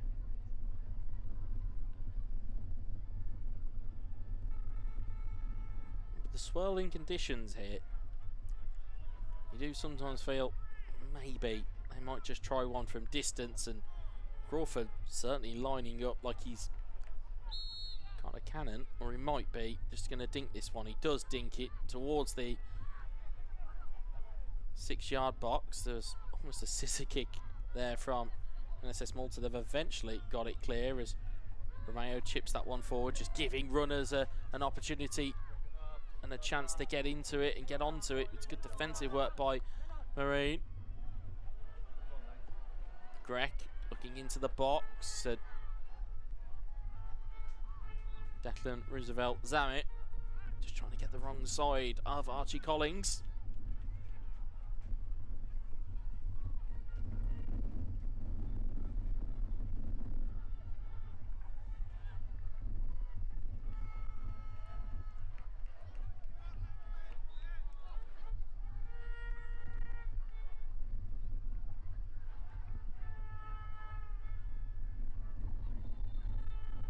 Forward into the lines, and Ruben Lane is out to the edge of his 18.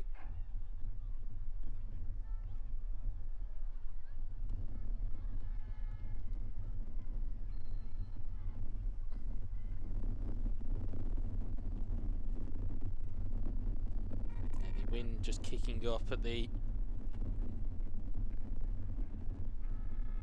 venue in Salou in Barcelona. You can certainly hear it over our ambient mics. Of course, focused on pitch C at the World Schools Football Cup, powered by Finvasia. So you can go on to the World Schools Football Cup website and you're able to see all of the good work that they're doing. Speaking of good work, is that NSS Malta are managing to find inroads down this right-hand side. Ball lofted back towards the goalkeeper. He can't pick it up, of course. Ruben Lane does well to volley that into touch.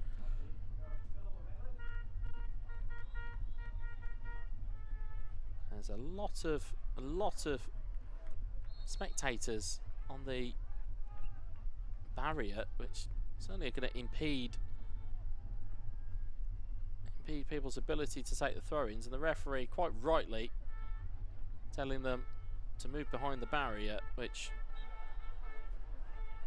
again, me personally, I probably wouldn't want to be anywhere close to the action than the barrier, because of course players run into you, certainly as he's been wanting to do, certainly trying to challenge for a football. You wouldn't want to receive a boot or two as you're just trying to spectate. There's a throw there to NSS deep in Marine territory.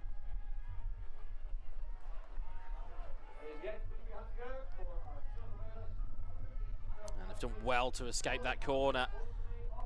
NSS, a little bit of trickery and fleet of foot.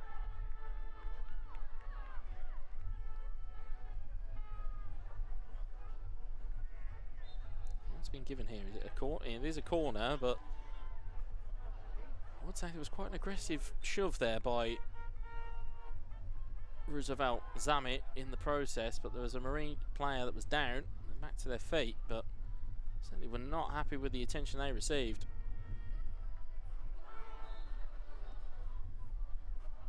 Ball taken short, and Marine do very well to marshal that one clear. As time ticks on though, you've got to feel they've got to maybe start to put their attacking foot forward here, but at the moment they can't seemingly get away from Malta's press. It's good defensive work there by Harrison Pitt. Still in the corner by himself. He's done well to battle clear, and wins his team a free kick, so he can get himself a bit of a reprieve, as well as his team to just form up.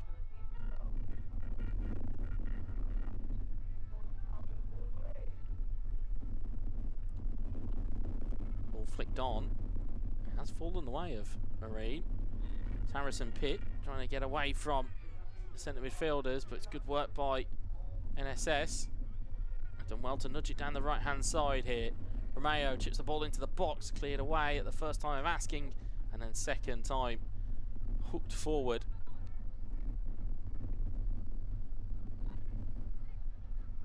Just on halfway. Marine trying to win it back, but the pressure is a little bit too much, and the heavy touch takes it out for a NSS throw.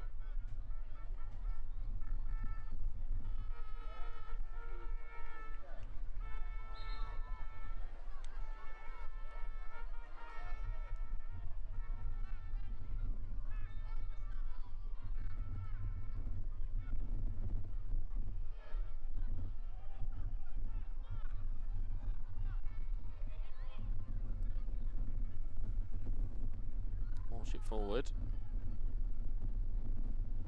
Chip back by Malta. Romeo trying to inside flick there. Didn't come off. Lane clears it forward, and it's back. It's going to come. Tim Romeo's. It's a bit heavy, the challenge, and he's going to receive a booking. Certainly felt the sore one.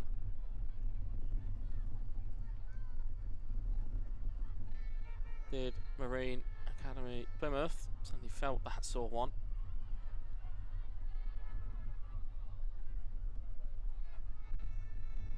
Maybe Harrison Green that might be down. He's back to seated position. And the linesman demonstrating with the referee.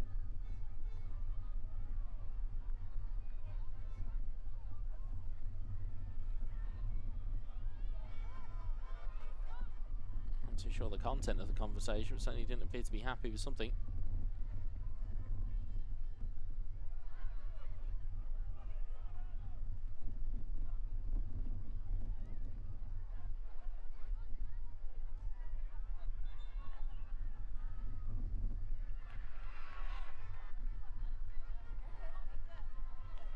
As a Marine player just still receives treatment.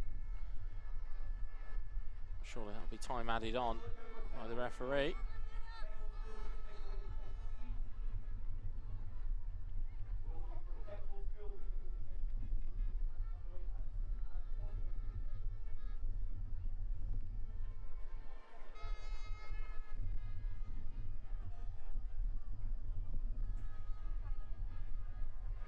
An extensive stoppage here. You can only assume, we do hope, that the player that is on the floor is okay. It certainly was a sore one going in for Romeo.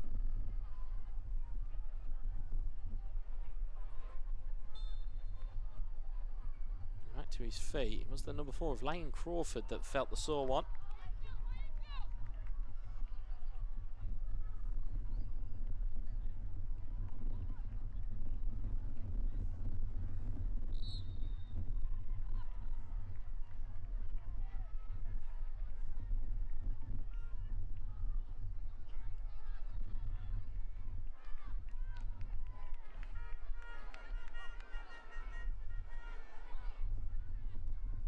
Goes forward down the line, and SS recover it momentarily. I think it's been given as a throw in further back.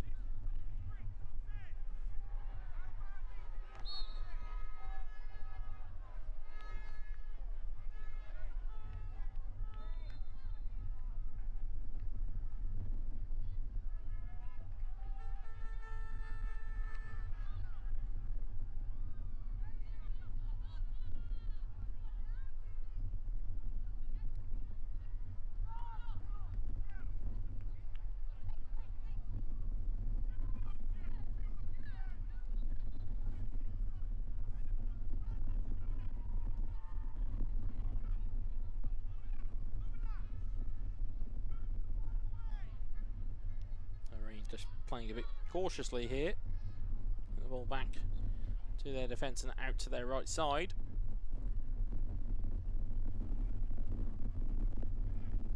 As the wind kicks up once more.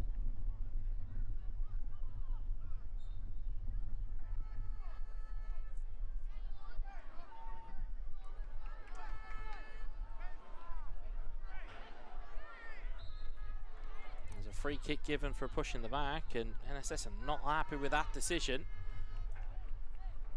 Marine might be. They might be able to find an opportunity here, Marine Academy Plymouth.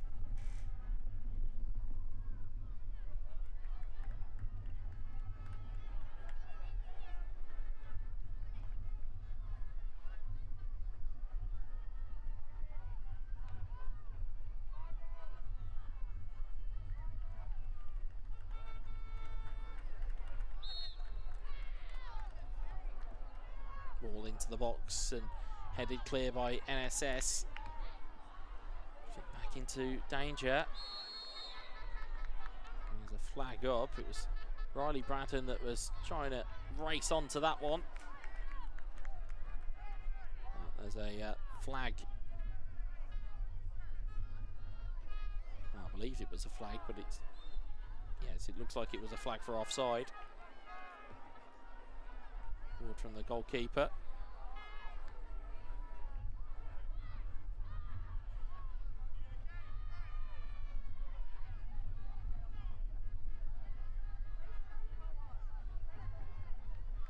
Do wonder how much is going to be added by the referee for that prolonged stoppage.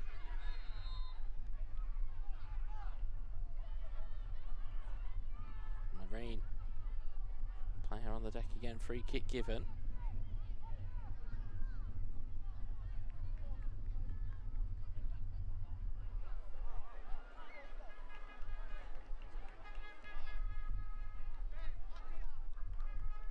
It's back up on his feet very quickly indeed. I think he realised he could just get back on with it, which is great to see.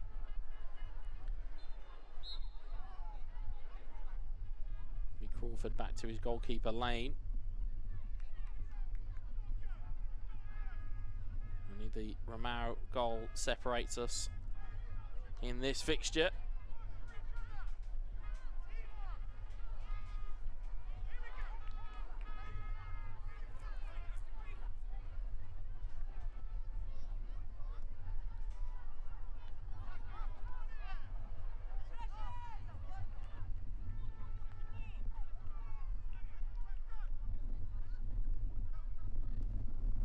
NSS looking forward, surely that's offside.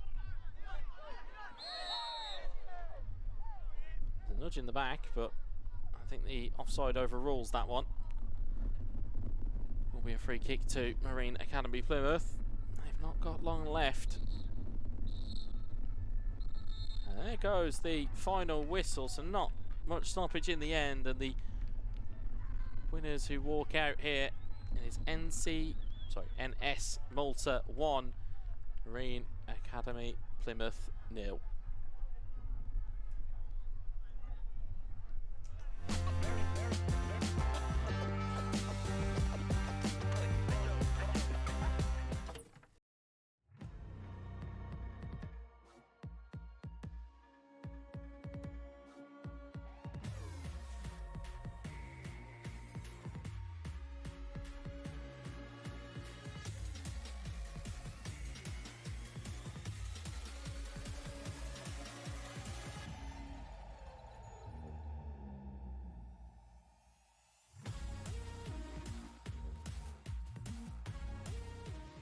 British schools. With a tradition as old as time, these institutions stand as enduring symbols of excellence. Beyond being just buildings, they represent the epitome of education. Students here don't simply learn. They shape their futures in an environment where academic excellence merges with elite athletic facilities. At Prestige Football Schools, we are there every step of the way, no matter what country you come from. Our dedicated team helps compare and advise on the UK's best football schools and gap year programs. Scan the QR code on screen to find out more and book a free consultation with our specialist team. Prestige Football Schools, a service you can trust.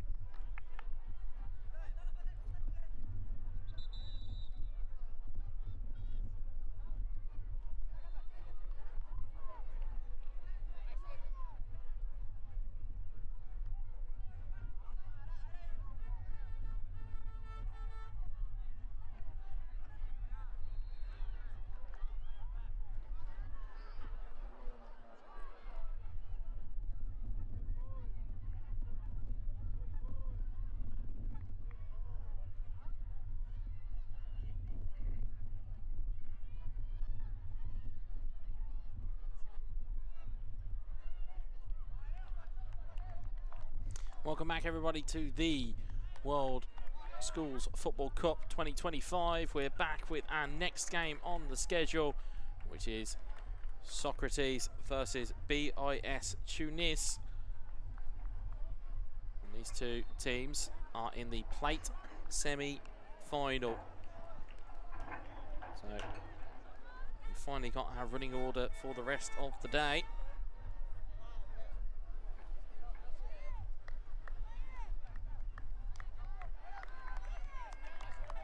It'll be Socrates in the white and BIS Tunis in the navy. We've seen Socrates already once in today's proceedings. It'll be interesting to see if they can do any better as we are underway.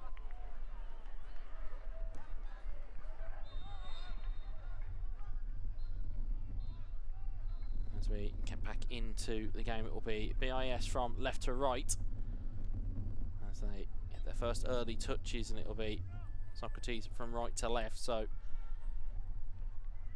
as we mentioned, this is the plate semi-final.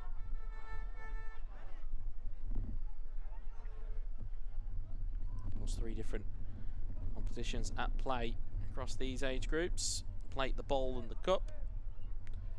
This is where these two teams find each other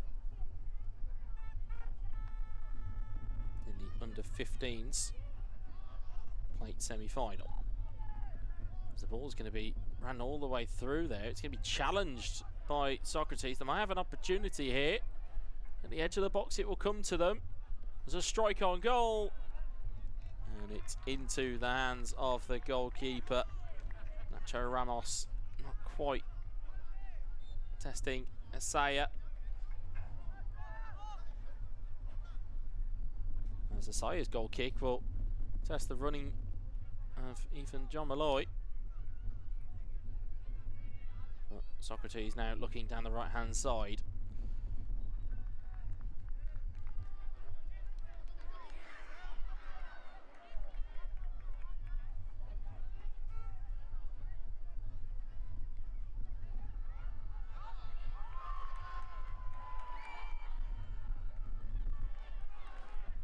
Great ball over the top here. It's a great find too. A player in the box now. It's pulled back kindly.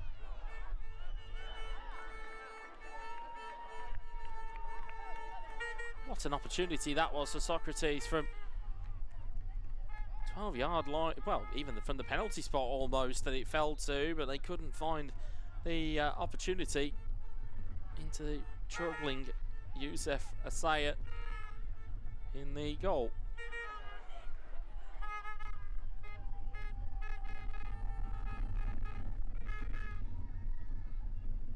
And there's BIS like to take their goal kick.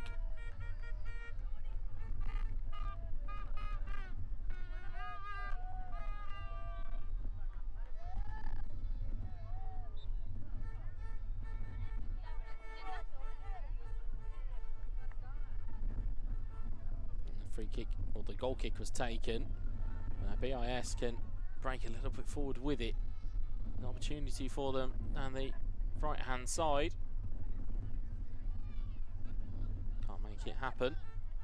Good interchange here though from Socrates. They will break forward and they will have an idea. That's a wonderful ball. It's a good defensive block. We'll go for a Socrates corner.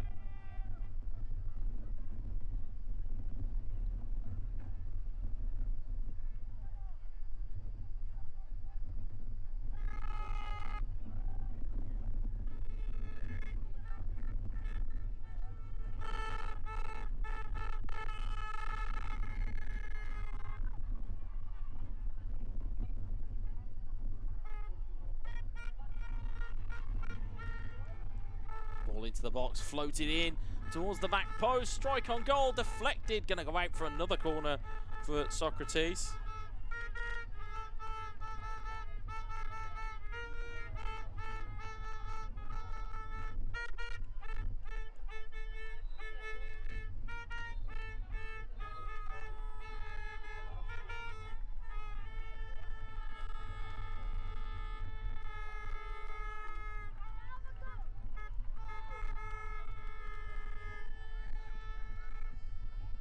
Taken into the box it goes. Still an opportunity, heading towards goal, off the line. Following from Socrates, but it's cleared away. Another decent opportunity for them goes by the wayside, but now BIS might be able to counter here. They've put a ball through the gap, but it's cleared away.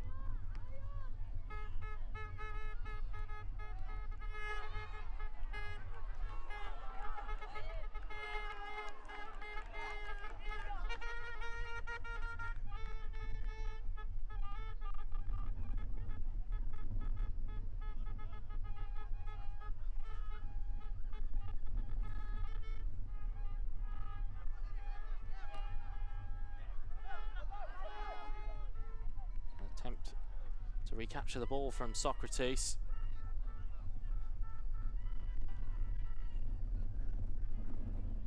Can't make it stick.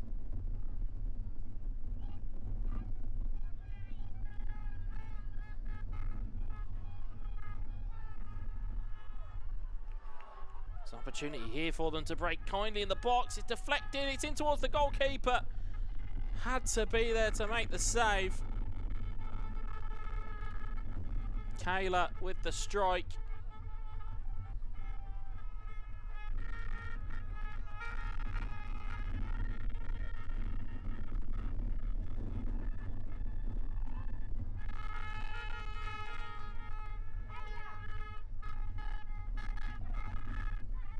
Cleared away by BIS. Down the line it comes here for Elkout.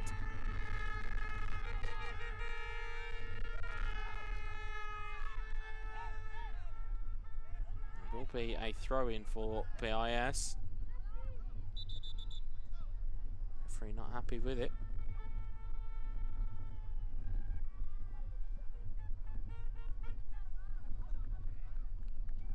It's of course the under-17s boys plate semi-final. We saw the under-15s of Socrates earlier on against Dubai College. This is the under-17 variety. The throw-in down the line. It's been deflected off of a Socrates head. It will be Fossato looking to try and marshal that out. He's won his team a corner. Elkout went short for that one, but it's been waved away. Fossato.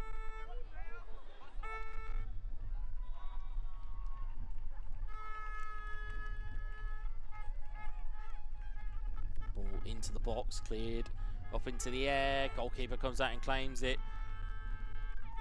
Kozhuhov claims it and distributes it forward for his team. Down the right hand side it will go for Socrates. Can they make something happen? Neat flick, but it's to no one as Elkout tries to pick it back up. Instead it's recovered by Paul Burnett. To the right it will go. Burnett looking to receive it back. He's picked off by Tezimana. It's a decent take in midfield now for Fossato. Can he make something happen? But he's just met with legs and arms and bodies that are just not belonging to his team. You can hear the wind whipping up something fierce in this location as Fossato tries to make something happen. Does win his team a throw-in, just short of his own halfway line. They've stole a yard or two on the throw. It'll be Sinawi to take the throw. Did not the cleanest of throws, but Fossato tries to win it, but it's been given the way of Socrates.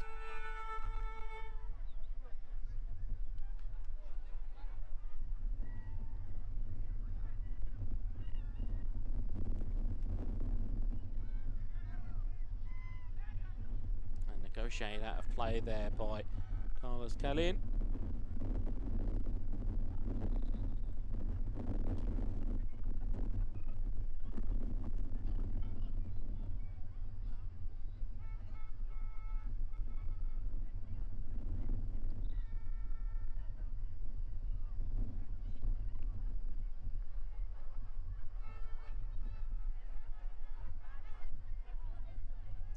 one forward now by BIS.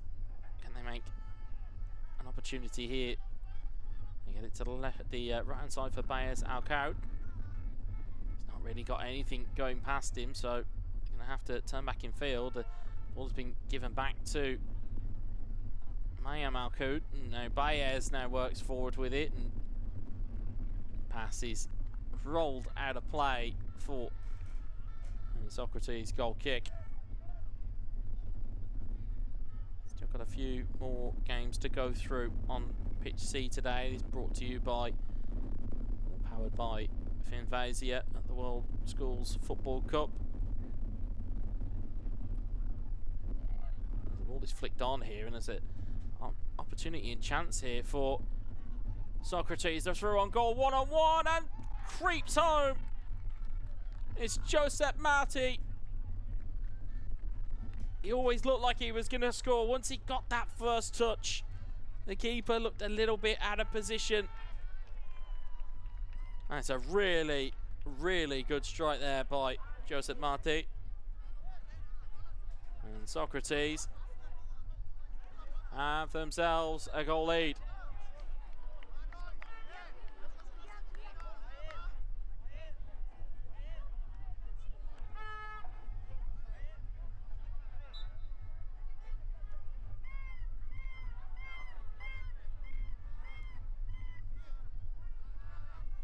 Restart is there for BIS, but Socrates now have the both proverbial and physical wind in their sails. Here is Marti again. Marti still going, has still got another opportunity. This time he's laid it off. There's a strike on goal. It's a wonderful finish. Socrates have their second. Marti well in the thick of it again. Well, what a big moment that is. Moments ago it was 0-0. You blink and it's 2-0 now for Socrates. The Spanish side giving the home crowd a bit to shout about. Very unselfish from Joseph Marti as well. Had danced through a defender, had got the right side of him, and then also then laid it off to a teammate to swipe home. 2 goals to the good now for Socrates. And they look game for more.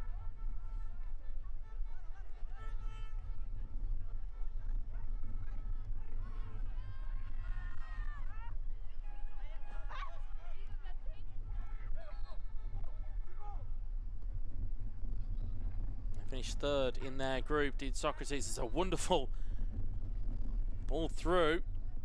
It's an idea for a strike. They finished third in the group with ACS Cobham topping it, Academia School Warsaw coming second, but Socrates were only a point behind Warsaw in that group.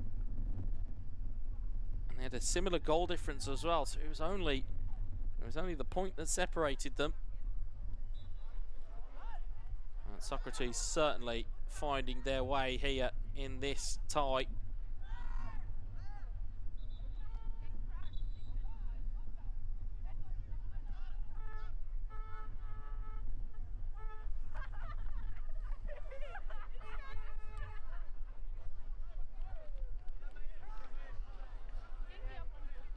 "13 minutes gone here between these two. Socrates 2, BIS 0.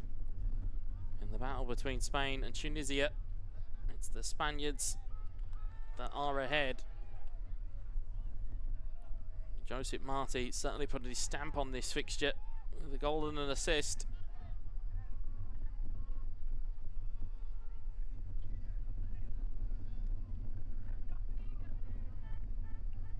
BIS trying to fashion something moving forward, but it's the wave coming forward back the other way they've got to be careful of. Socrates are in again. They're in again, and they're into the back of the net again. 3-0.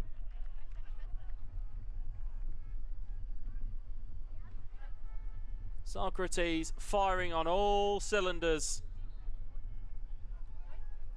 It's always the danger when you commit players forward and you look to find avenues where you're going to getting into the game, that you leave those gaps behind. And as a result, Socrates have themselves a 3-goal lead now.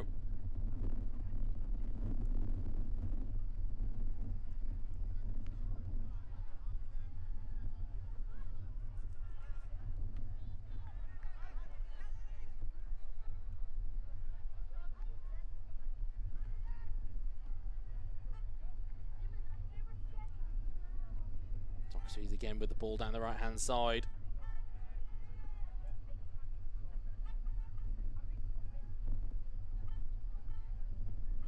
Well, won by Rafez. Ball floated into the box as Marty at the back post. Again, with the form he's in, you would not bet against that one flying into the back of the net. Instead, that one slightly miscued by his standards and goes well over the bar for a goal kick.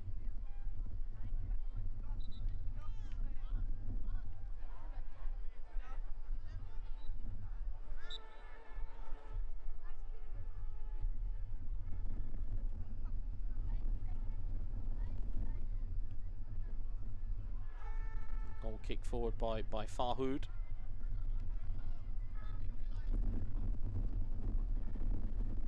Made forward again from Socrates. They've got another opportunity to strike a goal, but this one's over the top of the bar.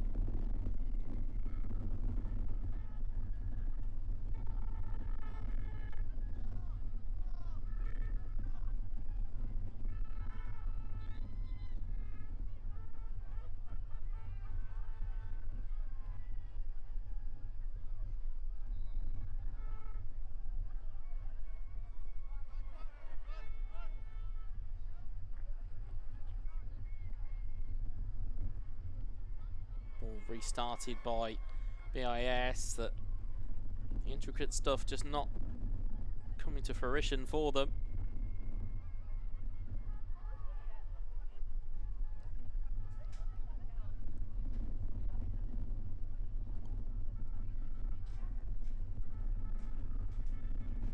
They do get themselves a throw in though. Tazimana trying to find advanced run of his teammates, but just not being able to find the avenue. As Hugo Ramos playing that back to his goalkeeper, just not able to beat him. They have another opportunity at it now as Fosato tries to make a way through, but it's cleared away.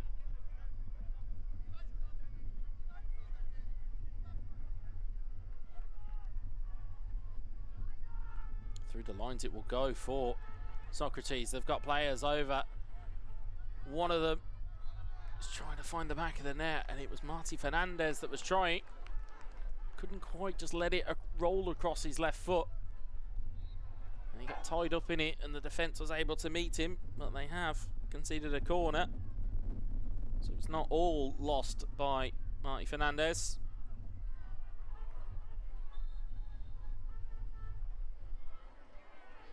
Ball into the box, it's all the way through, and it's an instinctive save there from Hugo Ramos' strike.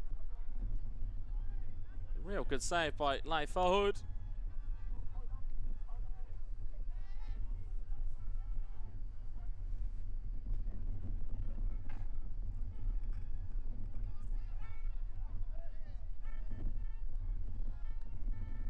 Back to Fahoud with no avenue forward for BIS.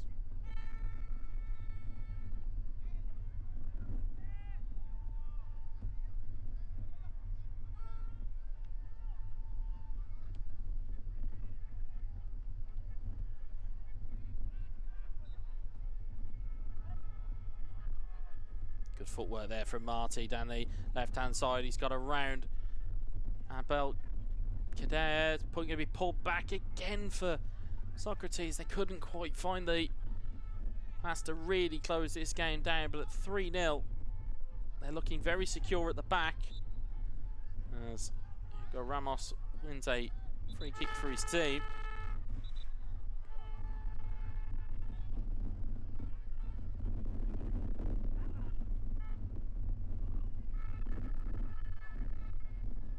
Substitutes here, but free kick just before the halfway line.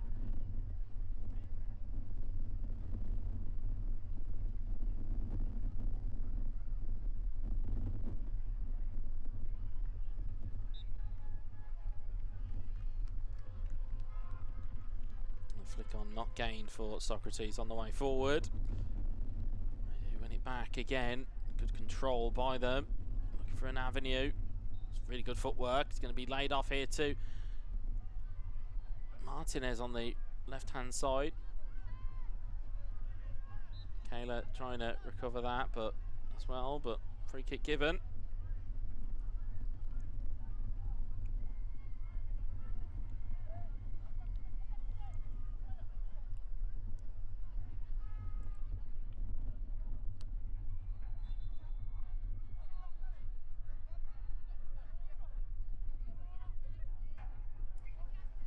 Opportunity again for Socrates to take one from the edge of the box, but shot is not quite clean enough. I believe that's the number 10 of Estrada. Although quite difficult to tell given the fact that the kit colour for kit number on his back looks to be a cyan colour against a white background, which is quite difficult to tell from distance, but I believe that is the number 10 of Adolfo Estrada. Be a reset of the free kick here.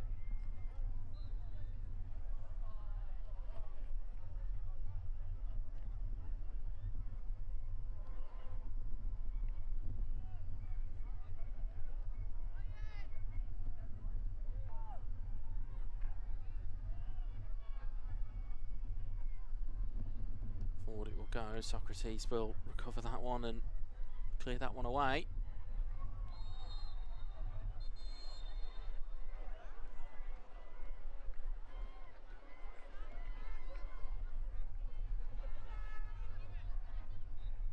Striding down the left-hand side. There might be an opportunity here for BIS. Can they pull it back? And Hugo Ramos there to stop it.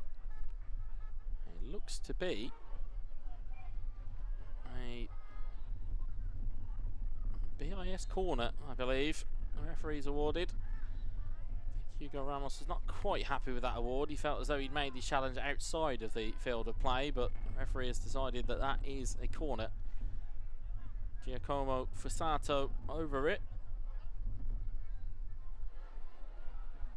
Fassato delivers it into the box. It's cleared away. Launched forward for multiple white shirts to chase. He's hooked back in their direction. They know they've got a 3-0 lead here. They know they've not got to do too much here.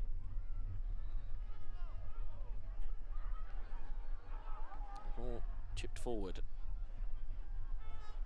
Estrada still trying to get there.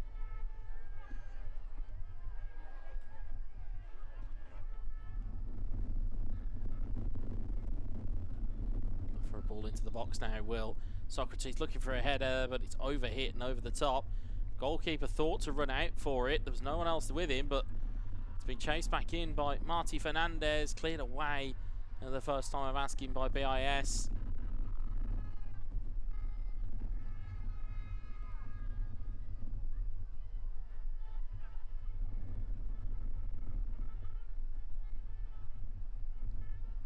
Socrates just looking to just try and get themselves a bit of breathing room now.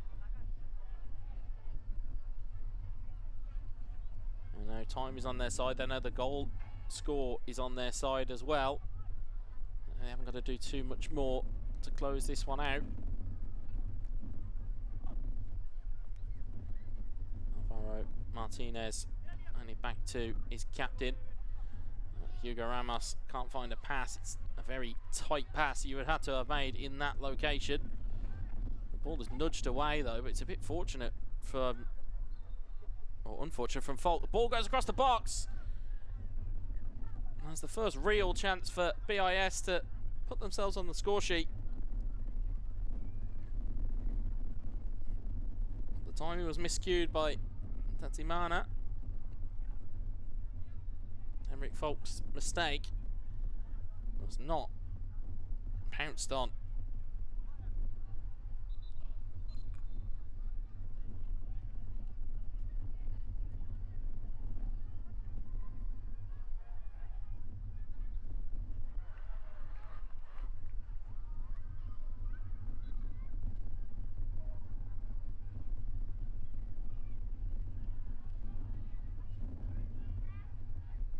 Cleared away by Socrates, only as far at the edge of the box as Baez Alcoa, but he's given the ball away himself. Still be chased in all the way. And Martinez had eyes for the ball. And Abdelkader did not have eyes for it. Meanwhile, a strike from distance. And was that tipped wide? It's Paul Bernat with the strike from distance. It looks to have been a really good save from Leif Fahoud. Whether it was going in or not, we'll never know. Certainly needed to give himself confidence, certainly give his defence confidence here.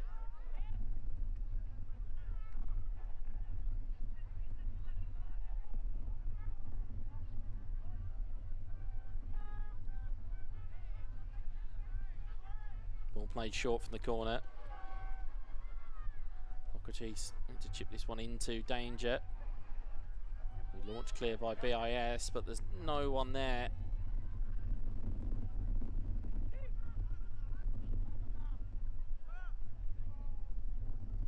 Take it under their spell.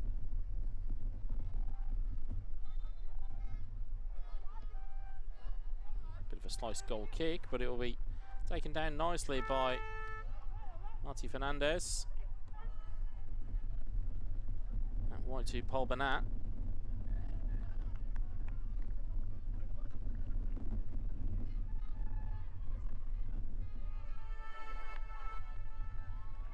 Paul Bernat trying to get that back. He does so. He does very well. It's recovered then by number 10, Estrada. I believe that number we haven't been able to make out. Oh, I've actually been an 18, which would have been Juan Diego Marquez. Ball lofted forward from BIS, and it's over the top of the head of Ahmed Garbi. All the way through to the goalkeeper.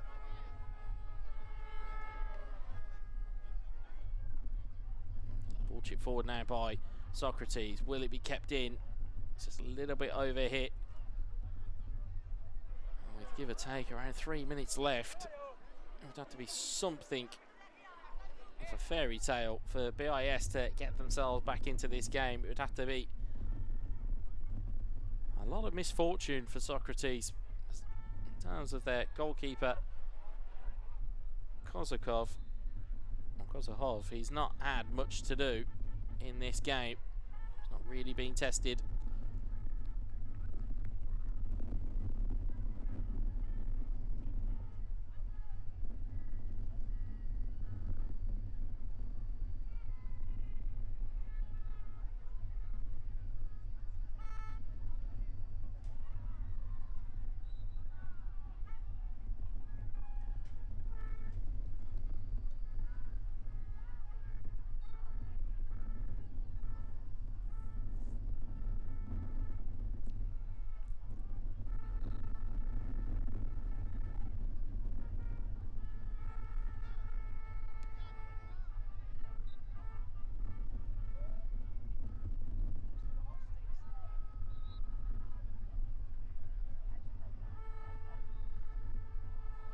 As time ticks down on this game.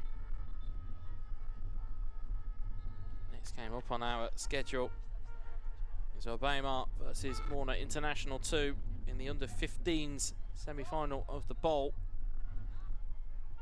As of right now, it looks as though Socrates are finding themselves through on this semi-final of the plate. In the under-17s category.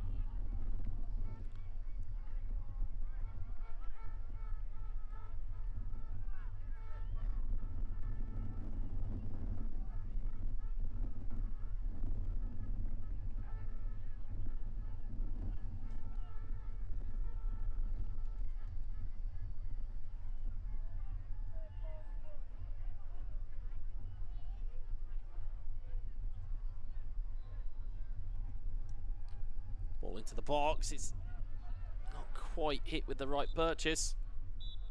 And there goes the final whistle. So the final score in this one between Socrates and BIS finishes Socrates 3, BIS 0.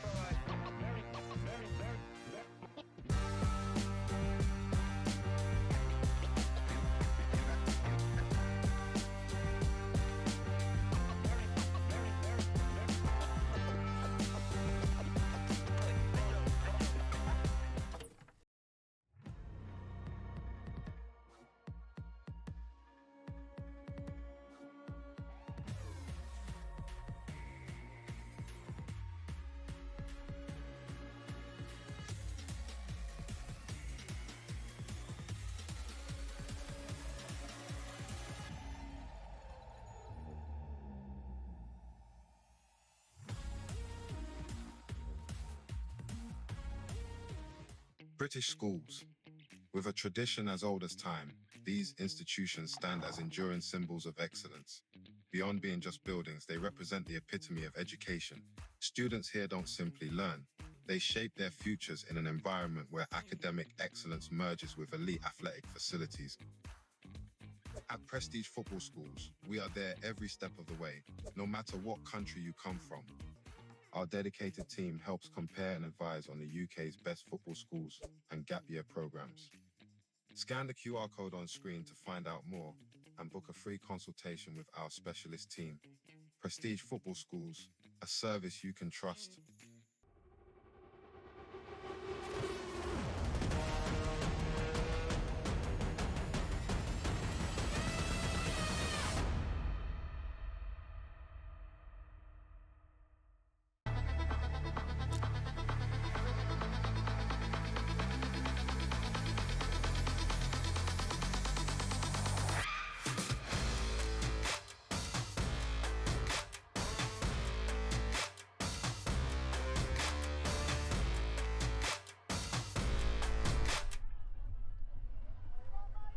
Welcome back here to coverage from the World Schools Football Cup 2025.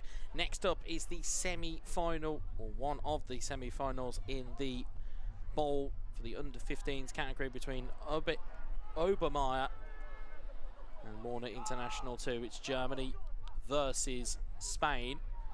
And Obermeier will be in the bibs from left to right. Warner International College 2 will be from right to left.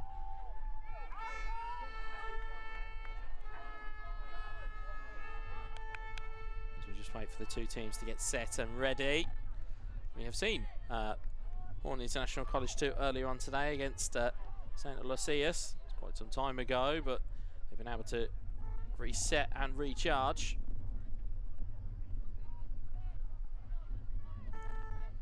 We like to get ourselves underway here.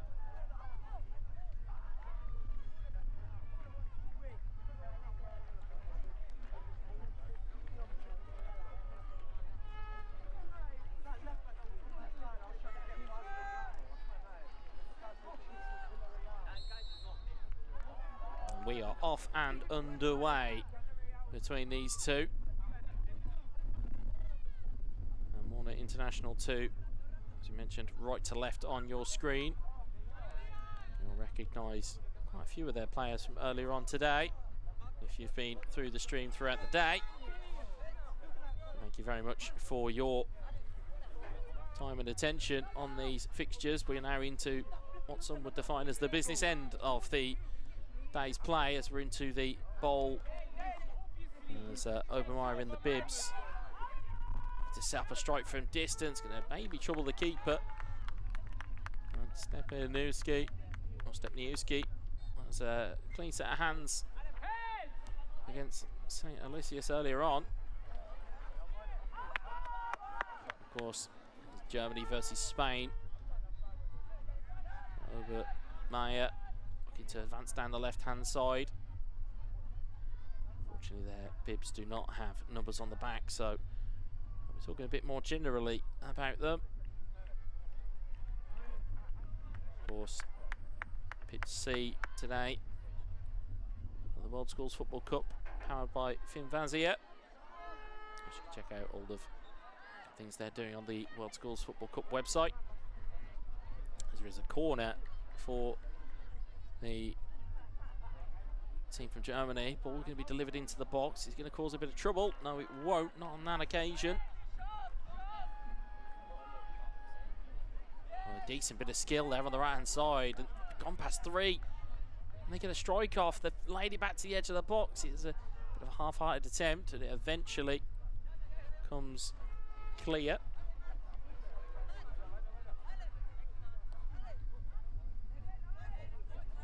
And there's Villatoro looking for a ball through the lines, but it's been counter-attacked here very well. Obermeier with the strike at goal. It's caused the goalkeeper some trouble. Another brilliant save. It's still bouncing around, and it is eventually going to be cleared.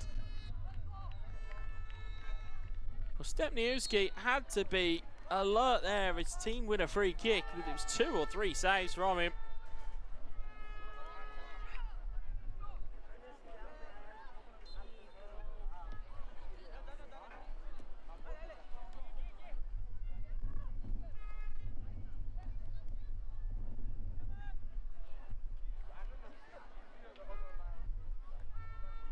Obermeyer on the attack again.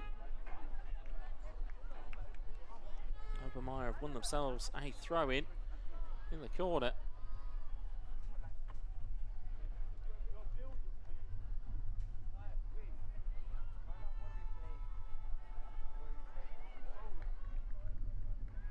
As a reminder, this is the bowl semi-final. What's coming up afterwards is the 3rd place game. It's going to be between Marine Academy Plymouth as the ball bobbles and wriggles free. It's recovered by Stepniewski. Got the 3rd place game between Marine Academy Plymouth and Beth's GS. We've got the under-15 final between Dubai College and NSS Malta. And then later on today, the under-17's 3rd place between ACS Cobham and Academica Schools Warsaw. And then the under-17's final between Brookhouse College and Nice from the Republic of Ireland. So a couple of mammoth games still to come. Of course, this is where our attention is posed here in this bowl semi-final. These two teams very much looking their equal, which always provides a fascinating outlook. And there's an opportunity here. Can they find a strike at goal? It's a brilliant turn in the box. Can they still find the strike? And they're looking for a pass off. It's still there for Obermeyer. But it's going to be cleared away by Morna. International College 2. It's Villatoro. To get that forward for his team, but it's good work down this right-hand side for Obermeyer.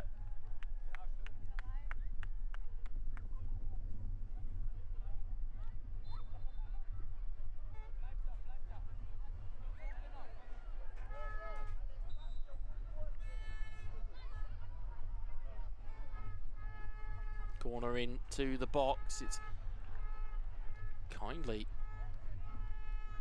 well, falls kindly there for Obermeyer, but into the hands of Stepniewski.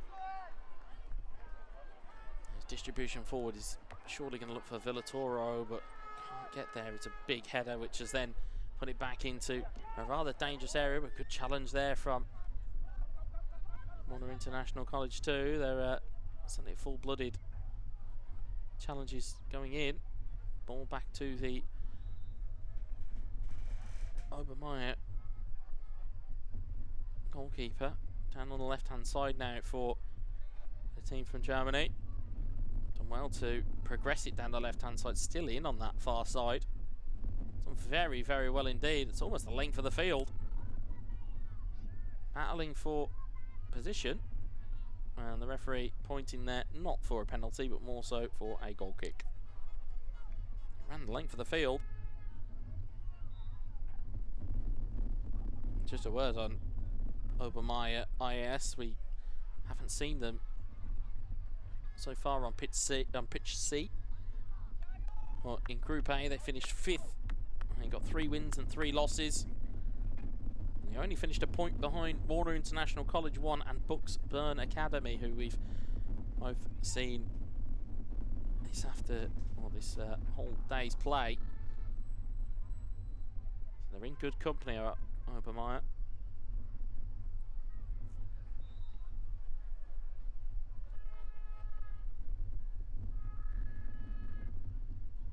So throw in for Obermeyer in the corner.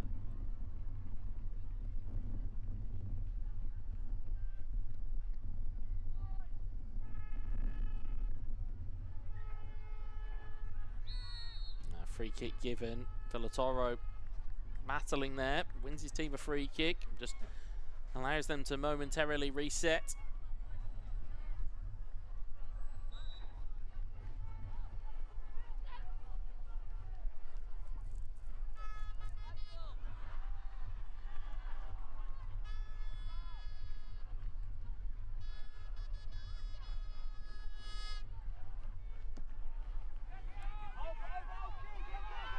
a counter-attack on for the team for Germany, but it gets stuck under their feet.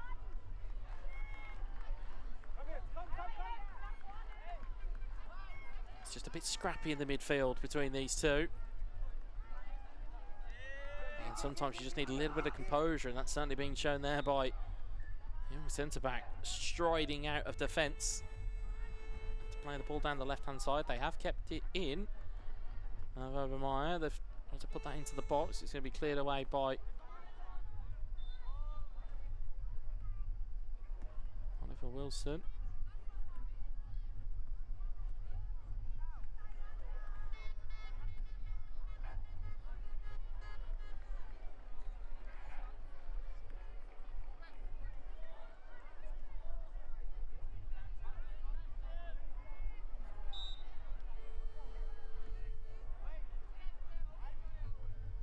Will be delivered in for the corner. Obermeyer trying to get the header. Good technique in the box, went for the acrobatic. Still an opportunity there for Obermeyer, charge down.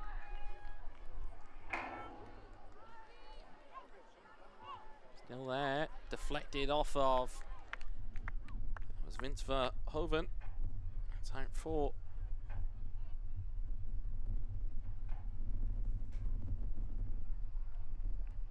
a corner.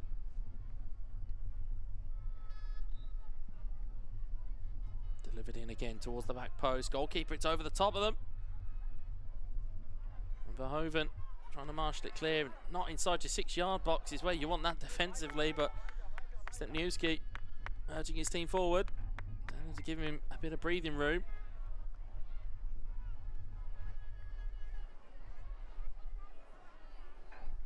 It's out of play for a throw into Obermeyer on the halfway line.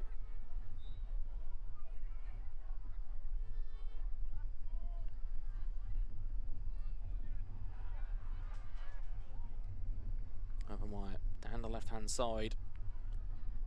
They win themselves a throw.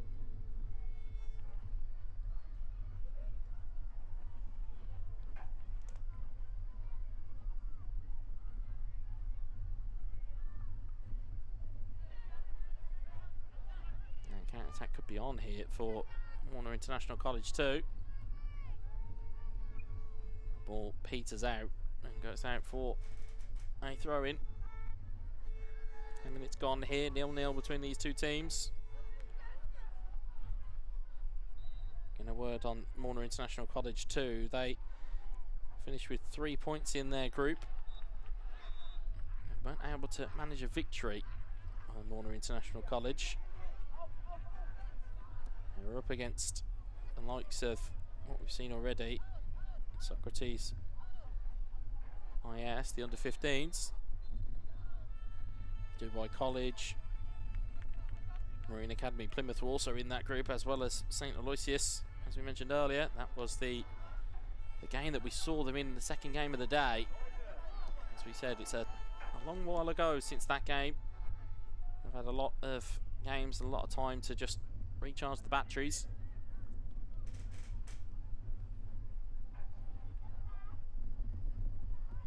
As they try and deliver that forward, but there's a push in the back. That'll be a free kick given.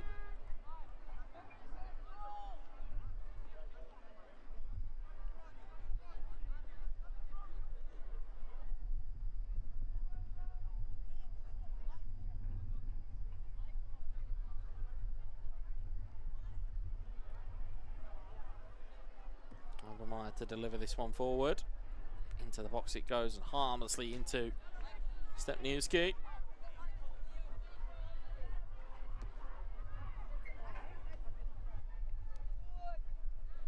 His resulting kick out of his hands goes all the way through the centre-backs of Obermeyer. A little bit of a stumble there on the right-hand side. Gifts Warner International College too an opportunity to get the ball back, but Obermeyer still with it again, but they've given it away.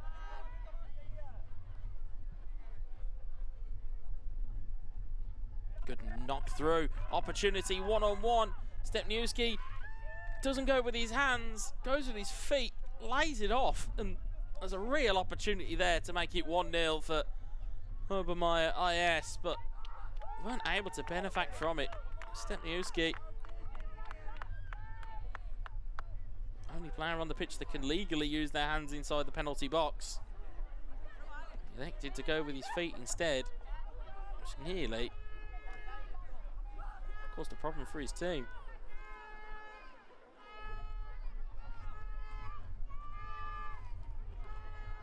Obermeyer trying to play forward, their centre-back still with it.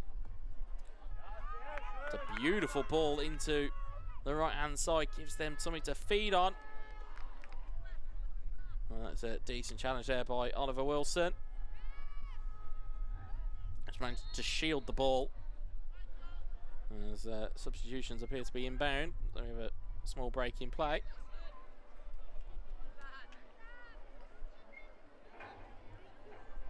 Of course, a reminder, if any... oh, actually, it looks like an injury there, actually. Thankfully, they're in a seated spot, which is good to see, but I'd like to see injuries to any players at any level. And, we do hope they're able to get back to their feet and continue. Just took a sore one in exchanges that were had, but certainly looks to be a pretty sore one as they're being helped off.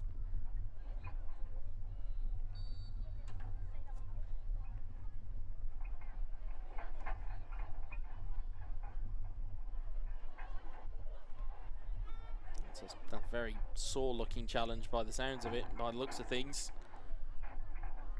We'll obviously need a substitution.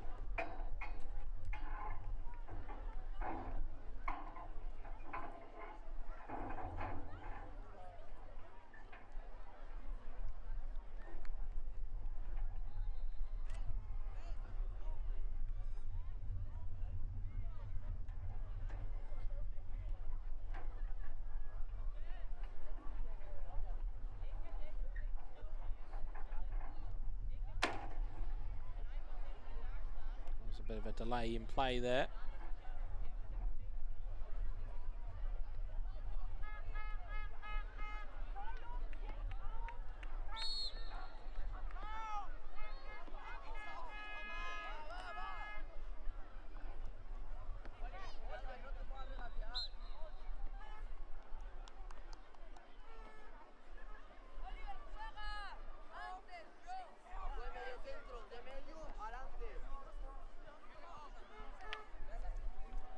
Throw it here for Oliver Wilson to take.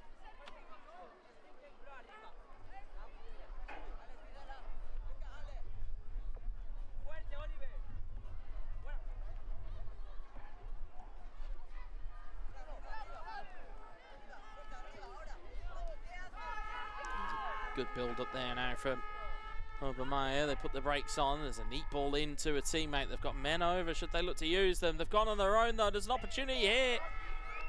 And it peters out right into the hands of Leo Stepniewski.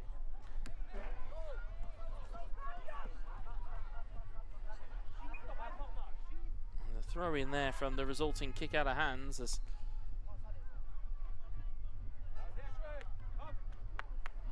Verhoeven tried to make that one work for his team. Wilson's over there again. Obermeyer does do well to recycle the ball. Trying to keep it in. Within all the legal confines, they've managed to get that back to their goalkeeper.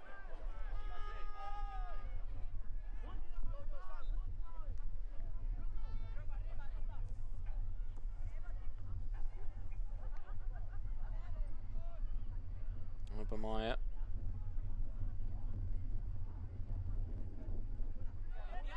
Intercepted there by Rodriguez. Ball is gifted back to Obermeyer. Can they make something move forward instead? Victor Van Vey in the centre of the park.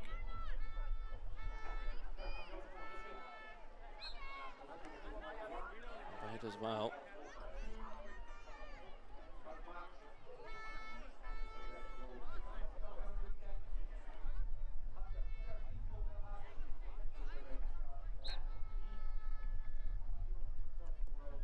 Delivered forward from the free kick towards the 18-yard box.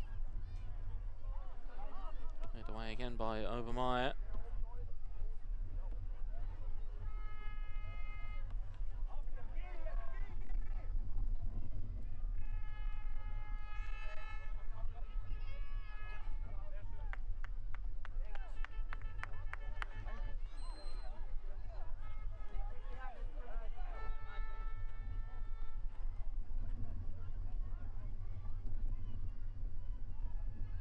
International 2 trying to make their way through. Villatoro. It's not going to bounce for him there.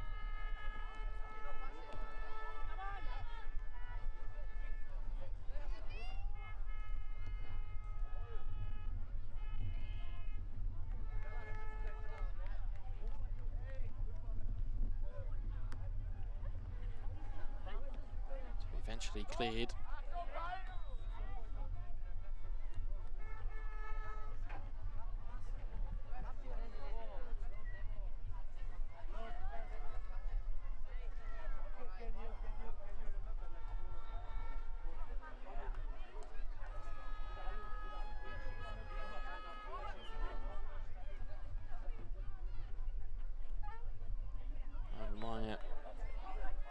Struggling to find a way through Morna International College 2.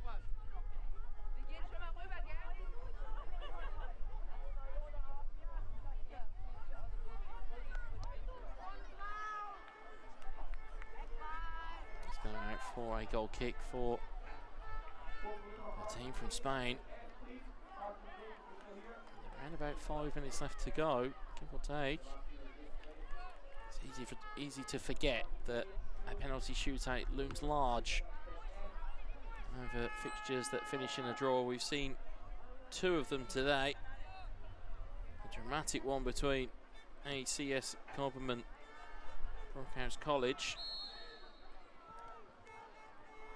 and one that was decided pretty much by the opening kick for Dubai College versus MSGS in the under-15s. Crucially, we'll wait and see whether this one will end in that way as Obermeyer delivers the ball into the box, but it's again safe hands by Stepniewski. Great take on the halfway line, but it's well read. But now there might be a chance to break here for Villatoro. Can't quite get there, but the kick out from the goalkeeper not quite clean. Certainly feel as though, as you can hear the horns, the home support starting to get behind Morna International College 2. Not that the good people of Salou Barcelona are partisan in any way, but certainly it's always good to see a home team doing well, as it's going to be hooked clear by Oliver Wilson and then eventually cleared, but only towards the edge of the box, around 30 yards from goal. Good strike from Obermeyer, but they were unable to keep that one directed on goal.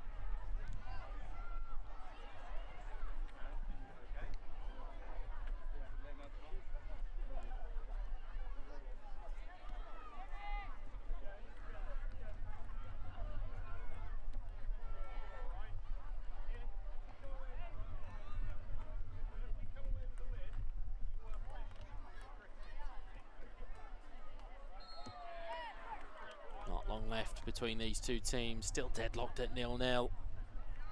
Obermeyer, if it was boxing, it would probably be them winning on points at the moment, as Morna International College not really tested their opposite number in goal, and Obermeyer now have themselves a corner.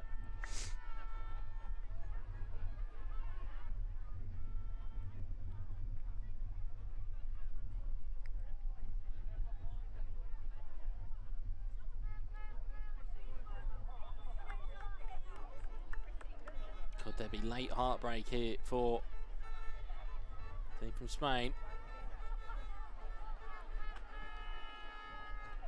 Obermeyer into the box it goes, It looked to be goal bound. It's cleared away. And the referee has given a handball. It was cleared away by Verhoeven anyway, but that looked, from our camera angle, looked like it was going to be, causing a problem for Stepniewski, but instead, it'll be a free kick for a handball.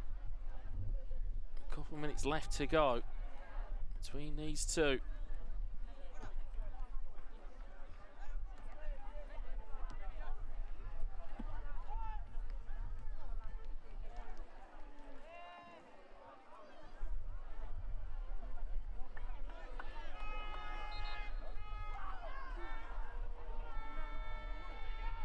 Obermeyer playing the ball into the box, has managed to wriggle free at the back post.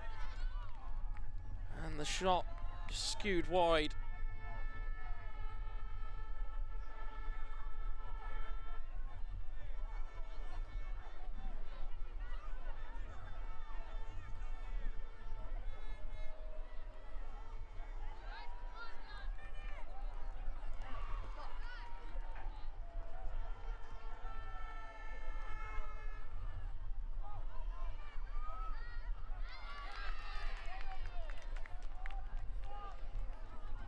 Might have themselves another corner here.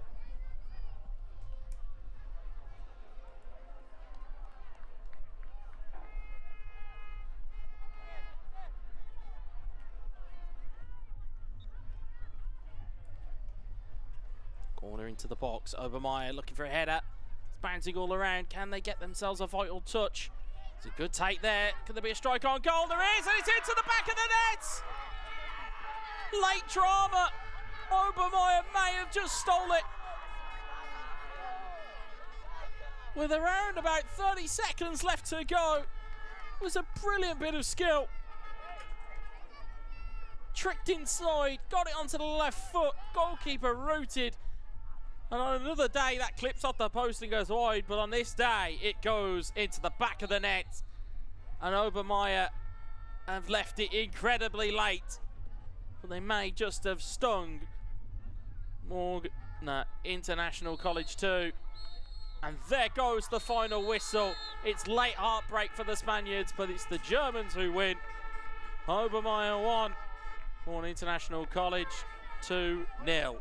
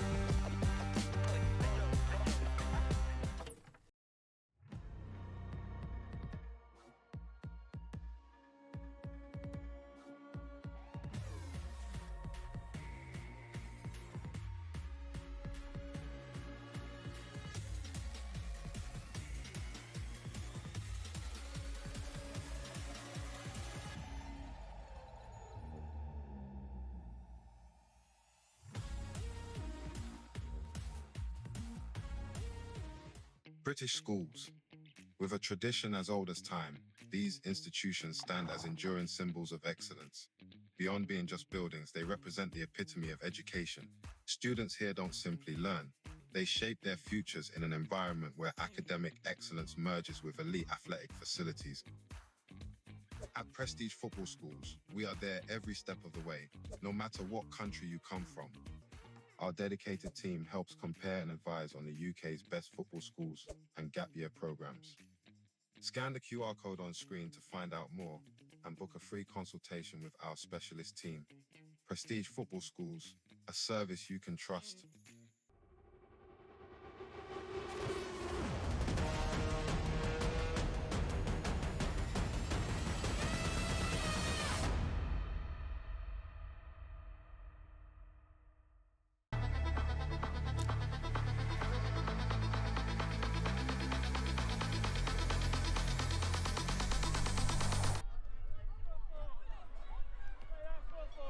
And we're back live here. They've started early between Marine Academy, Plymouth and Beth's GS. Started very quickly indeed, so much so it's caught everybody completely unawares. But this is in the Under-15s Cup. As the ball's tucked home, thankfully we caught up. And what an early goal inside around about 30 seconds. I'll get to introductions in a second, but that's Harrison Green that's took that one away. And Marine Academy Plymouth have themselves a goal ahead already. We'll just settle in while we catch our breath. 1-0 already inside around 30 seconds. Tucked away. We eventually got there. This is in the Under-15s boys. This is the Cup, and this is the third place playoff match between Marine Academy Plymouth and Beth's GS. And Beth's GS, of course, in that I describe as like a bumblebee blue and sky blue hoops as they look to make their way and their intentions known. Of course, Marine Academy Plymouth we saw not that long ago. As we settle in. Cleared away by Best GS. Marine Academy Plymouth just trying to settle things down here is Jared Johnson. Not long ago since we saw Beth's GS either. Down the right hand side it will come. They run out of wiggle room.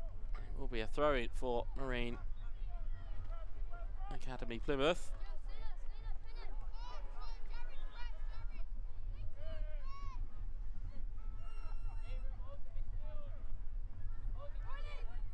Controlled here by Riley Braddon. Back to his goalkeeper Ruben Lane.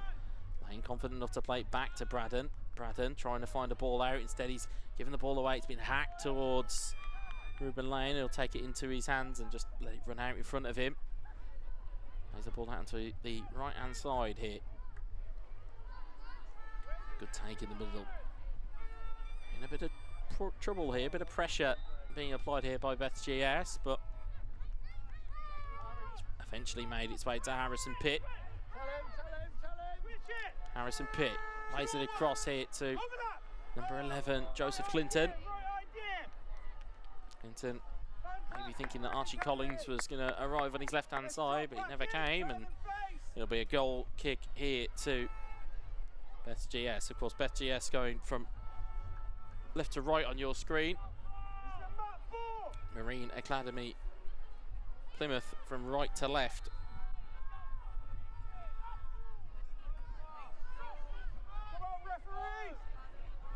And the bronze medal match between these two.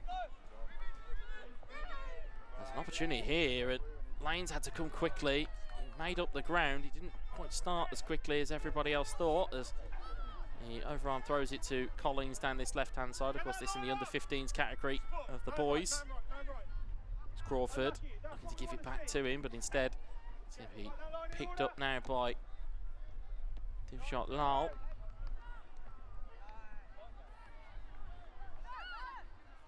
And then eventually going to be recovered there and played forward by Stanley Hepburn.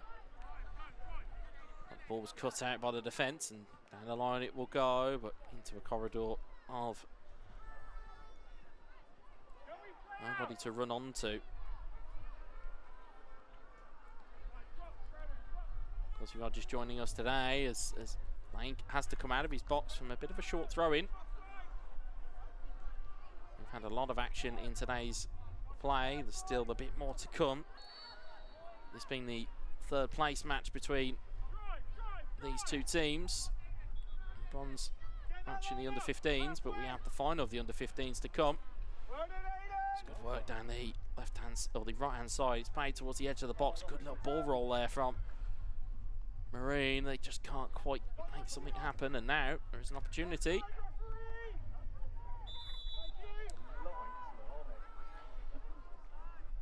There's a bit of a debate on the near side. I believe that's the ambient mic between offsides and not offsides, but I think just moved a little bit too early. And of course, with all of the defenders of Marine in the offensive half, you only have to step past the halfway line, you're offside. So it's one of those ones that the attacking line of Beth GS have got to be careful of.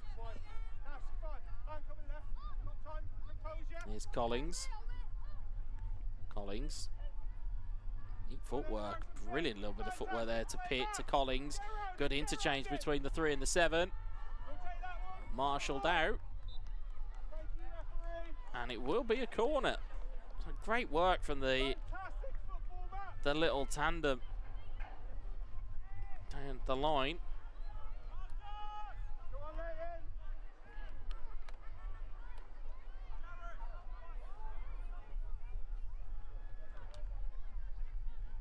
All to be delivered in from the corner.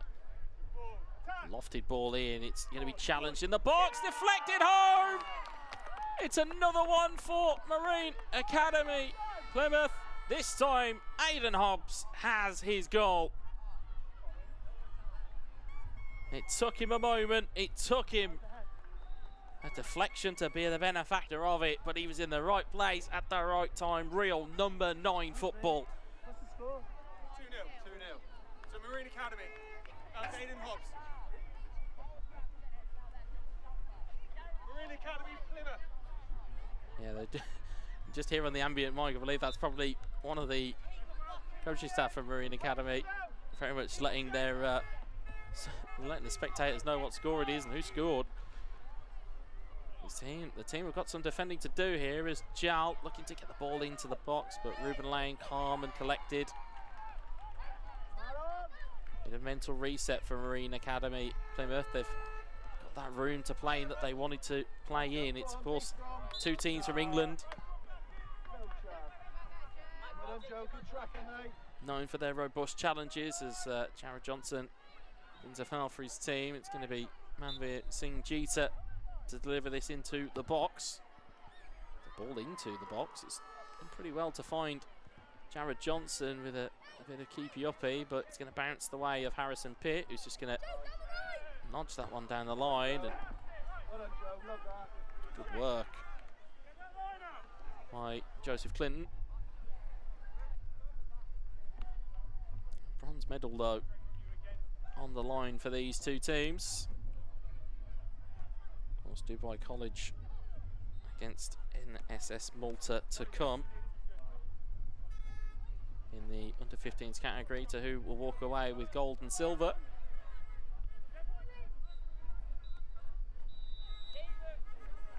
That's a good recovery there by Beth GS. Ball into the box. Got something on it, did the defence for Marine Academy Plymouth. And they've done well to get that one forward. Pitt with a beautiful ball over the top, but there's a flag for offside. Harrison Green looking to race away and get his team forward. He's just moved a fraction too early.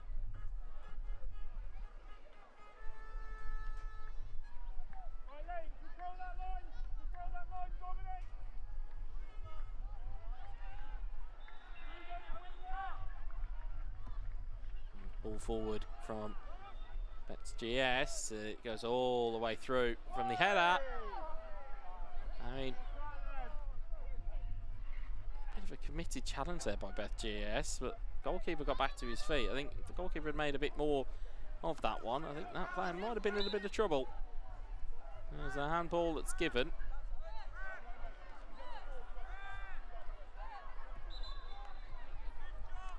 And the goalkeeper, let's have a look. I'll have to see here, but I think it's getting a little bit feisty on that pitch. The referee's going to have to make sure he maintains control. Here's a free kick for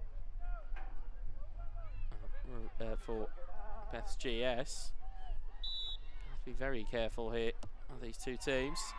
Beth's GS delivers the ball forward, arrives at the 18-yard box, it's cleared away, and now the counter-attack could be on. Pitt taken out on the counter.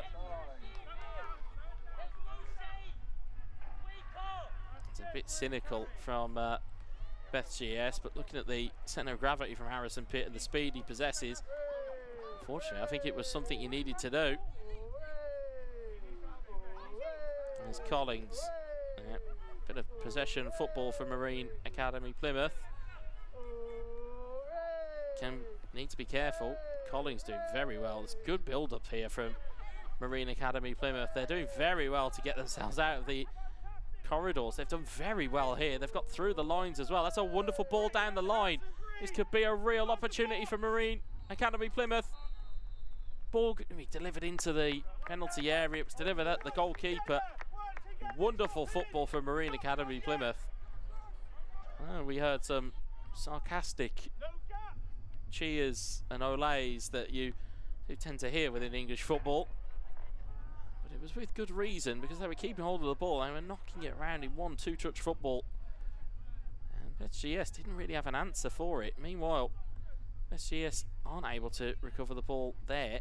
And they've got it back now, though. They might have an opportunity to throw it through the gap. Onside, striker goal, gone through the goalkeeper and into the back of the net. And it will count. 2-1. We always brave ourselves just in case there's a late flag or if there's a referee decision, but it's 2-1 in as quick of a flash. All of a sudden the Olays have suddenly been silenced. And now Marine Academy Plymouth know they're in a game. I believe that was Josh Book that took that one away. Very handily went and gone and collect the ball. And got his team back into the game with something to say. And there's a terrible pass away there. Could they be prophets of their own downfall? It's a big defensive block. And Ruben Lane has got his defence to thank there, because that was a mistake that could have been really costly. But his defence bailed him out massively. What a massive opportunity that was for Beth GS to get themselves back in, well and truly into the game. They have themselves a free kick from around about 25 yards out, but that was almost a gift. It was almost a gift. Ruben Lane passes the ball out, gets picked off, and it was only for, I believe it was the number 4 of Leighton Crawford, that stayed out of the net. Meanwhile, they have a free kick still to defend. Ruben Lane's going to now have to just reset himself and compose himself, because he's got some work to do here. Free kick from Beth's GS. It's hit the wall. It's deflected towards the 18-yard box and scuffed at goal. And Ruben Lane gets hands back on the football. Neat flick round the corner there from Harrison Green.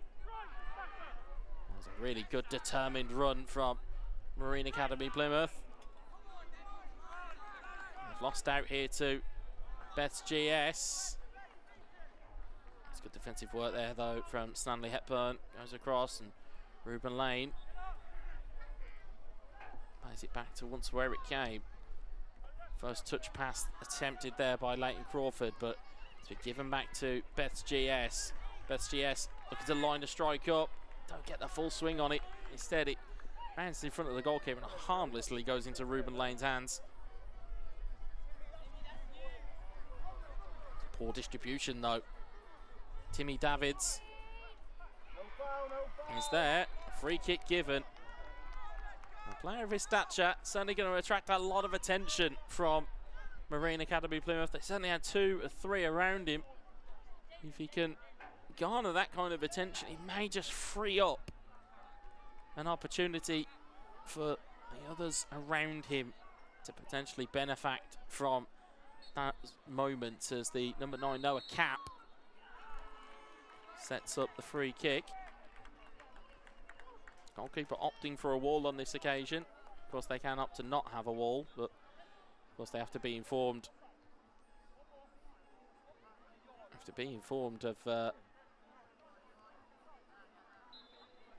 Of a striking opportunity. Cap chips the ball in towards the back post, looking for the header.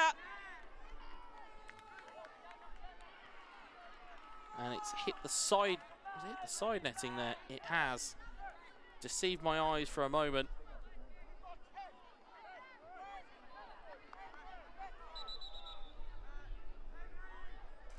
It's the header from Timmy Davids.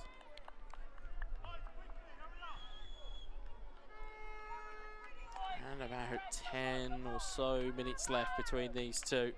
And that goal from WSG has certainly provided a little bit of thinking for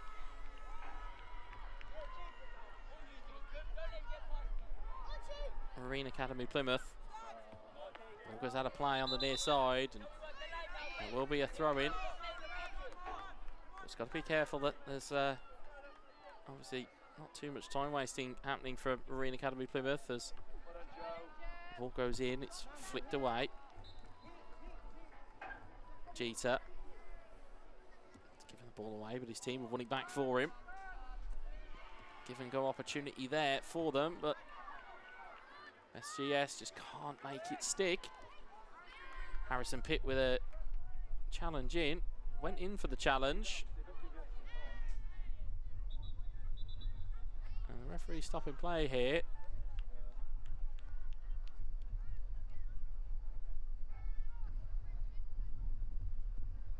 They've been caught in the exchange there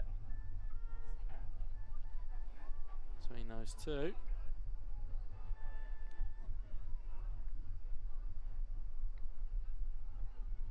As the old adage goes, it appears that Harrison Pitt is as tough as old boots. And straight back up. He felt it for a moment and went, nope, I need to carry on here. It's a throw in from WSG. Certainly see the strength of Timmy Davids. WSG still going, and appeals of going for a corner instead. The referee's pointed for a goal kick.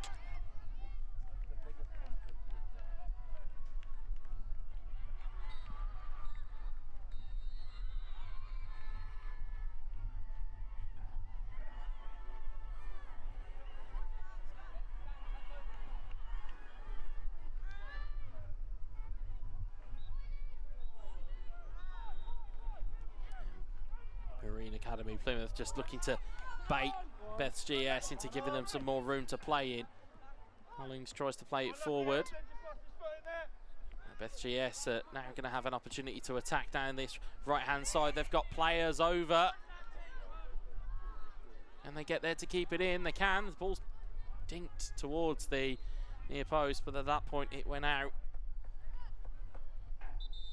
Jacob O'Shaughnessy barreling down on goal there, but just couldn't quite get the purchase on it to keep it in and turn it back towards his teammates.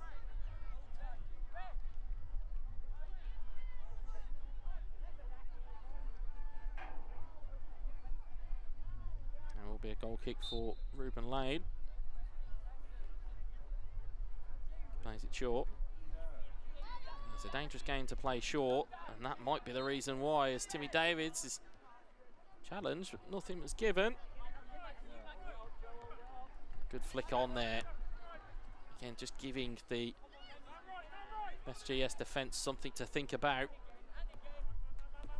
Picked off almost in front of the feet of Archie Collins.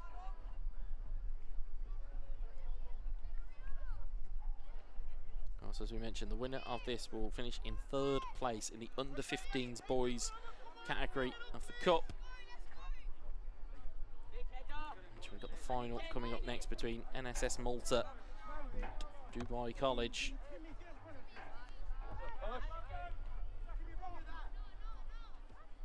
And David's trying to flick one through the gap, but Ruben Lane's out to that one. Stops it with his foot before picking it up. It's unconventional, but it helped, and it certainly was fine for him. Lane drills one forward, but eventually it falls to his team. Breen nudges one through. Looking for Pitt. Cleared away though by Cheetah. Pitt on the edge of the box here. A vital or an unlucky slip for Marine Academy Plymouth. Back to the goalkeeper it goes, but it's a bit short for Ruben Lane. He's got to come out and deal with it.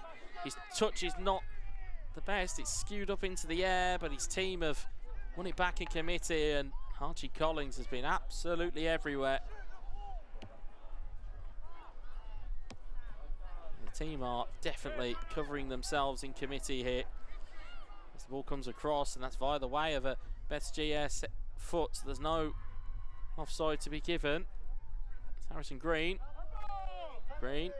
appeals of a handball and given by the referee with not long left between these two. Still Marine Academy Plymouth 2, WSG 1.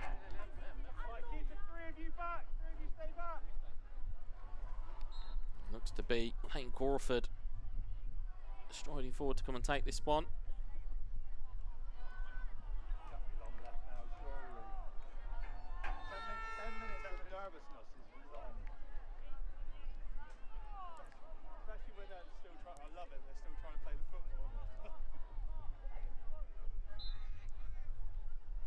Crawford with the delivery, into the box it goes. Keeper's not come and claimed it. There's an opportunity here. Can someone put it home?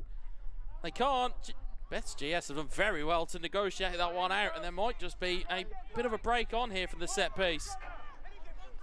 If they can find players over O'Shaughnessy. Has it back in field, but it's defensively dealt with by Marine Academy Plymouth, and Harrison Pitt with a lovely ball down the line, finds Joseph Clinton. Clinton into the box, gives the goalkeeper something to come and get, and the trainer comes out and claims it well. They're pushing the back there.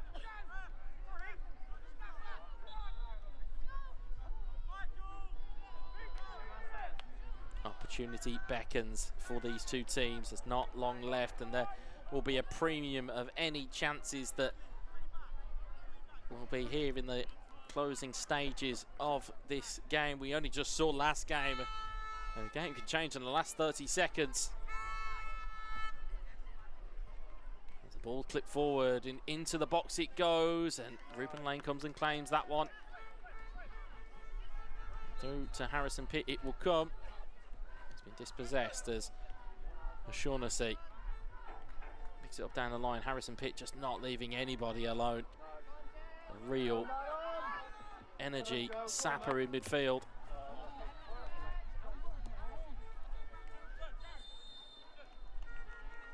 An opportunity here though for WSG. There's a bit of a dribble and still going forward. There's an opportunity now.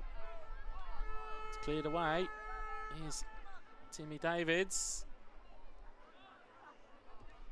Opportunity into the box, and it's skewed high into the air. Lane's not come and claimed it. There's an opportunity here for WSG. Can they poke it home?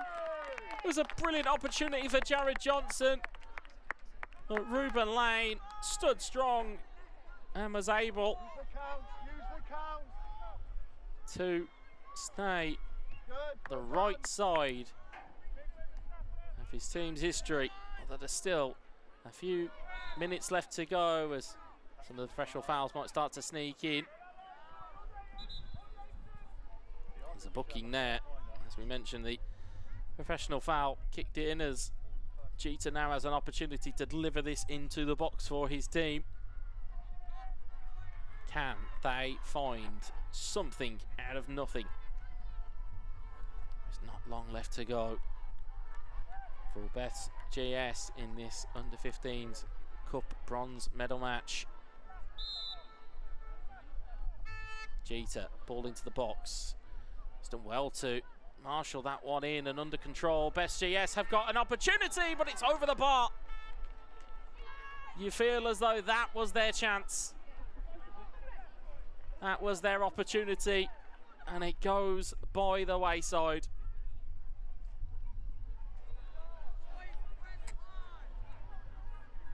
Ruben Lane will be in no hurry to take this goal kick. Absolutely no hurry. He will deliver this beautifully over the top, though. Really good take there from Joseph Clinton. He's done extremely well to keep that ball in.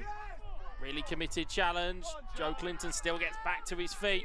Rides another challenge, but it's worth its weight in gold from Joseph Clinton. Or in this case, bronze.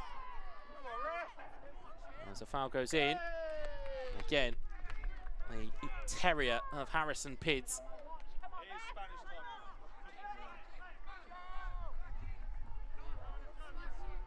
He's done incredibly well. Beth's GS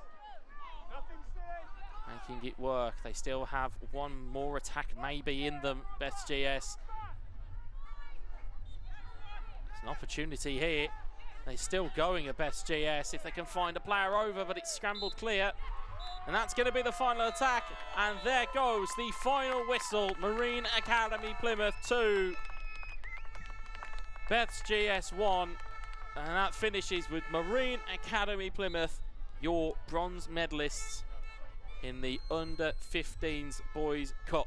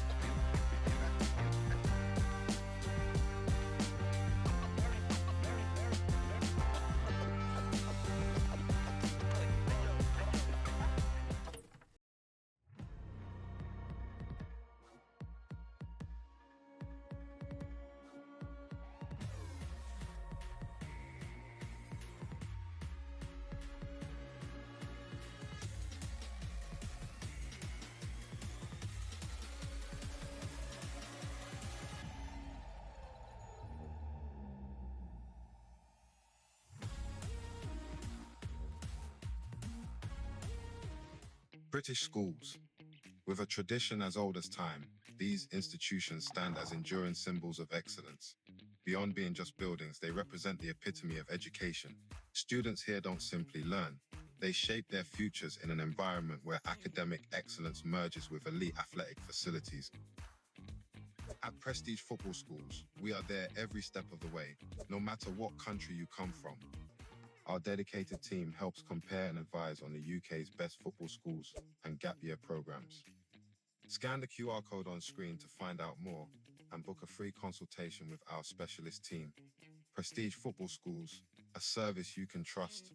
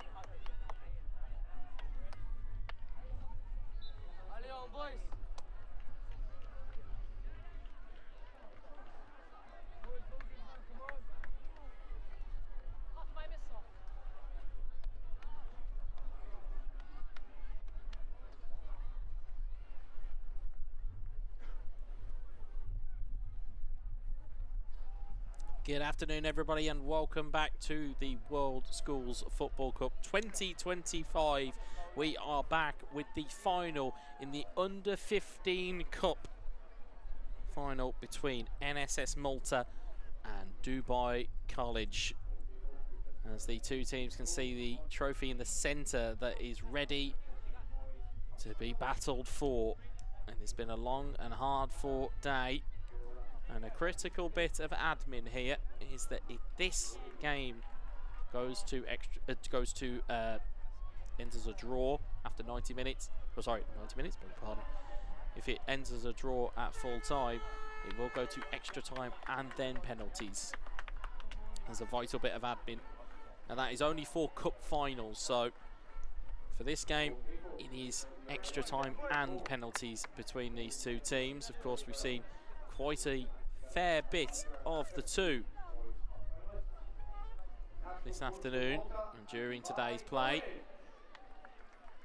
But it will be NSS Malta in the red, and it'll be Dubai College in the navy. Two teams that have been on fire this tournament. You can see they're all raring to go. Oh, beautiful trophy that is to have on offer for one of these two teams. Of course, Pitch C been powered by Finvasia throughout this tournament. You can check the World Schools Football Cup website for more details on all of the good work that they are doing. And it's customary to see handshakes from referees and players alike. These two teams will be very confident coming into this game. But this is where legends are made, as the saying goes. As the cup is reserved for only the winners of this final. Pre-match huddles are all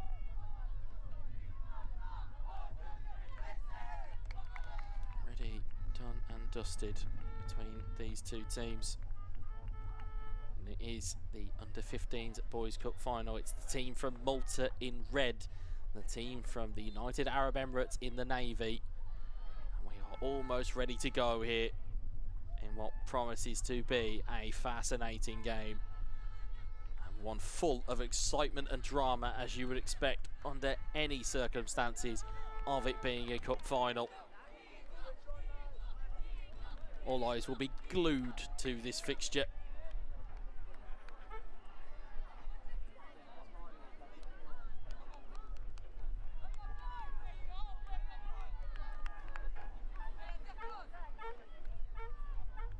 As you can hear, the horns are ready, everyone's ready, and we are off and underway. One game of football separates these two teams from glory and from misery. As Cassini plays it to Benchek Chow. Benchek Chow down the left-hand side here, but NSS Malta doing well to defend it in the early going. Hacked clear off of the boot of Zain Katoun. The penalty hero to see Dubai College through to this final. Knocked out Beth's GS, who we've just seen fall at the hands of Marine Academy Plymouth, but these two teams are now running for gold and for silver. There's an unearing hush that has fallen around this game, as you can almost feel the tension emanating from the sides of the field. They're certainly waiting for something to spring into life or give one side or the other something to cheer about. Headed clear by Cassini. Katoun. There's a ball through the line here. Onside they are. Malta got to be clinical here.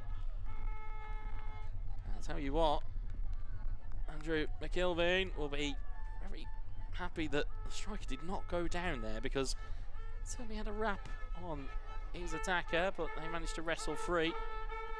Declan Zammit.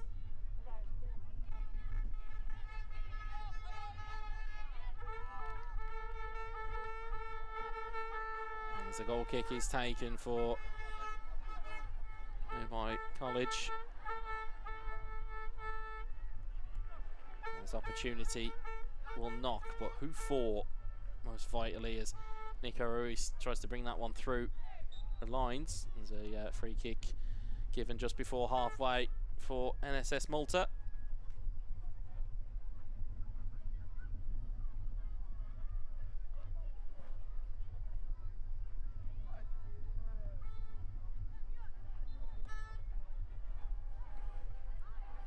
Free kick taken, but Nico Ruiz is there to disrupt. Does very well to wrestle free.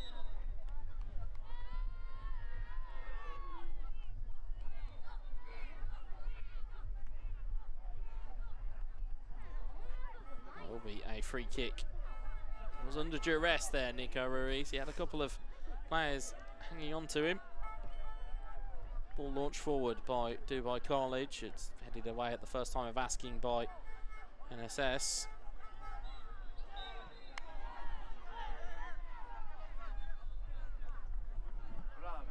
Free kick there for NSS Malta.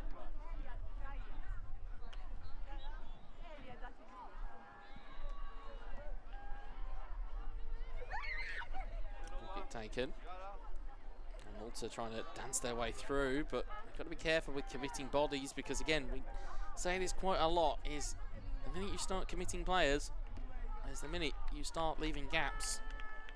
Unless you're going to distribute the ball after you've beat a man or two,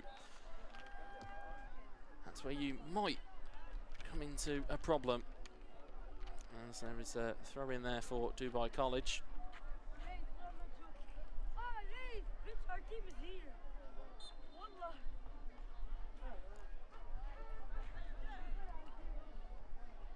Decent footwear there from Malta. The referee's blew up here. Not sure what he's blew up for.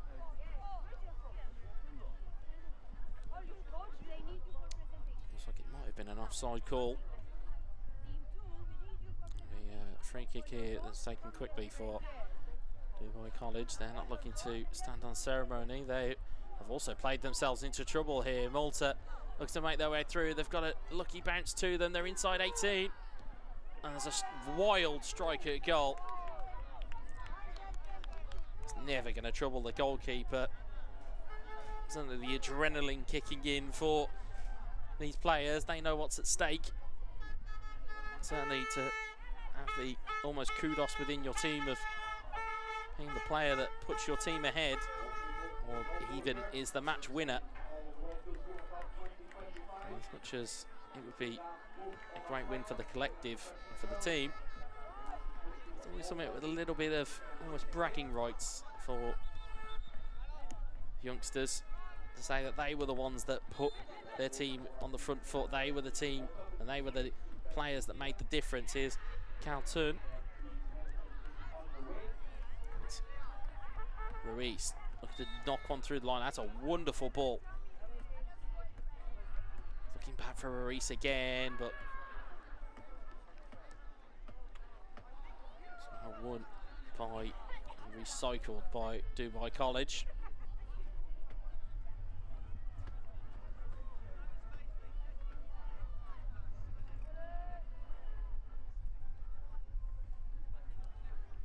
Across to McIlveen, who's given the ball away, and there's an opportunity here, maybe, but he's pushed his defender wide. It's good work by McIlveen. He's pushed his defender, or pushed by the defender, should I say, but nothing's given by the referee.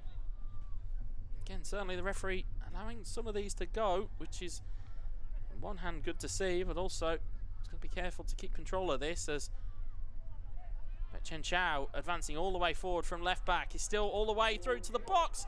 Squared it across the 6-yard box. No one there to pick it up. There's an opportunity here, though. Opportunity for Captoon from the edge of the box. Looking for a strike. It's blocked away by NSS. And away it goes into the safety of anywhere other than the NSS penalty box.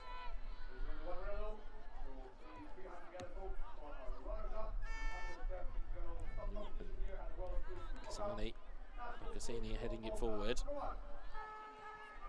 Ryan Hussein was trying to make something happen. Again, a couple of challenges here and there as now Dubai College, that's a wonderful ball over the top. Now can they find an opportunity in the box? They've dribbled in. They've got the pull back there if it's required. And Hussein just can't get there ahead of the arriving defender. It was good defensive play. I believe that's Matthias Abdillah. Be a corner for Dubai College.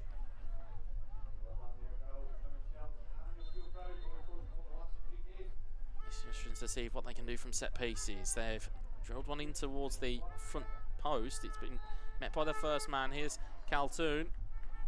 He's dispossessed. Neat turn, and again buys the contact. Done very well there of NSS Malta. Won themselves a free kick. Just gives them a little bit of the pressure valve to just undo and just take a little bit off in this under 15s boys cup final.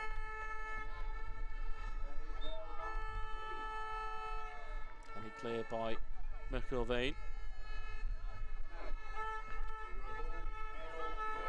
Catoon dives in. He was able to get the ball there, which is great to see, but NSS have got an opportunity here. The goalkeeper's had to come. It was a late run from the goalkeeper Ramchandani, but it was enough, which is enough for Dubai College here.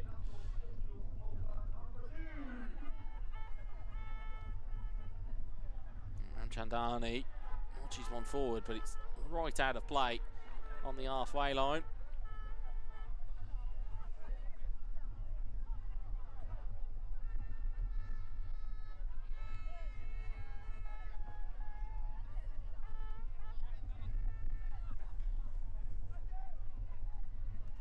who will strike first in this final? Will it be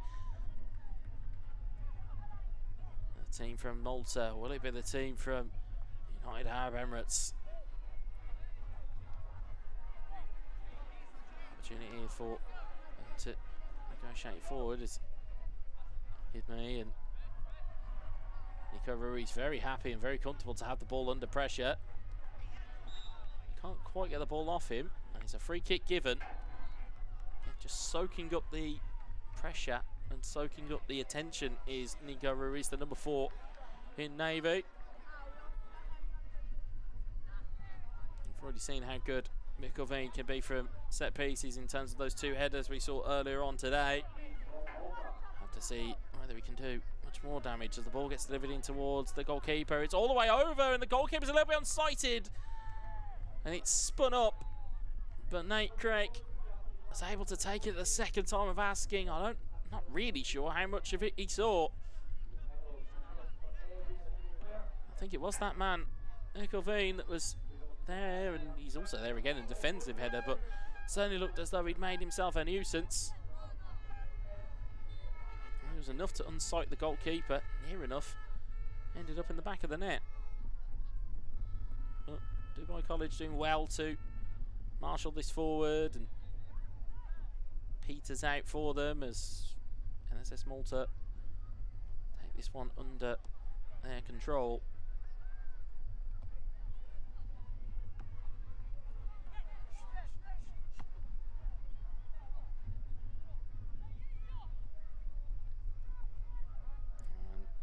Veen, it's played out. It goes for a corner.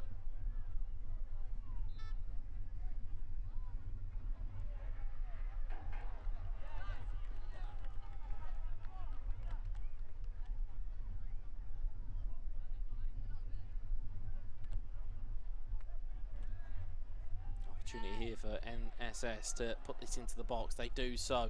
It's beating the goalkeeper, and it's over the top of him, and it's into the back of the net. Goalkeeper came claiming. Ramchandani was beaten. It was a header, and we'll wait to see who it was.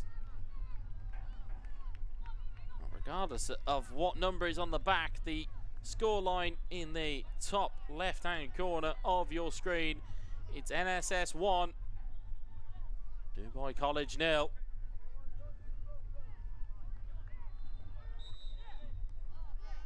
Really good header. Again, sometimes when the goalkeeper comes for it and you then second guess your header. Not on that occasion from NSS Malta. They have themselves a goal ahead. Dubai College will need to do some damage there. As Jake Vella Kalea wins the foul. Cleared forward in towards the box. It's cleared away via a header. It may have been Abdullah with the header. It will be a goal kick for Dubai College. They will have to come from behind if they want to win this cup final.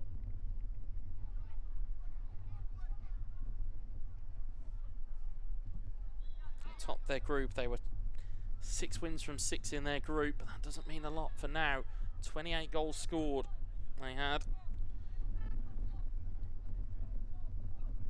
And as we were kind of alluding to a little bit during the opening games of today's live stream, is that certainly if they were lining up, it was going to be the 2 best teams in the groups that will meet each other in the final, and it certainly has played out as that. NSS Malta undefeated as well on their side. They were 6 wins out of 6. So someone's O has got to go in this cup final, and as it stands, it will be the O from Dubai College, and it will be NSS Malta. They'll be walking away with the cup and the gold medal.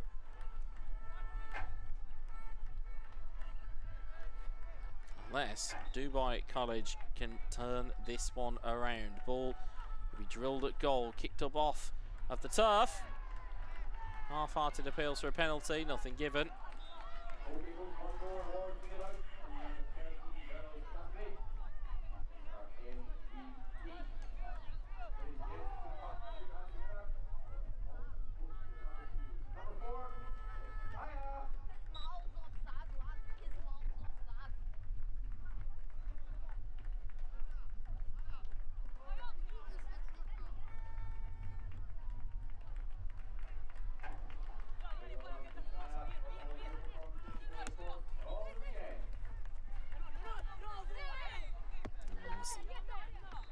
College are just looking for an inroad. They're looking to just put their foot on the ball and just try and calm things down.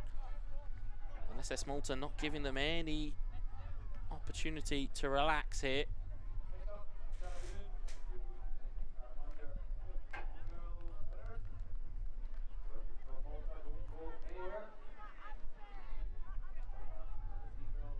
Opportunity here though on the left-hand side. They've dribbled into the box successfully. Really committed challenge from NSS Malta. It's cleared away. As far as Nico Ruiz from distance, though, it's back towards, I think that's Khaltoon. And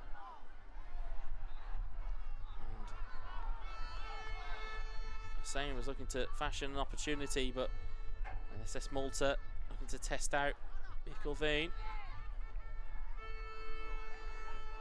Have the ball back and giving it away. Managed to get this through of Dubai College, but it's a throw in just before the halfway line. Halfway through, I believe. This, well, just over halfway through this cup final. The solitary goal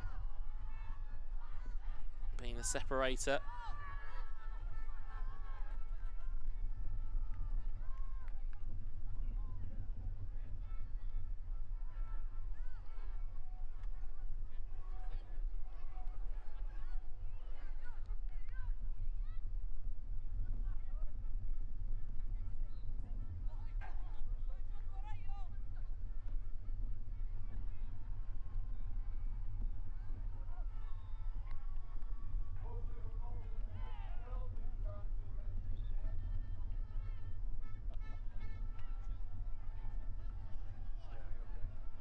Goes down the line here for Dubai College. They are running out of time.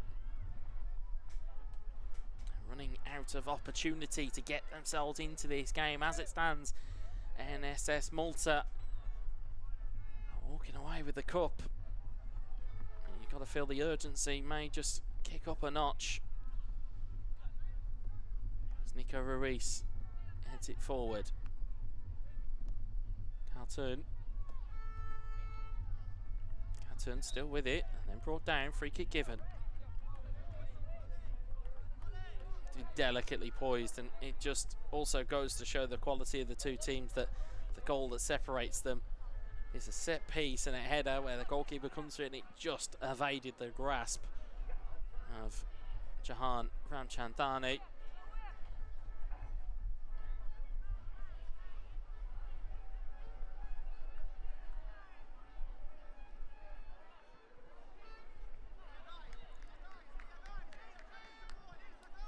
Me floated ball into the box. He intercepts the goalkeeper and he's had to tip it onto the bar. Greg had to improvise, and we said in these swirling conditions it's not necessarily the pace of the ball that will be your undoing, it's actually the flight of it. He did incredibly well. As NSS Malta looked to chip one through the line, and goalkeeper's going to come forward and take that one, but what a strike that was from Laith Hidme.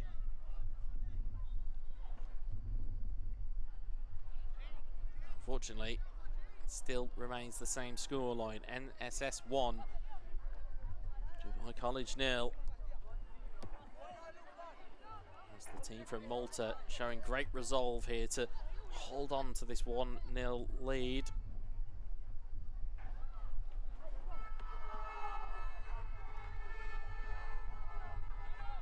There's an opportunity here though. As Hussein, great defensive work this time from Antia Ramau.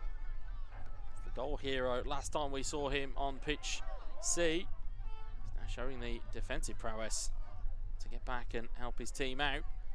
There's good interplay here though for Dubai College. Can they find a ball through the gap? Close quarters here for Dubai College. Really good defensive work from NSS Malta.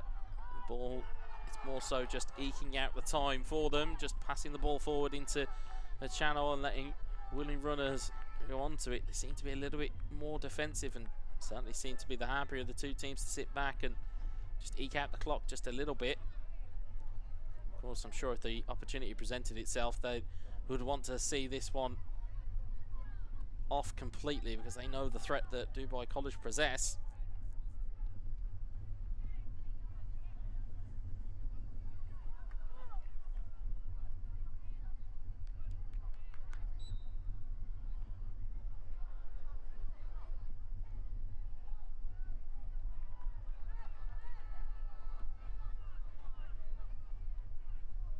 Gonna have to be something special, something quick from Dubai College, but they keep getting picked off in possession, which is going to allow NSS Malta to come forward. It will be an offside though.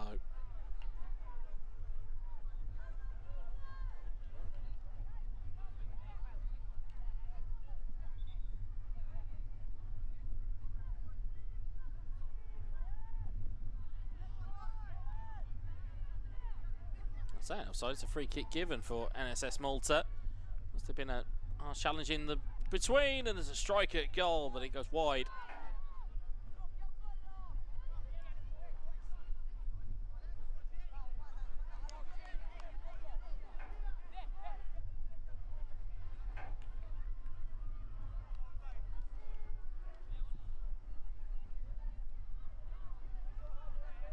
How long will Dubai College leave it before they try and start to really commit bodies forward? Because at the moment, they are going to whimper. Outside of that one chance from Midi, that was more of a free kick just out of hope rather than expectation. They've not had anything to really speak of. As NSS Malta themselves a throw. Since the goal, NSS Malta have been able to play defensively and have been able to just carry the ball and carry the play. As the ball makes its way onto the right hand side here. There's Galea with the ball into the box, but did that touch the goalkeeper before it went out? Referee says it did, and it will be a corner for NSS Malta, and you've got to feel they won't be in too much of a rush to take this one.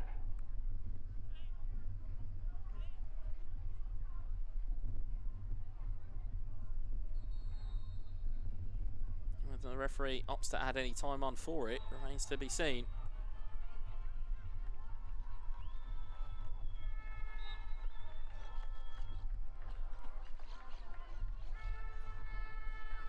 Flat ball across the box. It's been recovered to the edge, and there's a strike at goal. There's another opportunity, one from distance, and it got smothered by the goalkeeper at the second time of asking. There's certainly a follow through.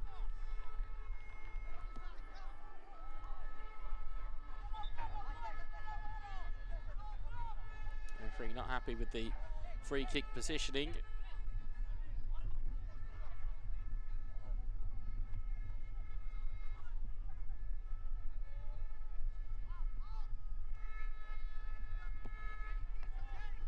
Drilled forward by College. Eric Zhang trying to make something happen for his team, but NSS Malta have now got a ball over the top, and I'm not sure that's an offside, but again, I'm not in the position that the linesman is. Certainly looked as though it was coming from an onside position, but we'll never know. NSS Malta just eking this one out.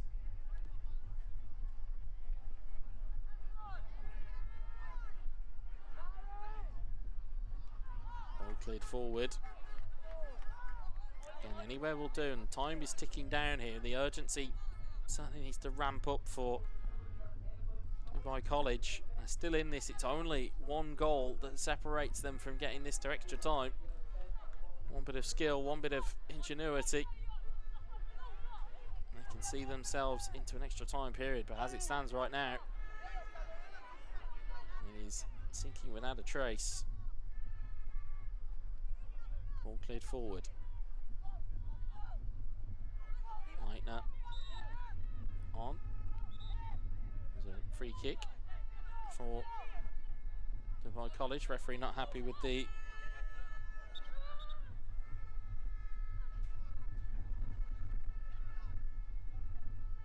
attention being received. Ball drilled forward by Dubai College, looking for Eric Zhang. Zhang going to be double teamed here. He's managed to get round one. And there is the final whistle. NSS Malta are your under-15s Boys Cup champions. It finishes here. NSS Malta 1, Dubai College 0.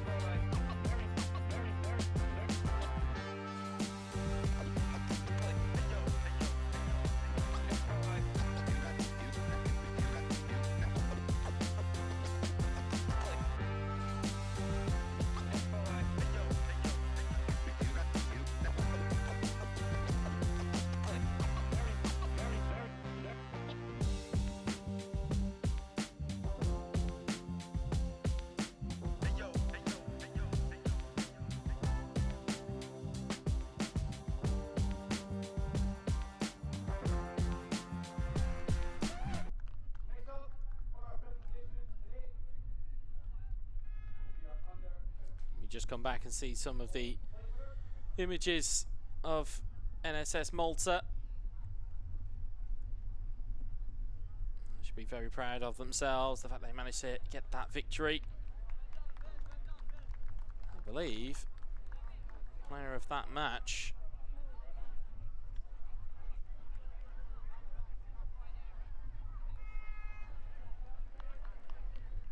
went to Benjamin Magro. Of course, the trophy will go to NSS Malta. I should be very happy with how they performed. They went unbeaten, and points none were dropped. Phenomenal performance from them. And coming up next, is our under-17s third place playoff between ACS Cobham and Academica School Warsaw.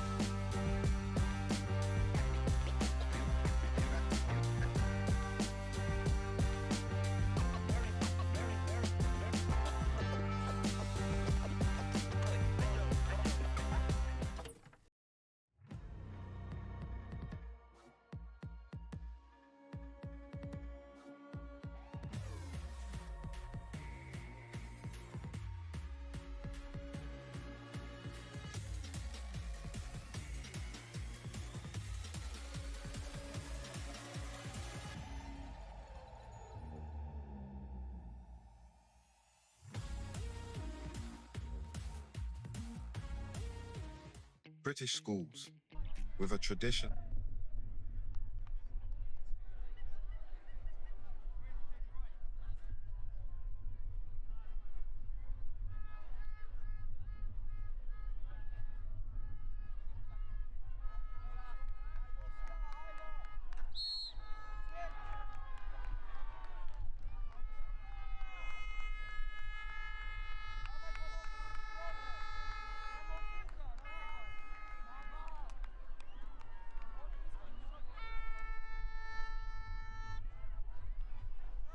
As the two teams switch sides, we are almost ready to go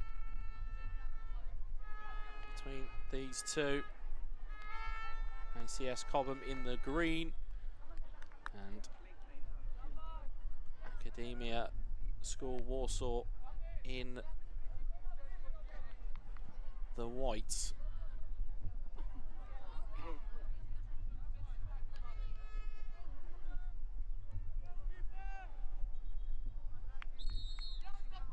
We are off and underway between these two teams.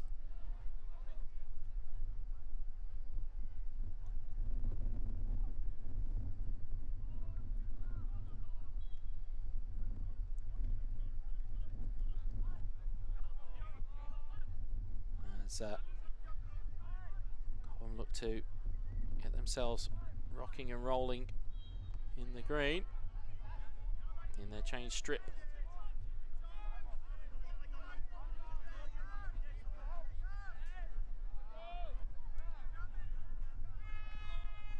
And this is as a reminder, the under-17s boys bronze medal match between these two. Cobham lost out on a nail-biting penalty shootout. And Academia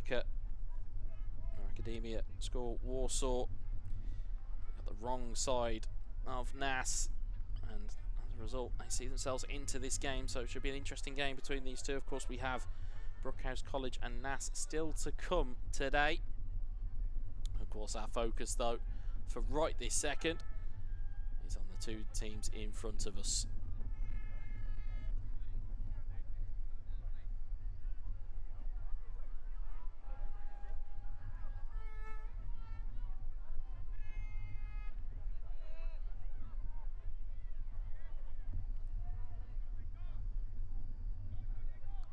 Cobham do some good work down the right hand side. There's an opportunity to get this ball across. It's pulled back to the edge of the box, strike from goal, and it just goes over the bar.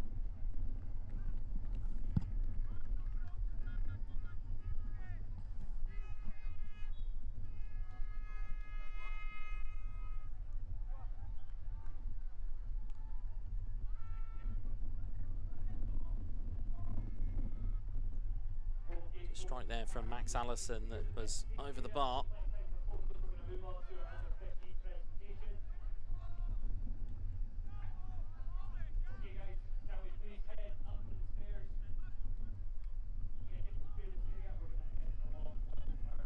It's just who's going to be able to control the ball.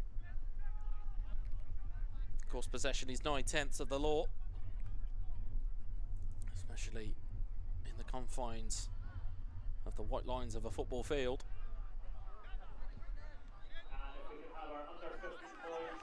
There's an opportunity now for Matt Walsh to showcase some of his talents. Now his team to just recycle the ball. Come now with a really good opportunity. Strike on goal. Good save from the goalkeeper.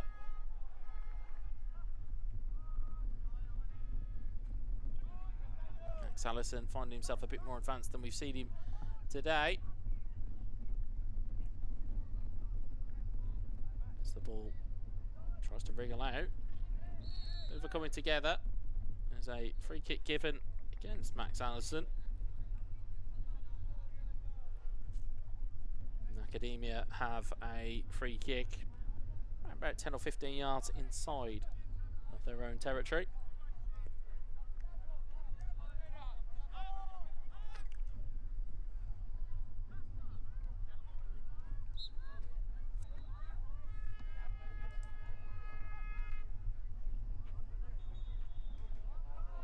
The ball goes all the way through.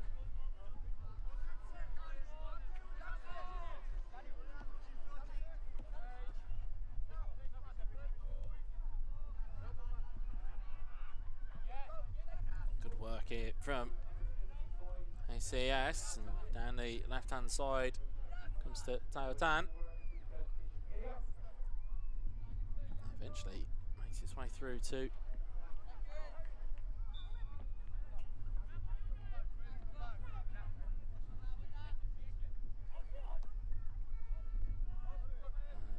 ball goes through, goes all the way back. Now have an opportunity to bring this one forward. It's going to be chased in by Academia.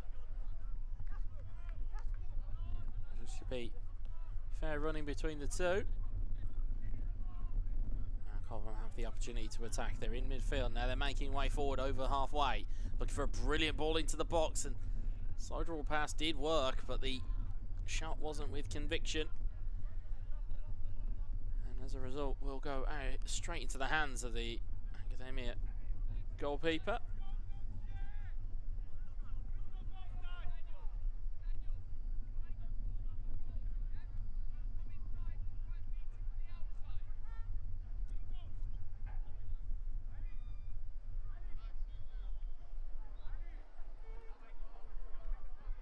Throw in, cleared it into Cobham's midfield, but it's won back very well there for Academia, but they run out of running room. Thomas Namisol very much hitting the fence to realise he's run out of room. Beautiful ball forward from Cobham now.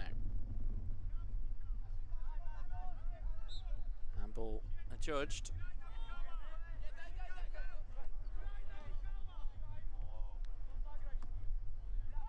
Ball chip forward. Academia player hit the floor. Play goes on.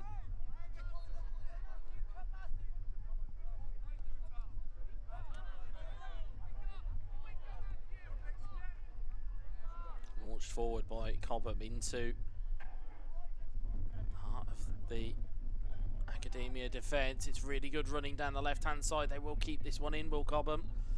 But they're not able to benefact from it, or at least not momentarily. They managed to ride the ricochet and they managed to win themselves a throw. Looked as though the opportunity had gone. I think the referee's called it back for a free kick, which, as you can understand and hear from the howling wind that you can hear through the ambient mics, is unfortunately not allowing us really to pick up the whistles all that well, but thankfully the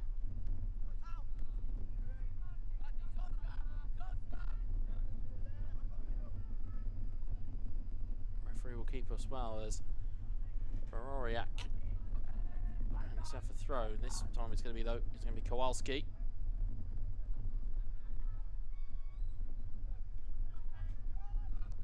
Great one touch play there from Cobham, but the first touch lets down their midfield, but they've got it back under control.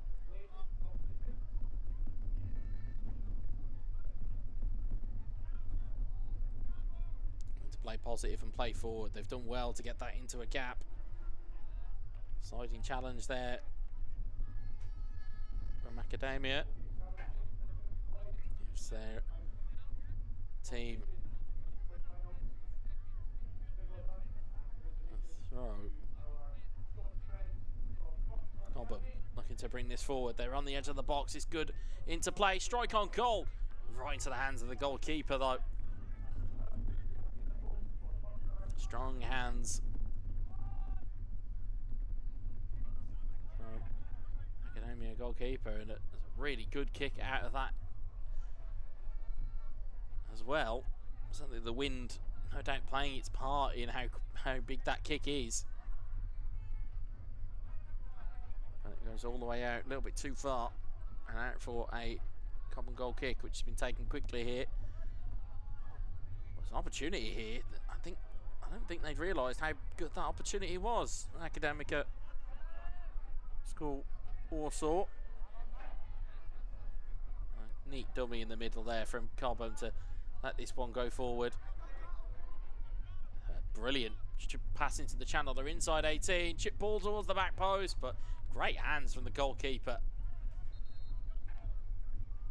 Academia, the goalkeeper certainly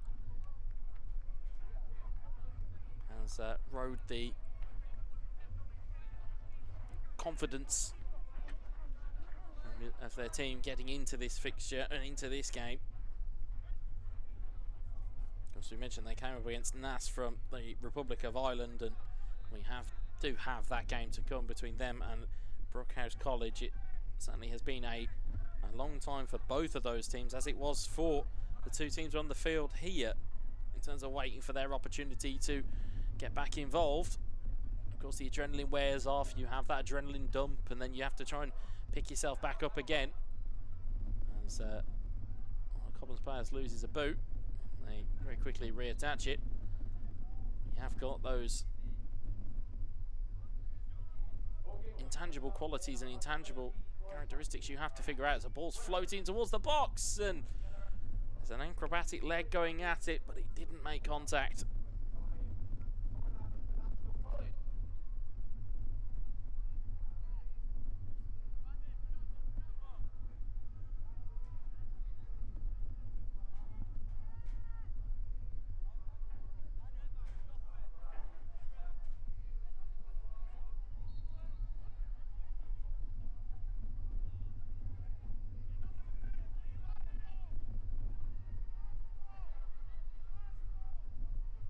Ball forward from Academia.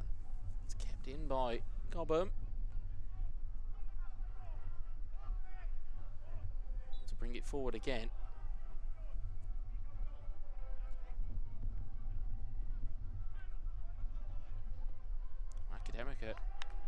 Academia go for a shot from distance. It's, again, well worth the opportunity, especially in swirling conditions.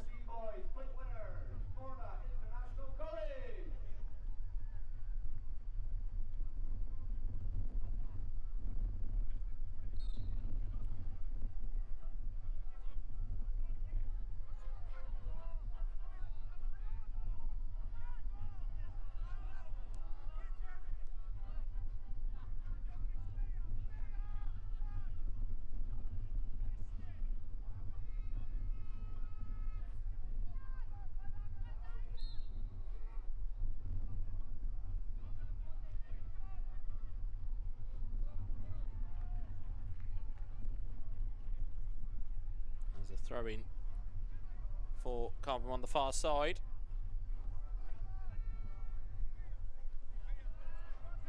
One back by Academia.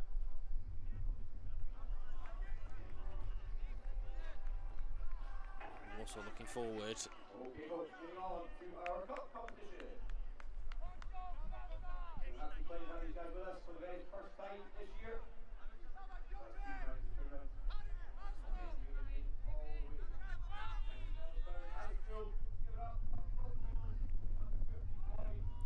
back at the edge of the box here. Borariak took an opportunity. Couldn't quite make the shot stick on goal.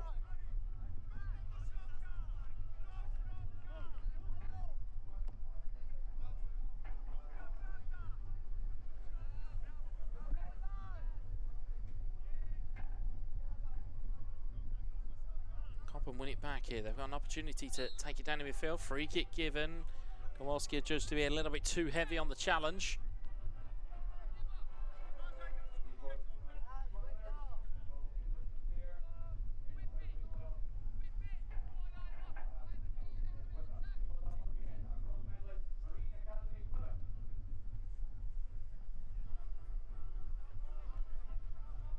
Free kick ran about 35 yards from goal here, just to the left of the goal.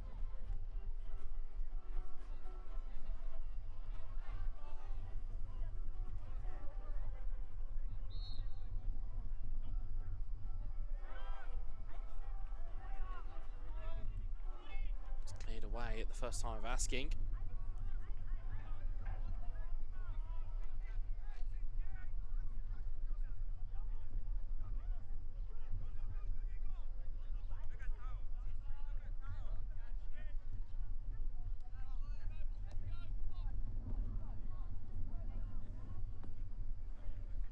There's a strike on goal from Hum.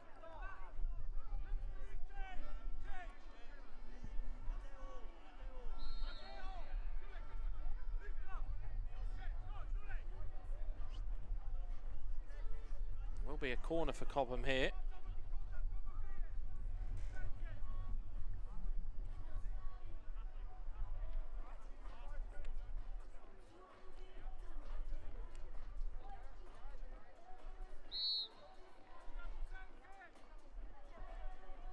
Ball into the penalty box. He's gone all the way over the back here. Cobham will still have an opportunity, but the pass is a little bit lacking.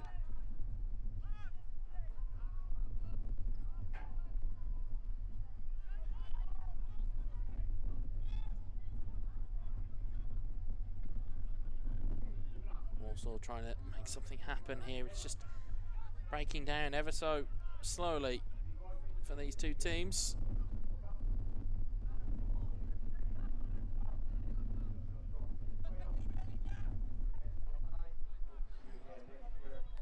A run from Kowalski. It's out of play.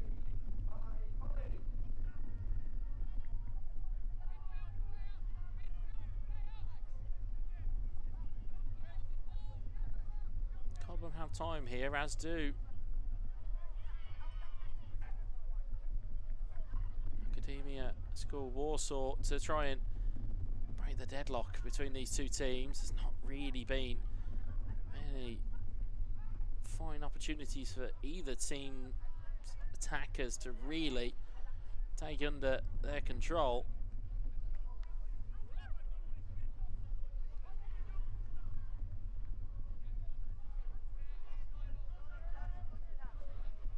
Just looking for a moment of magic from one of these two teams to just liven up this game. It's just a bit of a midfield battle between the two. Good defensive block there by Cobham. Something needed to be made because Martinuska had opportunity to make a free run. Meanwhile, Cobham have now slipped the ball in. There's an opportunity here. Goalkeeper's committed. Really good save from the goalkeeper. That is a wonderful save. Committed, and it's exactly what you need.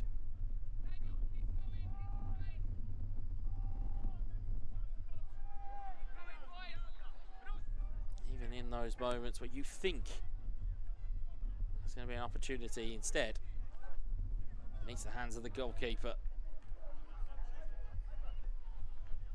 I believe it's Daniel Ladney that's in goal for Academia School Warsaw.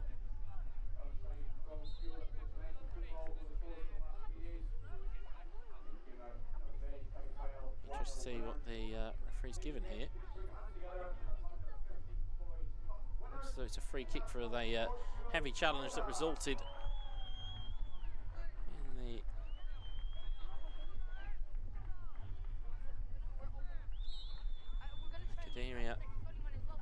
Schools Warsaw. But Epps is in the field. They now have a free kick from distance. They're going to float that one into the box. Ricocheted. Cobham. Now they have an opportunity to break here, but the pass is not fantastic. And Academia will keep that one in. Looking to play through the gaps, but the give and go is not successful. Now Cobham will have to lead this one forward. Into the channel it will go. There's no real support with Cobham at the moment, but that's a really good touch that's took it round the back and looks to nudge that one into the box, but it's cleared away. It will be kept in by Cobham, you feel. No, instead they'll take the throw in instead.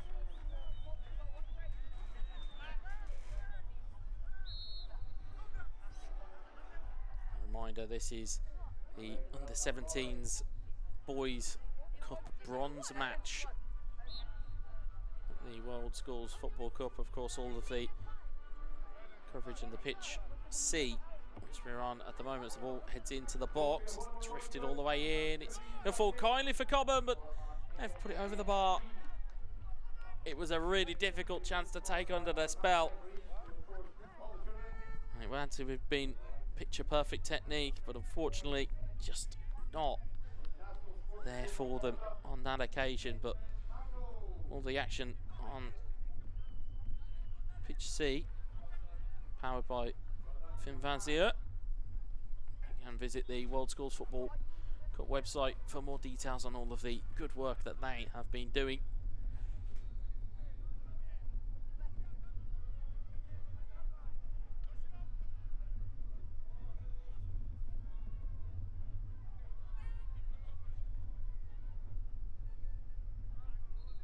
Will be a throw-in for Cobham here. 10 yards inside of their own half, and we haven't really seen a moment of quality yet from these two. Deadlock is, of course, still apparent in this match at the moment.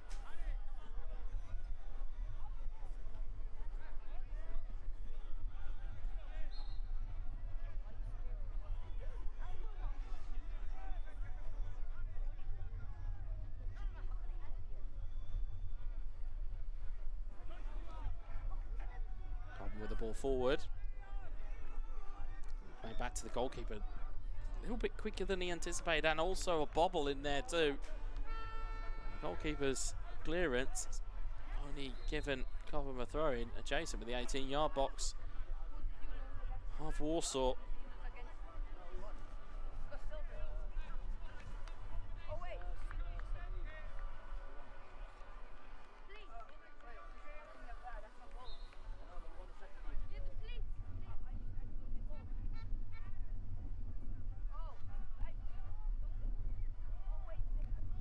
To the box, good into play. Ball is cleared.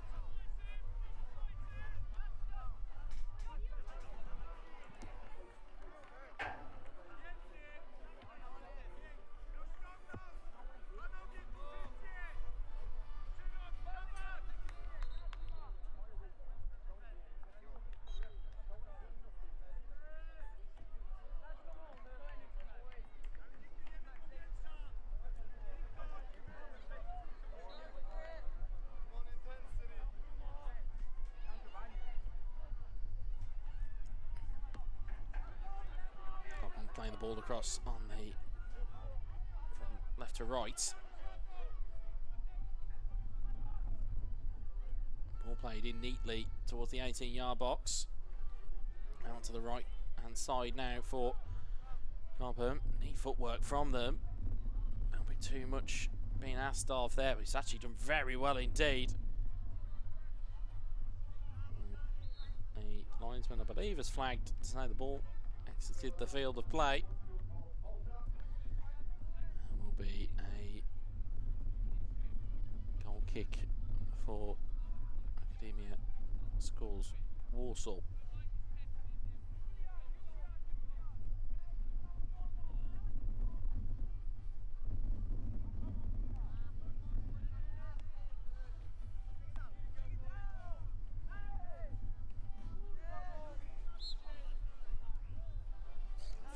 moving their foot to Warsaw.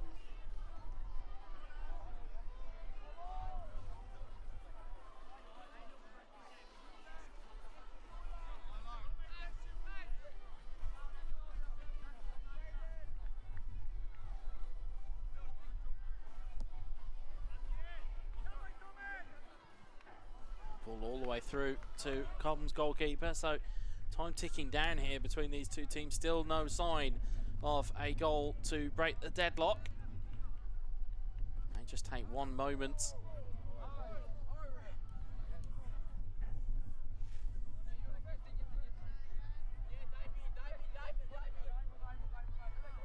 Certainly saw it earlier on today. It was a 0-0 stalemate right up until the final kick of the ball between Obermeyer and Morna International College 2. Last 30 seconds completely changed the game. It's a free kick given here to Warsaw.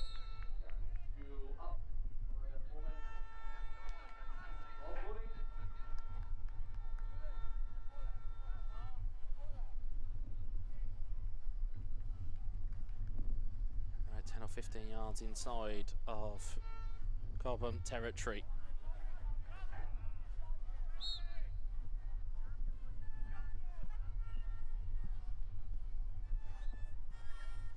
Into the box and just about ricochets to ACS Cobham. Ball won back by Academia. You get the feeling at this point it might be an error that really provides the avenue in for one of these two teams, but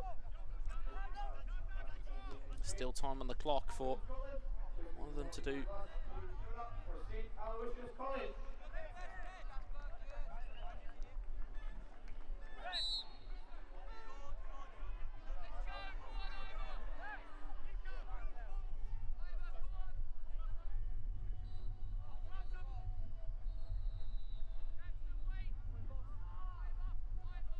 Free kick for Cobham.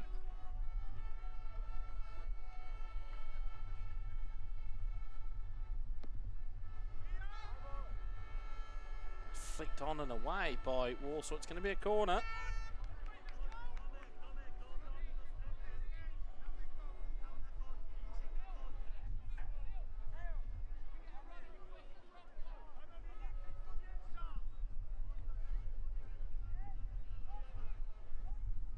Corner for Cobham.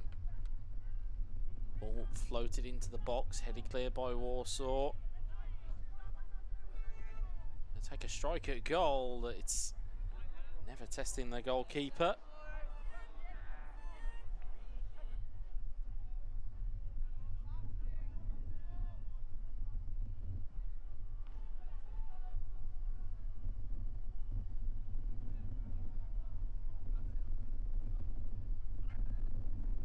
Goal kick forward from Warsaw.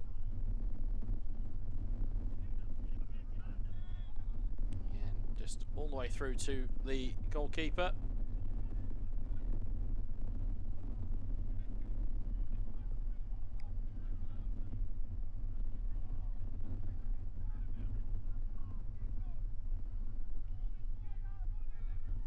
Also doing some good defensive work there, but they're giving away another corner.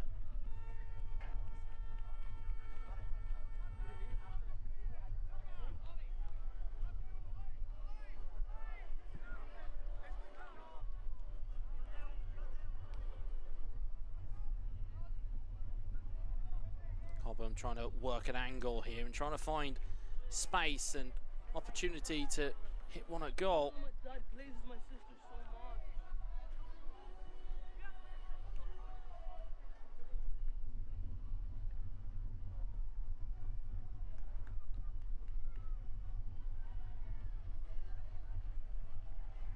Ball from Cobham into the box, headed in towards goal, and there's a vital opportunity that just falls by the wayside again. Scrambled clear by the goalkeeper.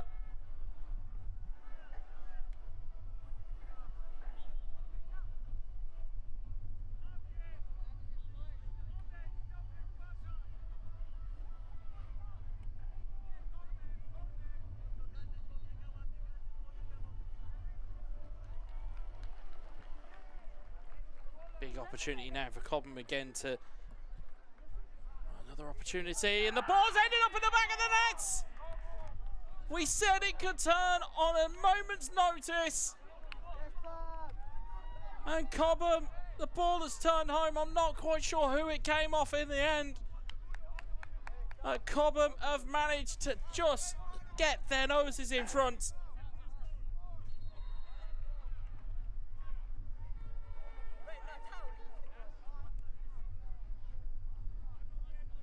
What a moment to score with around about 90 seconds left to go.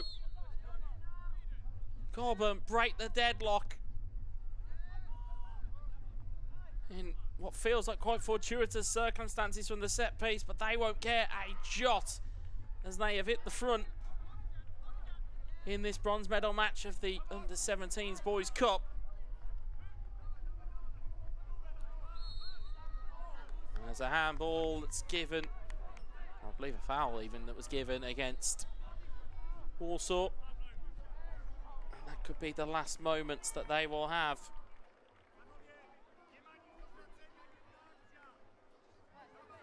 To take this game back under control, because the time is ticking away.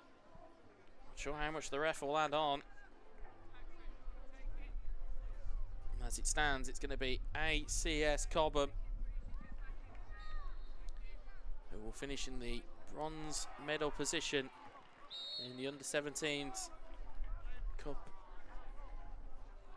Boys, the bronze match. No, they haven't got to do a fat lot more. Ball gets launched towards the box, and Academia maybe have one more throw of the dice here, but they need the ball to be able to do so. The referee takes a cursory look at his watch, whistles to the lips, and there is the final whistle in the bronze medal match of the Under-17s Boys Cup. ACS Cobham 1. Academia score Warsaw 0 is your final score. We'll be back after this with the final of the Under-17s Cup. Oldest time, these institutions stand as enduring symbols of excellence.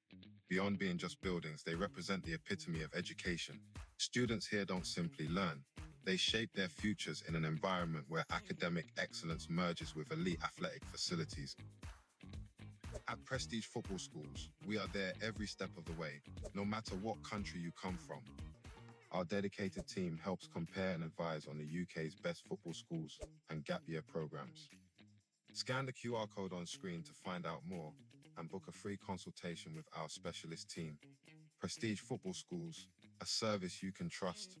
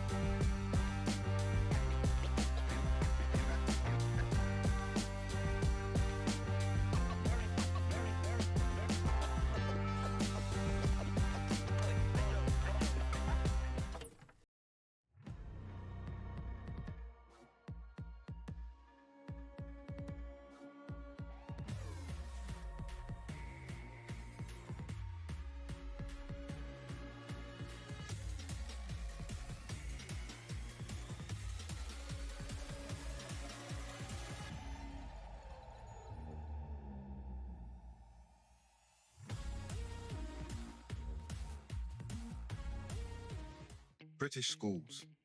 With a tradition as old as time, these institutions stand as enduring symbols of excellence. Beyond being just buildings, they represent the epitome of education. Students here don't simply learn, they shape their futures in an environment where academic excellence merges with elite athletic facilities. At Prestige Football Schools, we are there every step of the way, no matter what country you come from. Our dedicated team helps compare and advise on the UK's best football schools and gap year programs. Scan the QR code on screen to find out more and book a free consultation with our specialist team. Prestige Football Schools, a service you can trust.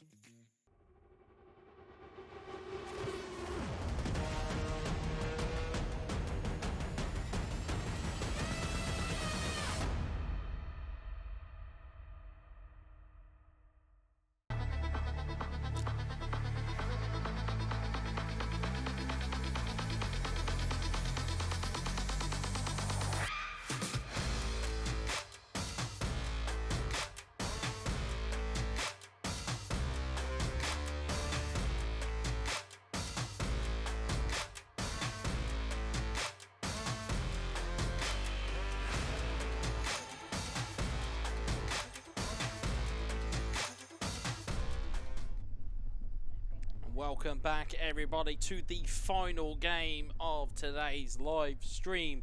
It is the Under-17s Boys Cup final between Brookhouse College and NAS CBS.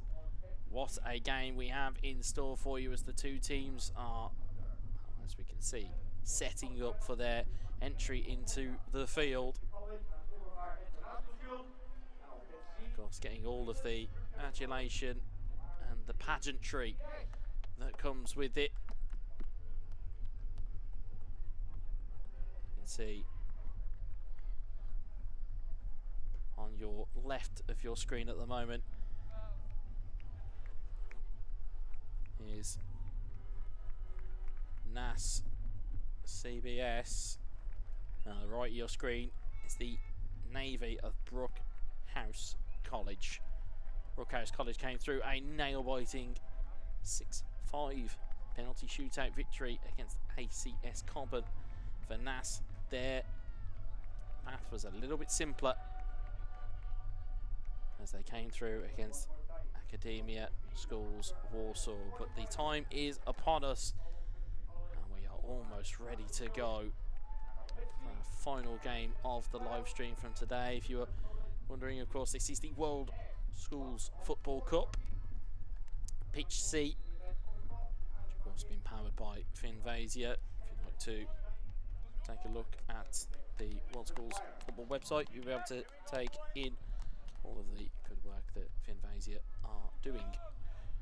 For us, though, our focus is here and the now between these two teams. What a moment this is going to be. It's been a while since the two teams have been on the field. You're talking a good few games ago for both of these teams. Obviously, we've had all of the under-15s through. You're talking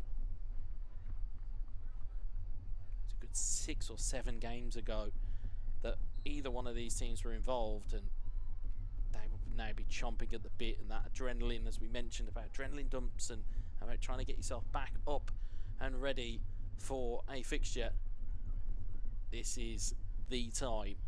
It's England versus the Republic of Ireland in terms of where these colleges herald from. But the real answer to this is it's Brookhouse College versus NAS CBS. NAS CBS will be from left to right on your screen. Brookhouse College will be from right to left, and one of them, as you can just see in the middle of your screen on the plinth nearest to us, is that wonderful trophy that they are competing for.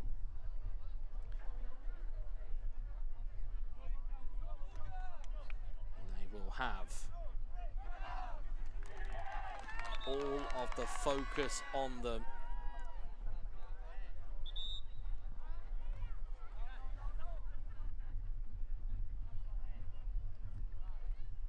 As we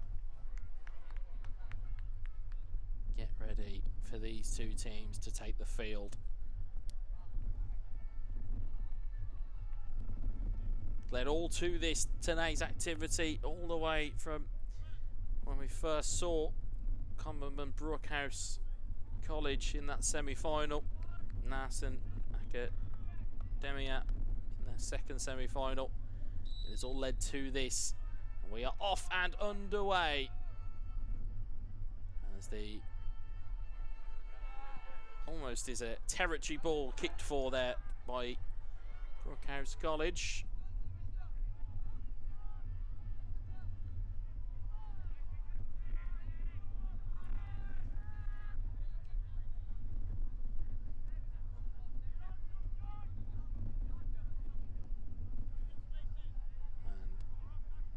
College taking their moment to find their way into this game early on.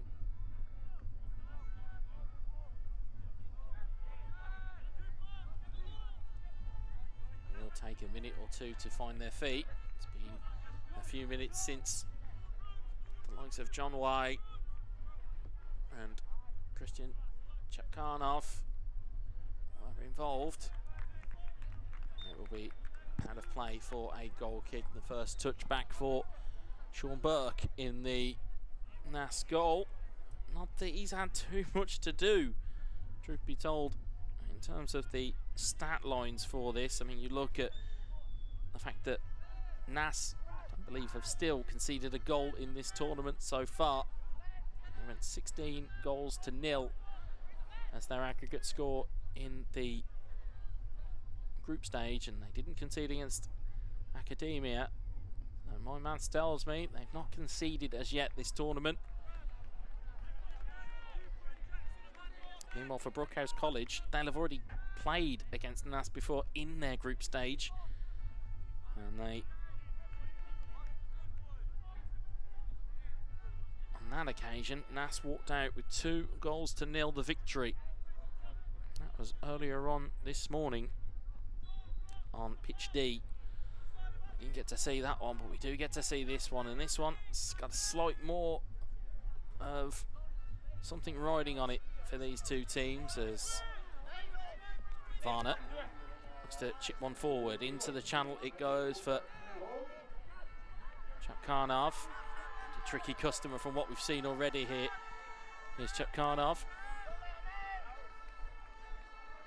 Done very well in the corner. He's got the ball into the box, but it's onto the roof of the goal of Sean Burke. It will be a goal kick.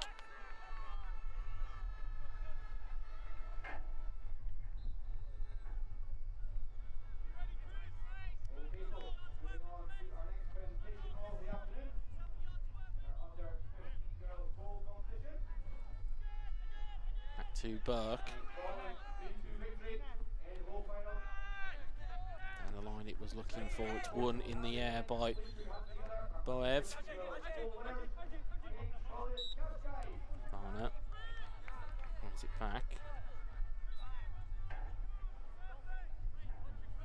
It's judged to be a free kick, I believe. That's been brought back for the attention he received, and Boev plays it short to Yopsaliev.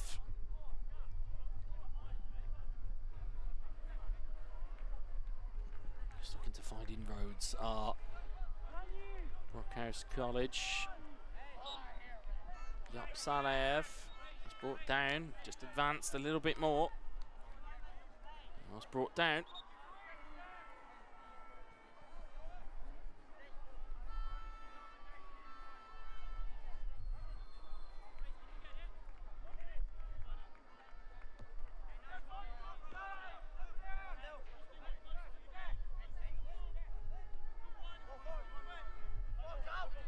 Overlapping run from Boev, but Varner tries to put a ball into the box. It's waiting to come down. It's been recovered by Jackson Hall. Okay, next up goal. It's out of play here. And it's going to be a throw in for Naas deep in their own territory.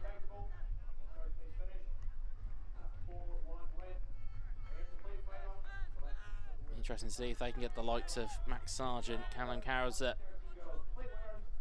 Matthew Galvin onto the ball. And speaking of the devil, there is Callum Cowser looking to try and find a ball through, but it's been picked off as Galapsayev plays it to Varna. Varna, fleet of foot. His pass is overhit.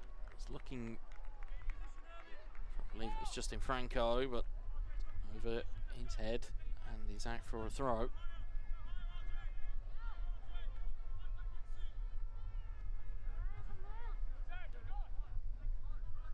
Riding high for the confidence of their penalty shootout victory. They're going to have to be switched on though in normal time, as Boev was just adjudged to be stronger. He's got to do something with it here though. He's very confident, and brilliant play from Brookhouse College to get it out of their neck of the woods, but Varna's very much in and amongst it as well. And he's won a throw for his team.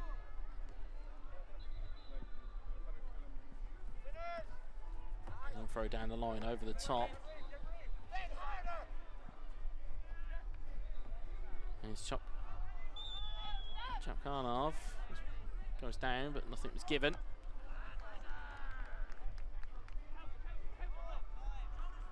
Callum Cowser trying to get it under control. You can just see it's just counter-attack on counter-attack for both of these teams at the moment, as Varna and Cole are trying to make things happen.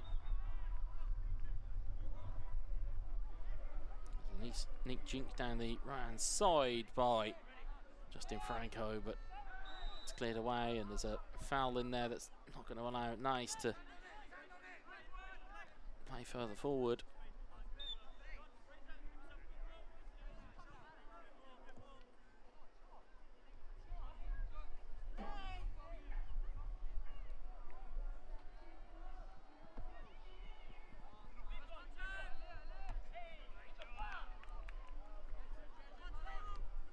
Nice trying to get it down now.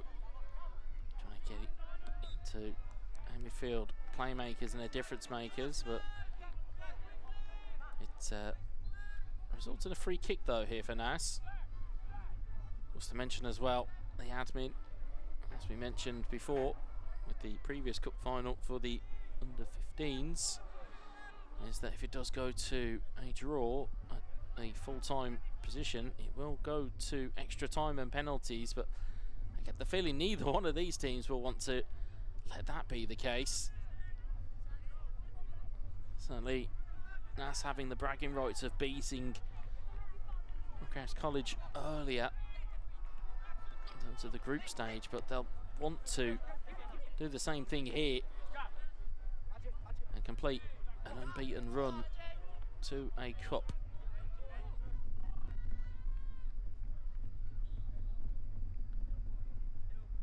Boev is going to be throwing this one in.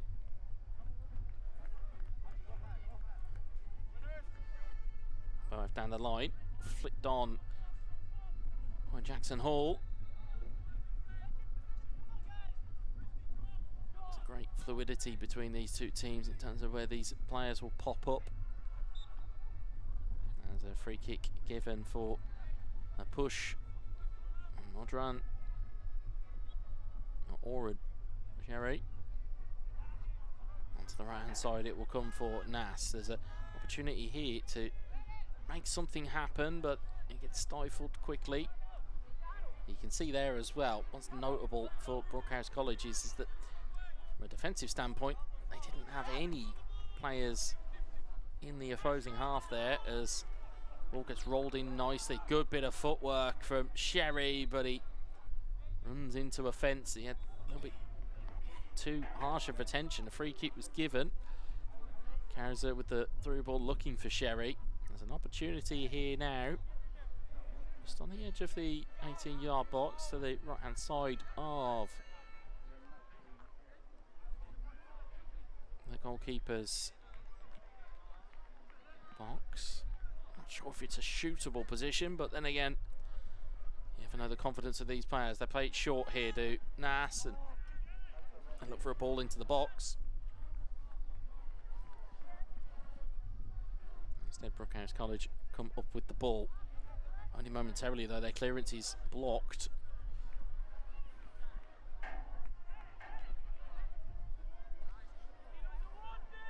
Back to Ashkenazi.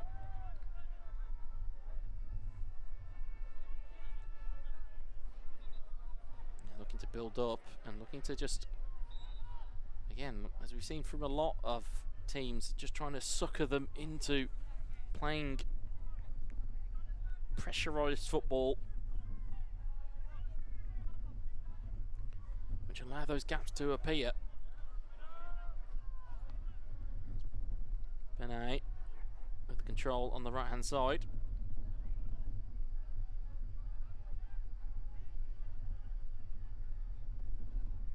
And almost caught in possession there, and Brookhouse College, you've got to be careful. Goalkeeper not happy with the attention from Josh Brogan. But Nas have got themselves a corner here thanks to that hustle and bustle.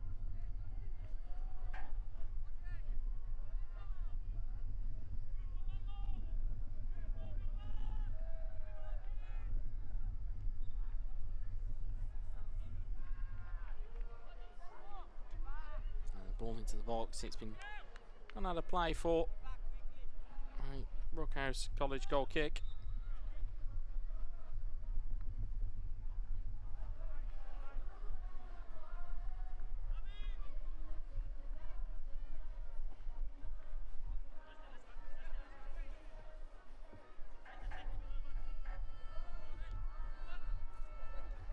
Down the line it will go for Brookhouse College.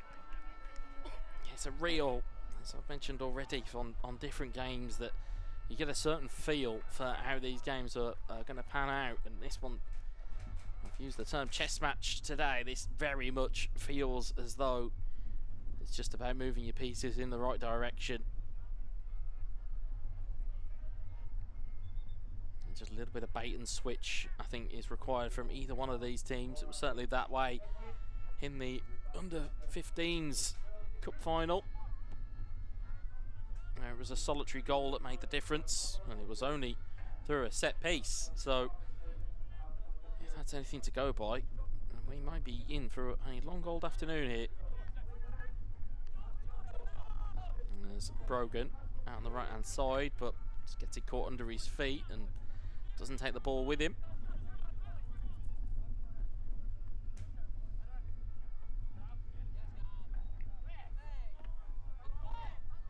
Charged down by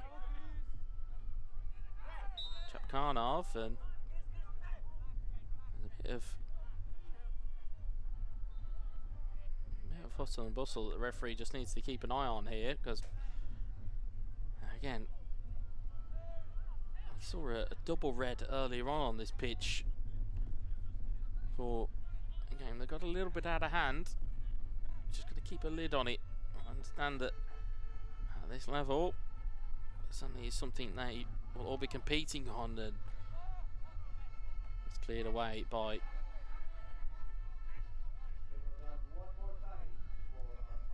Saliev. Got to keep the emotions in check here. I'm sure these players will play on the limit. That's when it goes over it becomes a problem. Good win back here for Brookhouse College, but it's back to Byrne.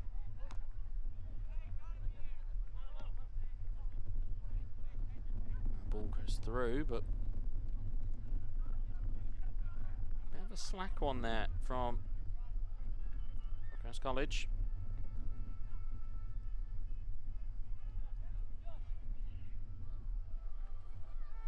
Nice, have a throw, and they're looking to work the angle down the right hand side, and they'll turn back and then look for support, but it gets blocked off, and scissor kick, pump kick, done great control there by Chapkanov, and he's done very well to evade Bella. The ball goes through to Sean Burke and his feet.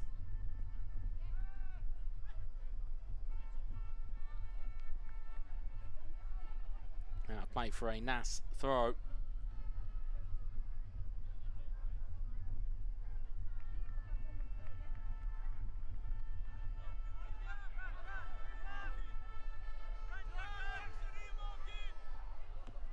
And the right hand side it will go for Nass, but it's intercepted by Boev.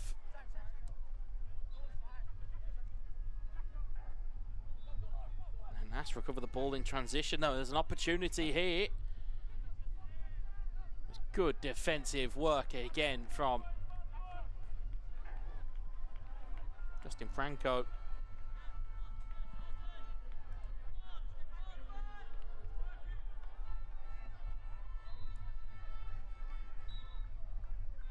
The ball will result and roll out for a Nass corner. Can the team from the Republic of Ireland find a set piece goal among them? It'll very much be anti-curse of the commentator. We certainly saw it in the first final we saw today. There's a ball into the box, crowding. Ball is cancelled the second time, and it's into the back of the net.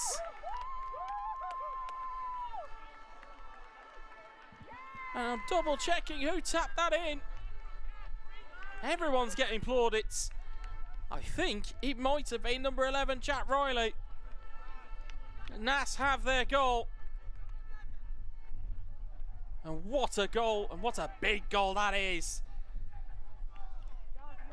As soon as we talk about set pieces and finding that right delivery and finding a slice of luck, it was a bundled catch by the goalkeeper, which resulted in Nass having the opportunity to tap that one home.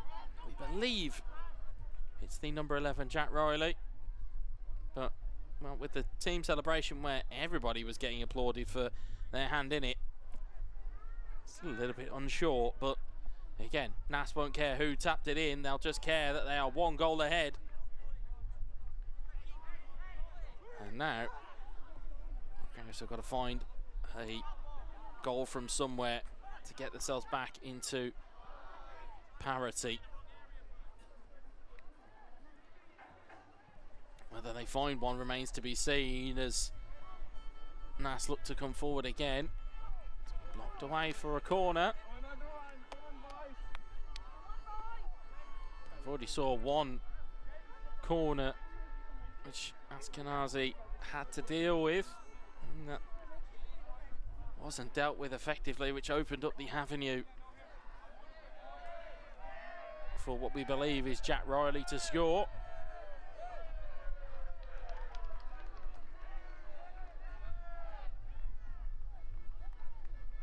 Corner to be delivered.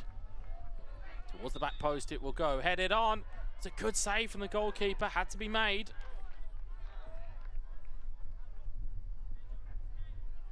Really good opportunity there for Nass to make a second, all from set piece. Brookhouse College, they shield it, they wait for the foul, and they get the one that's been committed.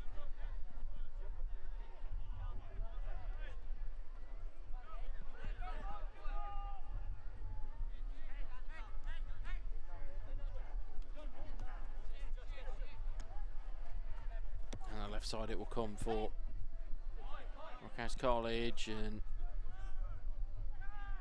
we'll get it back from the defensive block from Nass.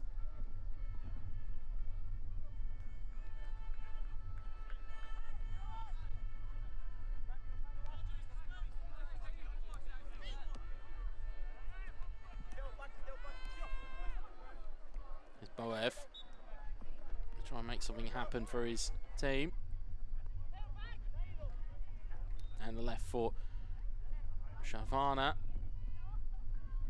Varna doing well, but he's in a cul-de-sac. He couldn't get himself out of it, and Nass have managed to get the ball back and just skip almost effortlessly past their defender. Really good technique there from Sherry. Sherry bearing down on goal. Sherry with the strike. Good save from Ashkenazi.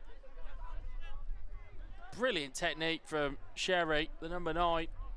Danger still not gone for Nass, but got to be careful they don't commit too many bodies forward. Of course, they have the lead here with around about 10 minutes or so to go. And they've got to be careful. They don't push too many and leave too many gaps. As Rocco's College, ball ran loose. Dove in for the challenge, did Cooper O'Connell. Oh, referee not happy with the fact he led with his boot slightly raised. It will be a free kick for Naas, around about 10 yards inside of Rocco's College territory. Ball delivered into the box, and the goalkeeper's not come for it, not got it again. That one was hooked at goal by Sherry, but it was wide of the post. But Ashkenazi, they do say that it's all about confidence in goalkeepers. And when you make one particular error, it can sometimes bleed into 2 or 3 or 4 more. And you do feel for the young man. Made one error. He didn't quite catch it cleanly. Resulted in his team being 1-0 down, but he's got to keep himself sharp. We know he's what we've seen so far today. A really, really good goalkeeper. Neat turn from Naas. They've played it across the middle. Is there an opportunity to strike from distance? Will they have a go? They will this time. It's deflected, but it's gone all the way back to Ashkenazi. Was it out to Rashad Varner?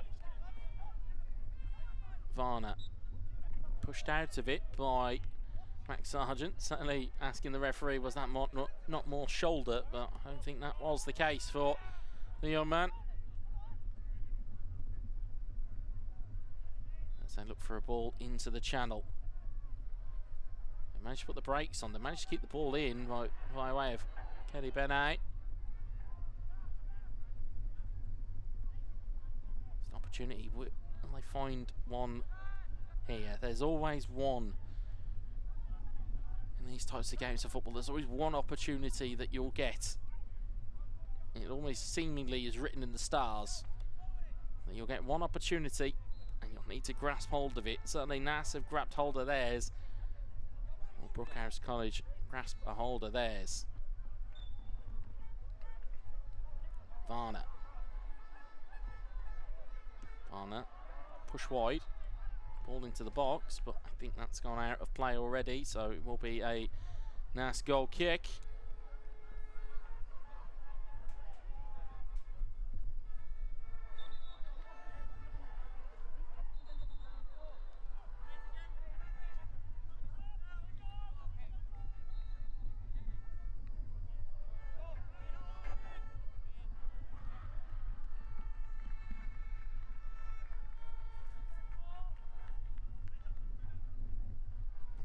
For a throw into Naas. And the longer they keep the ball, and the longer they keep this pressure and territory, the harder it's going to be for Brookhouse College to get themselves back into the game. This time is just ticking down here between these two.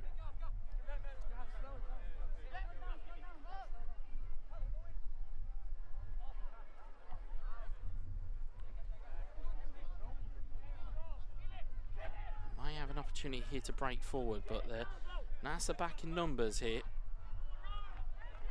Varner, what can he do? He's quick feet, strike at goal, and it's worth a test of Sean Burke's credentials. As it stands, he's not conceded a goal in this tournament so far. There's a brilliant kick downfield, wonderful save. There's a follow-up here from Sherry. It's flashed across goal. No one's there to tap it home. I believe it was Brogan with the first opportunity. Sherry gambled on the save from Ashkenazi. But the pass across had no one there to tap it home for Naas.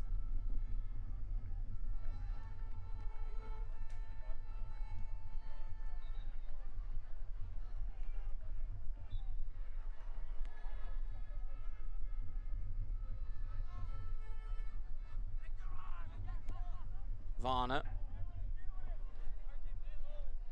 Looking forward, and Chapkanov just can't get the right side of his defender for his endeavour. Boev. Forward onto the right-hand side here, Benet.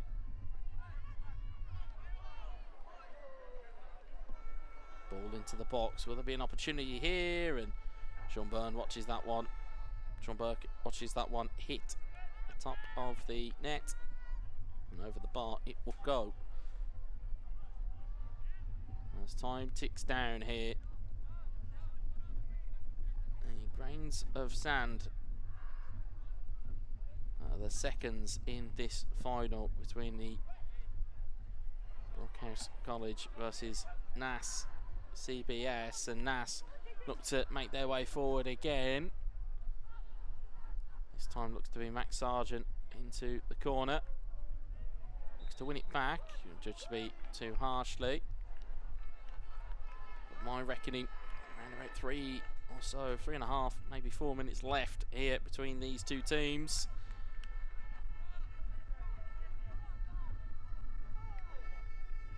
The goal being the separator, we believe, come by the way of Jack Riley.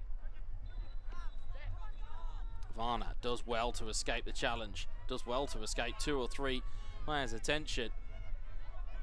Turn of speed out to Benet. Benet to try and take a couple of players' detention. They win it back in committee, do nice. It's really good defensive work when you hunt in 2s and 3s, because you know what avenues that these players are going to go down. So much easier to get the ball back for Nice.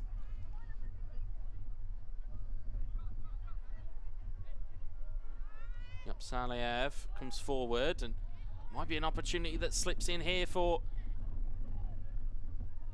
Brookhouse College. It's come back to Varner in towards the back post. Great claim by Sean Burke.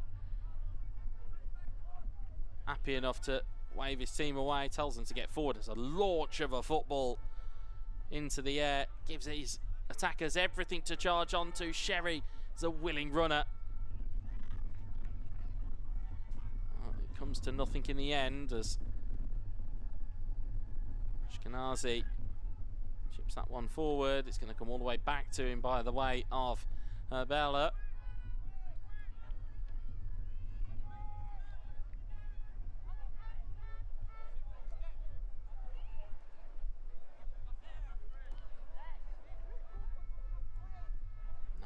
Left as this ticks down.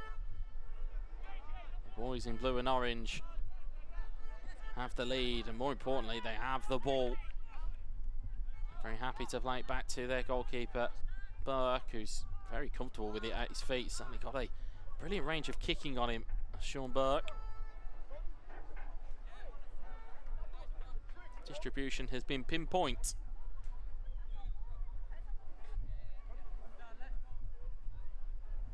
Entering the last 2 minutes here.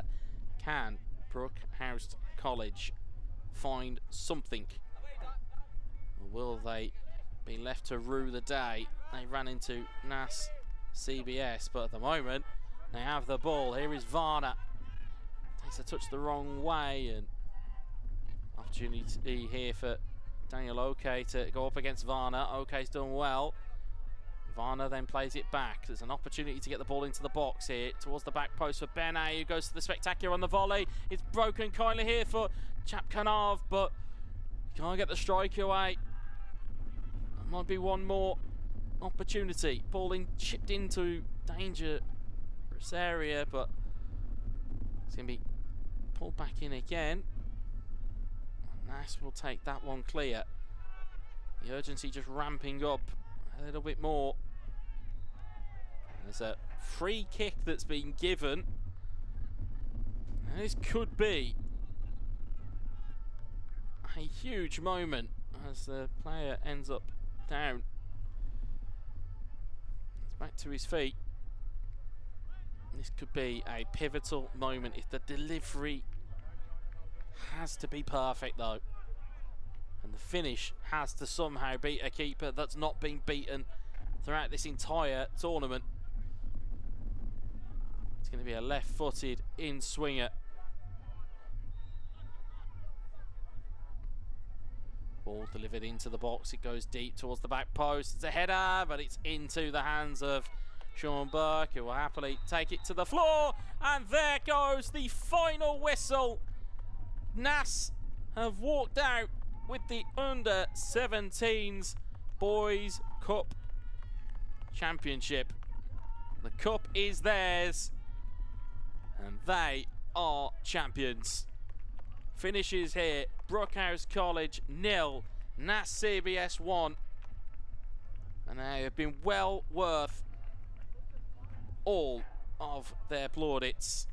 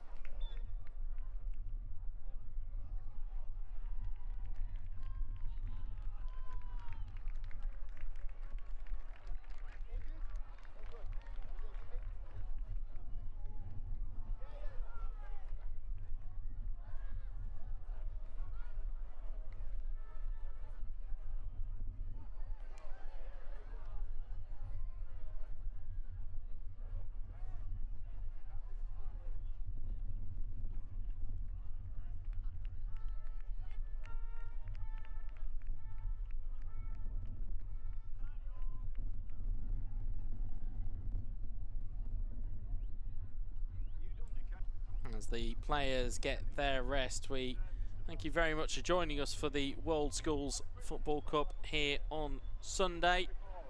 That is the last of the games that are on from Pitch C. We really appreciate your time and your energy in sticking with us throughout this afternoon. We will see you again for the next one. Take care.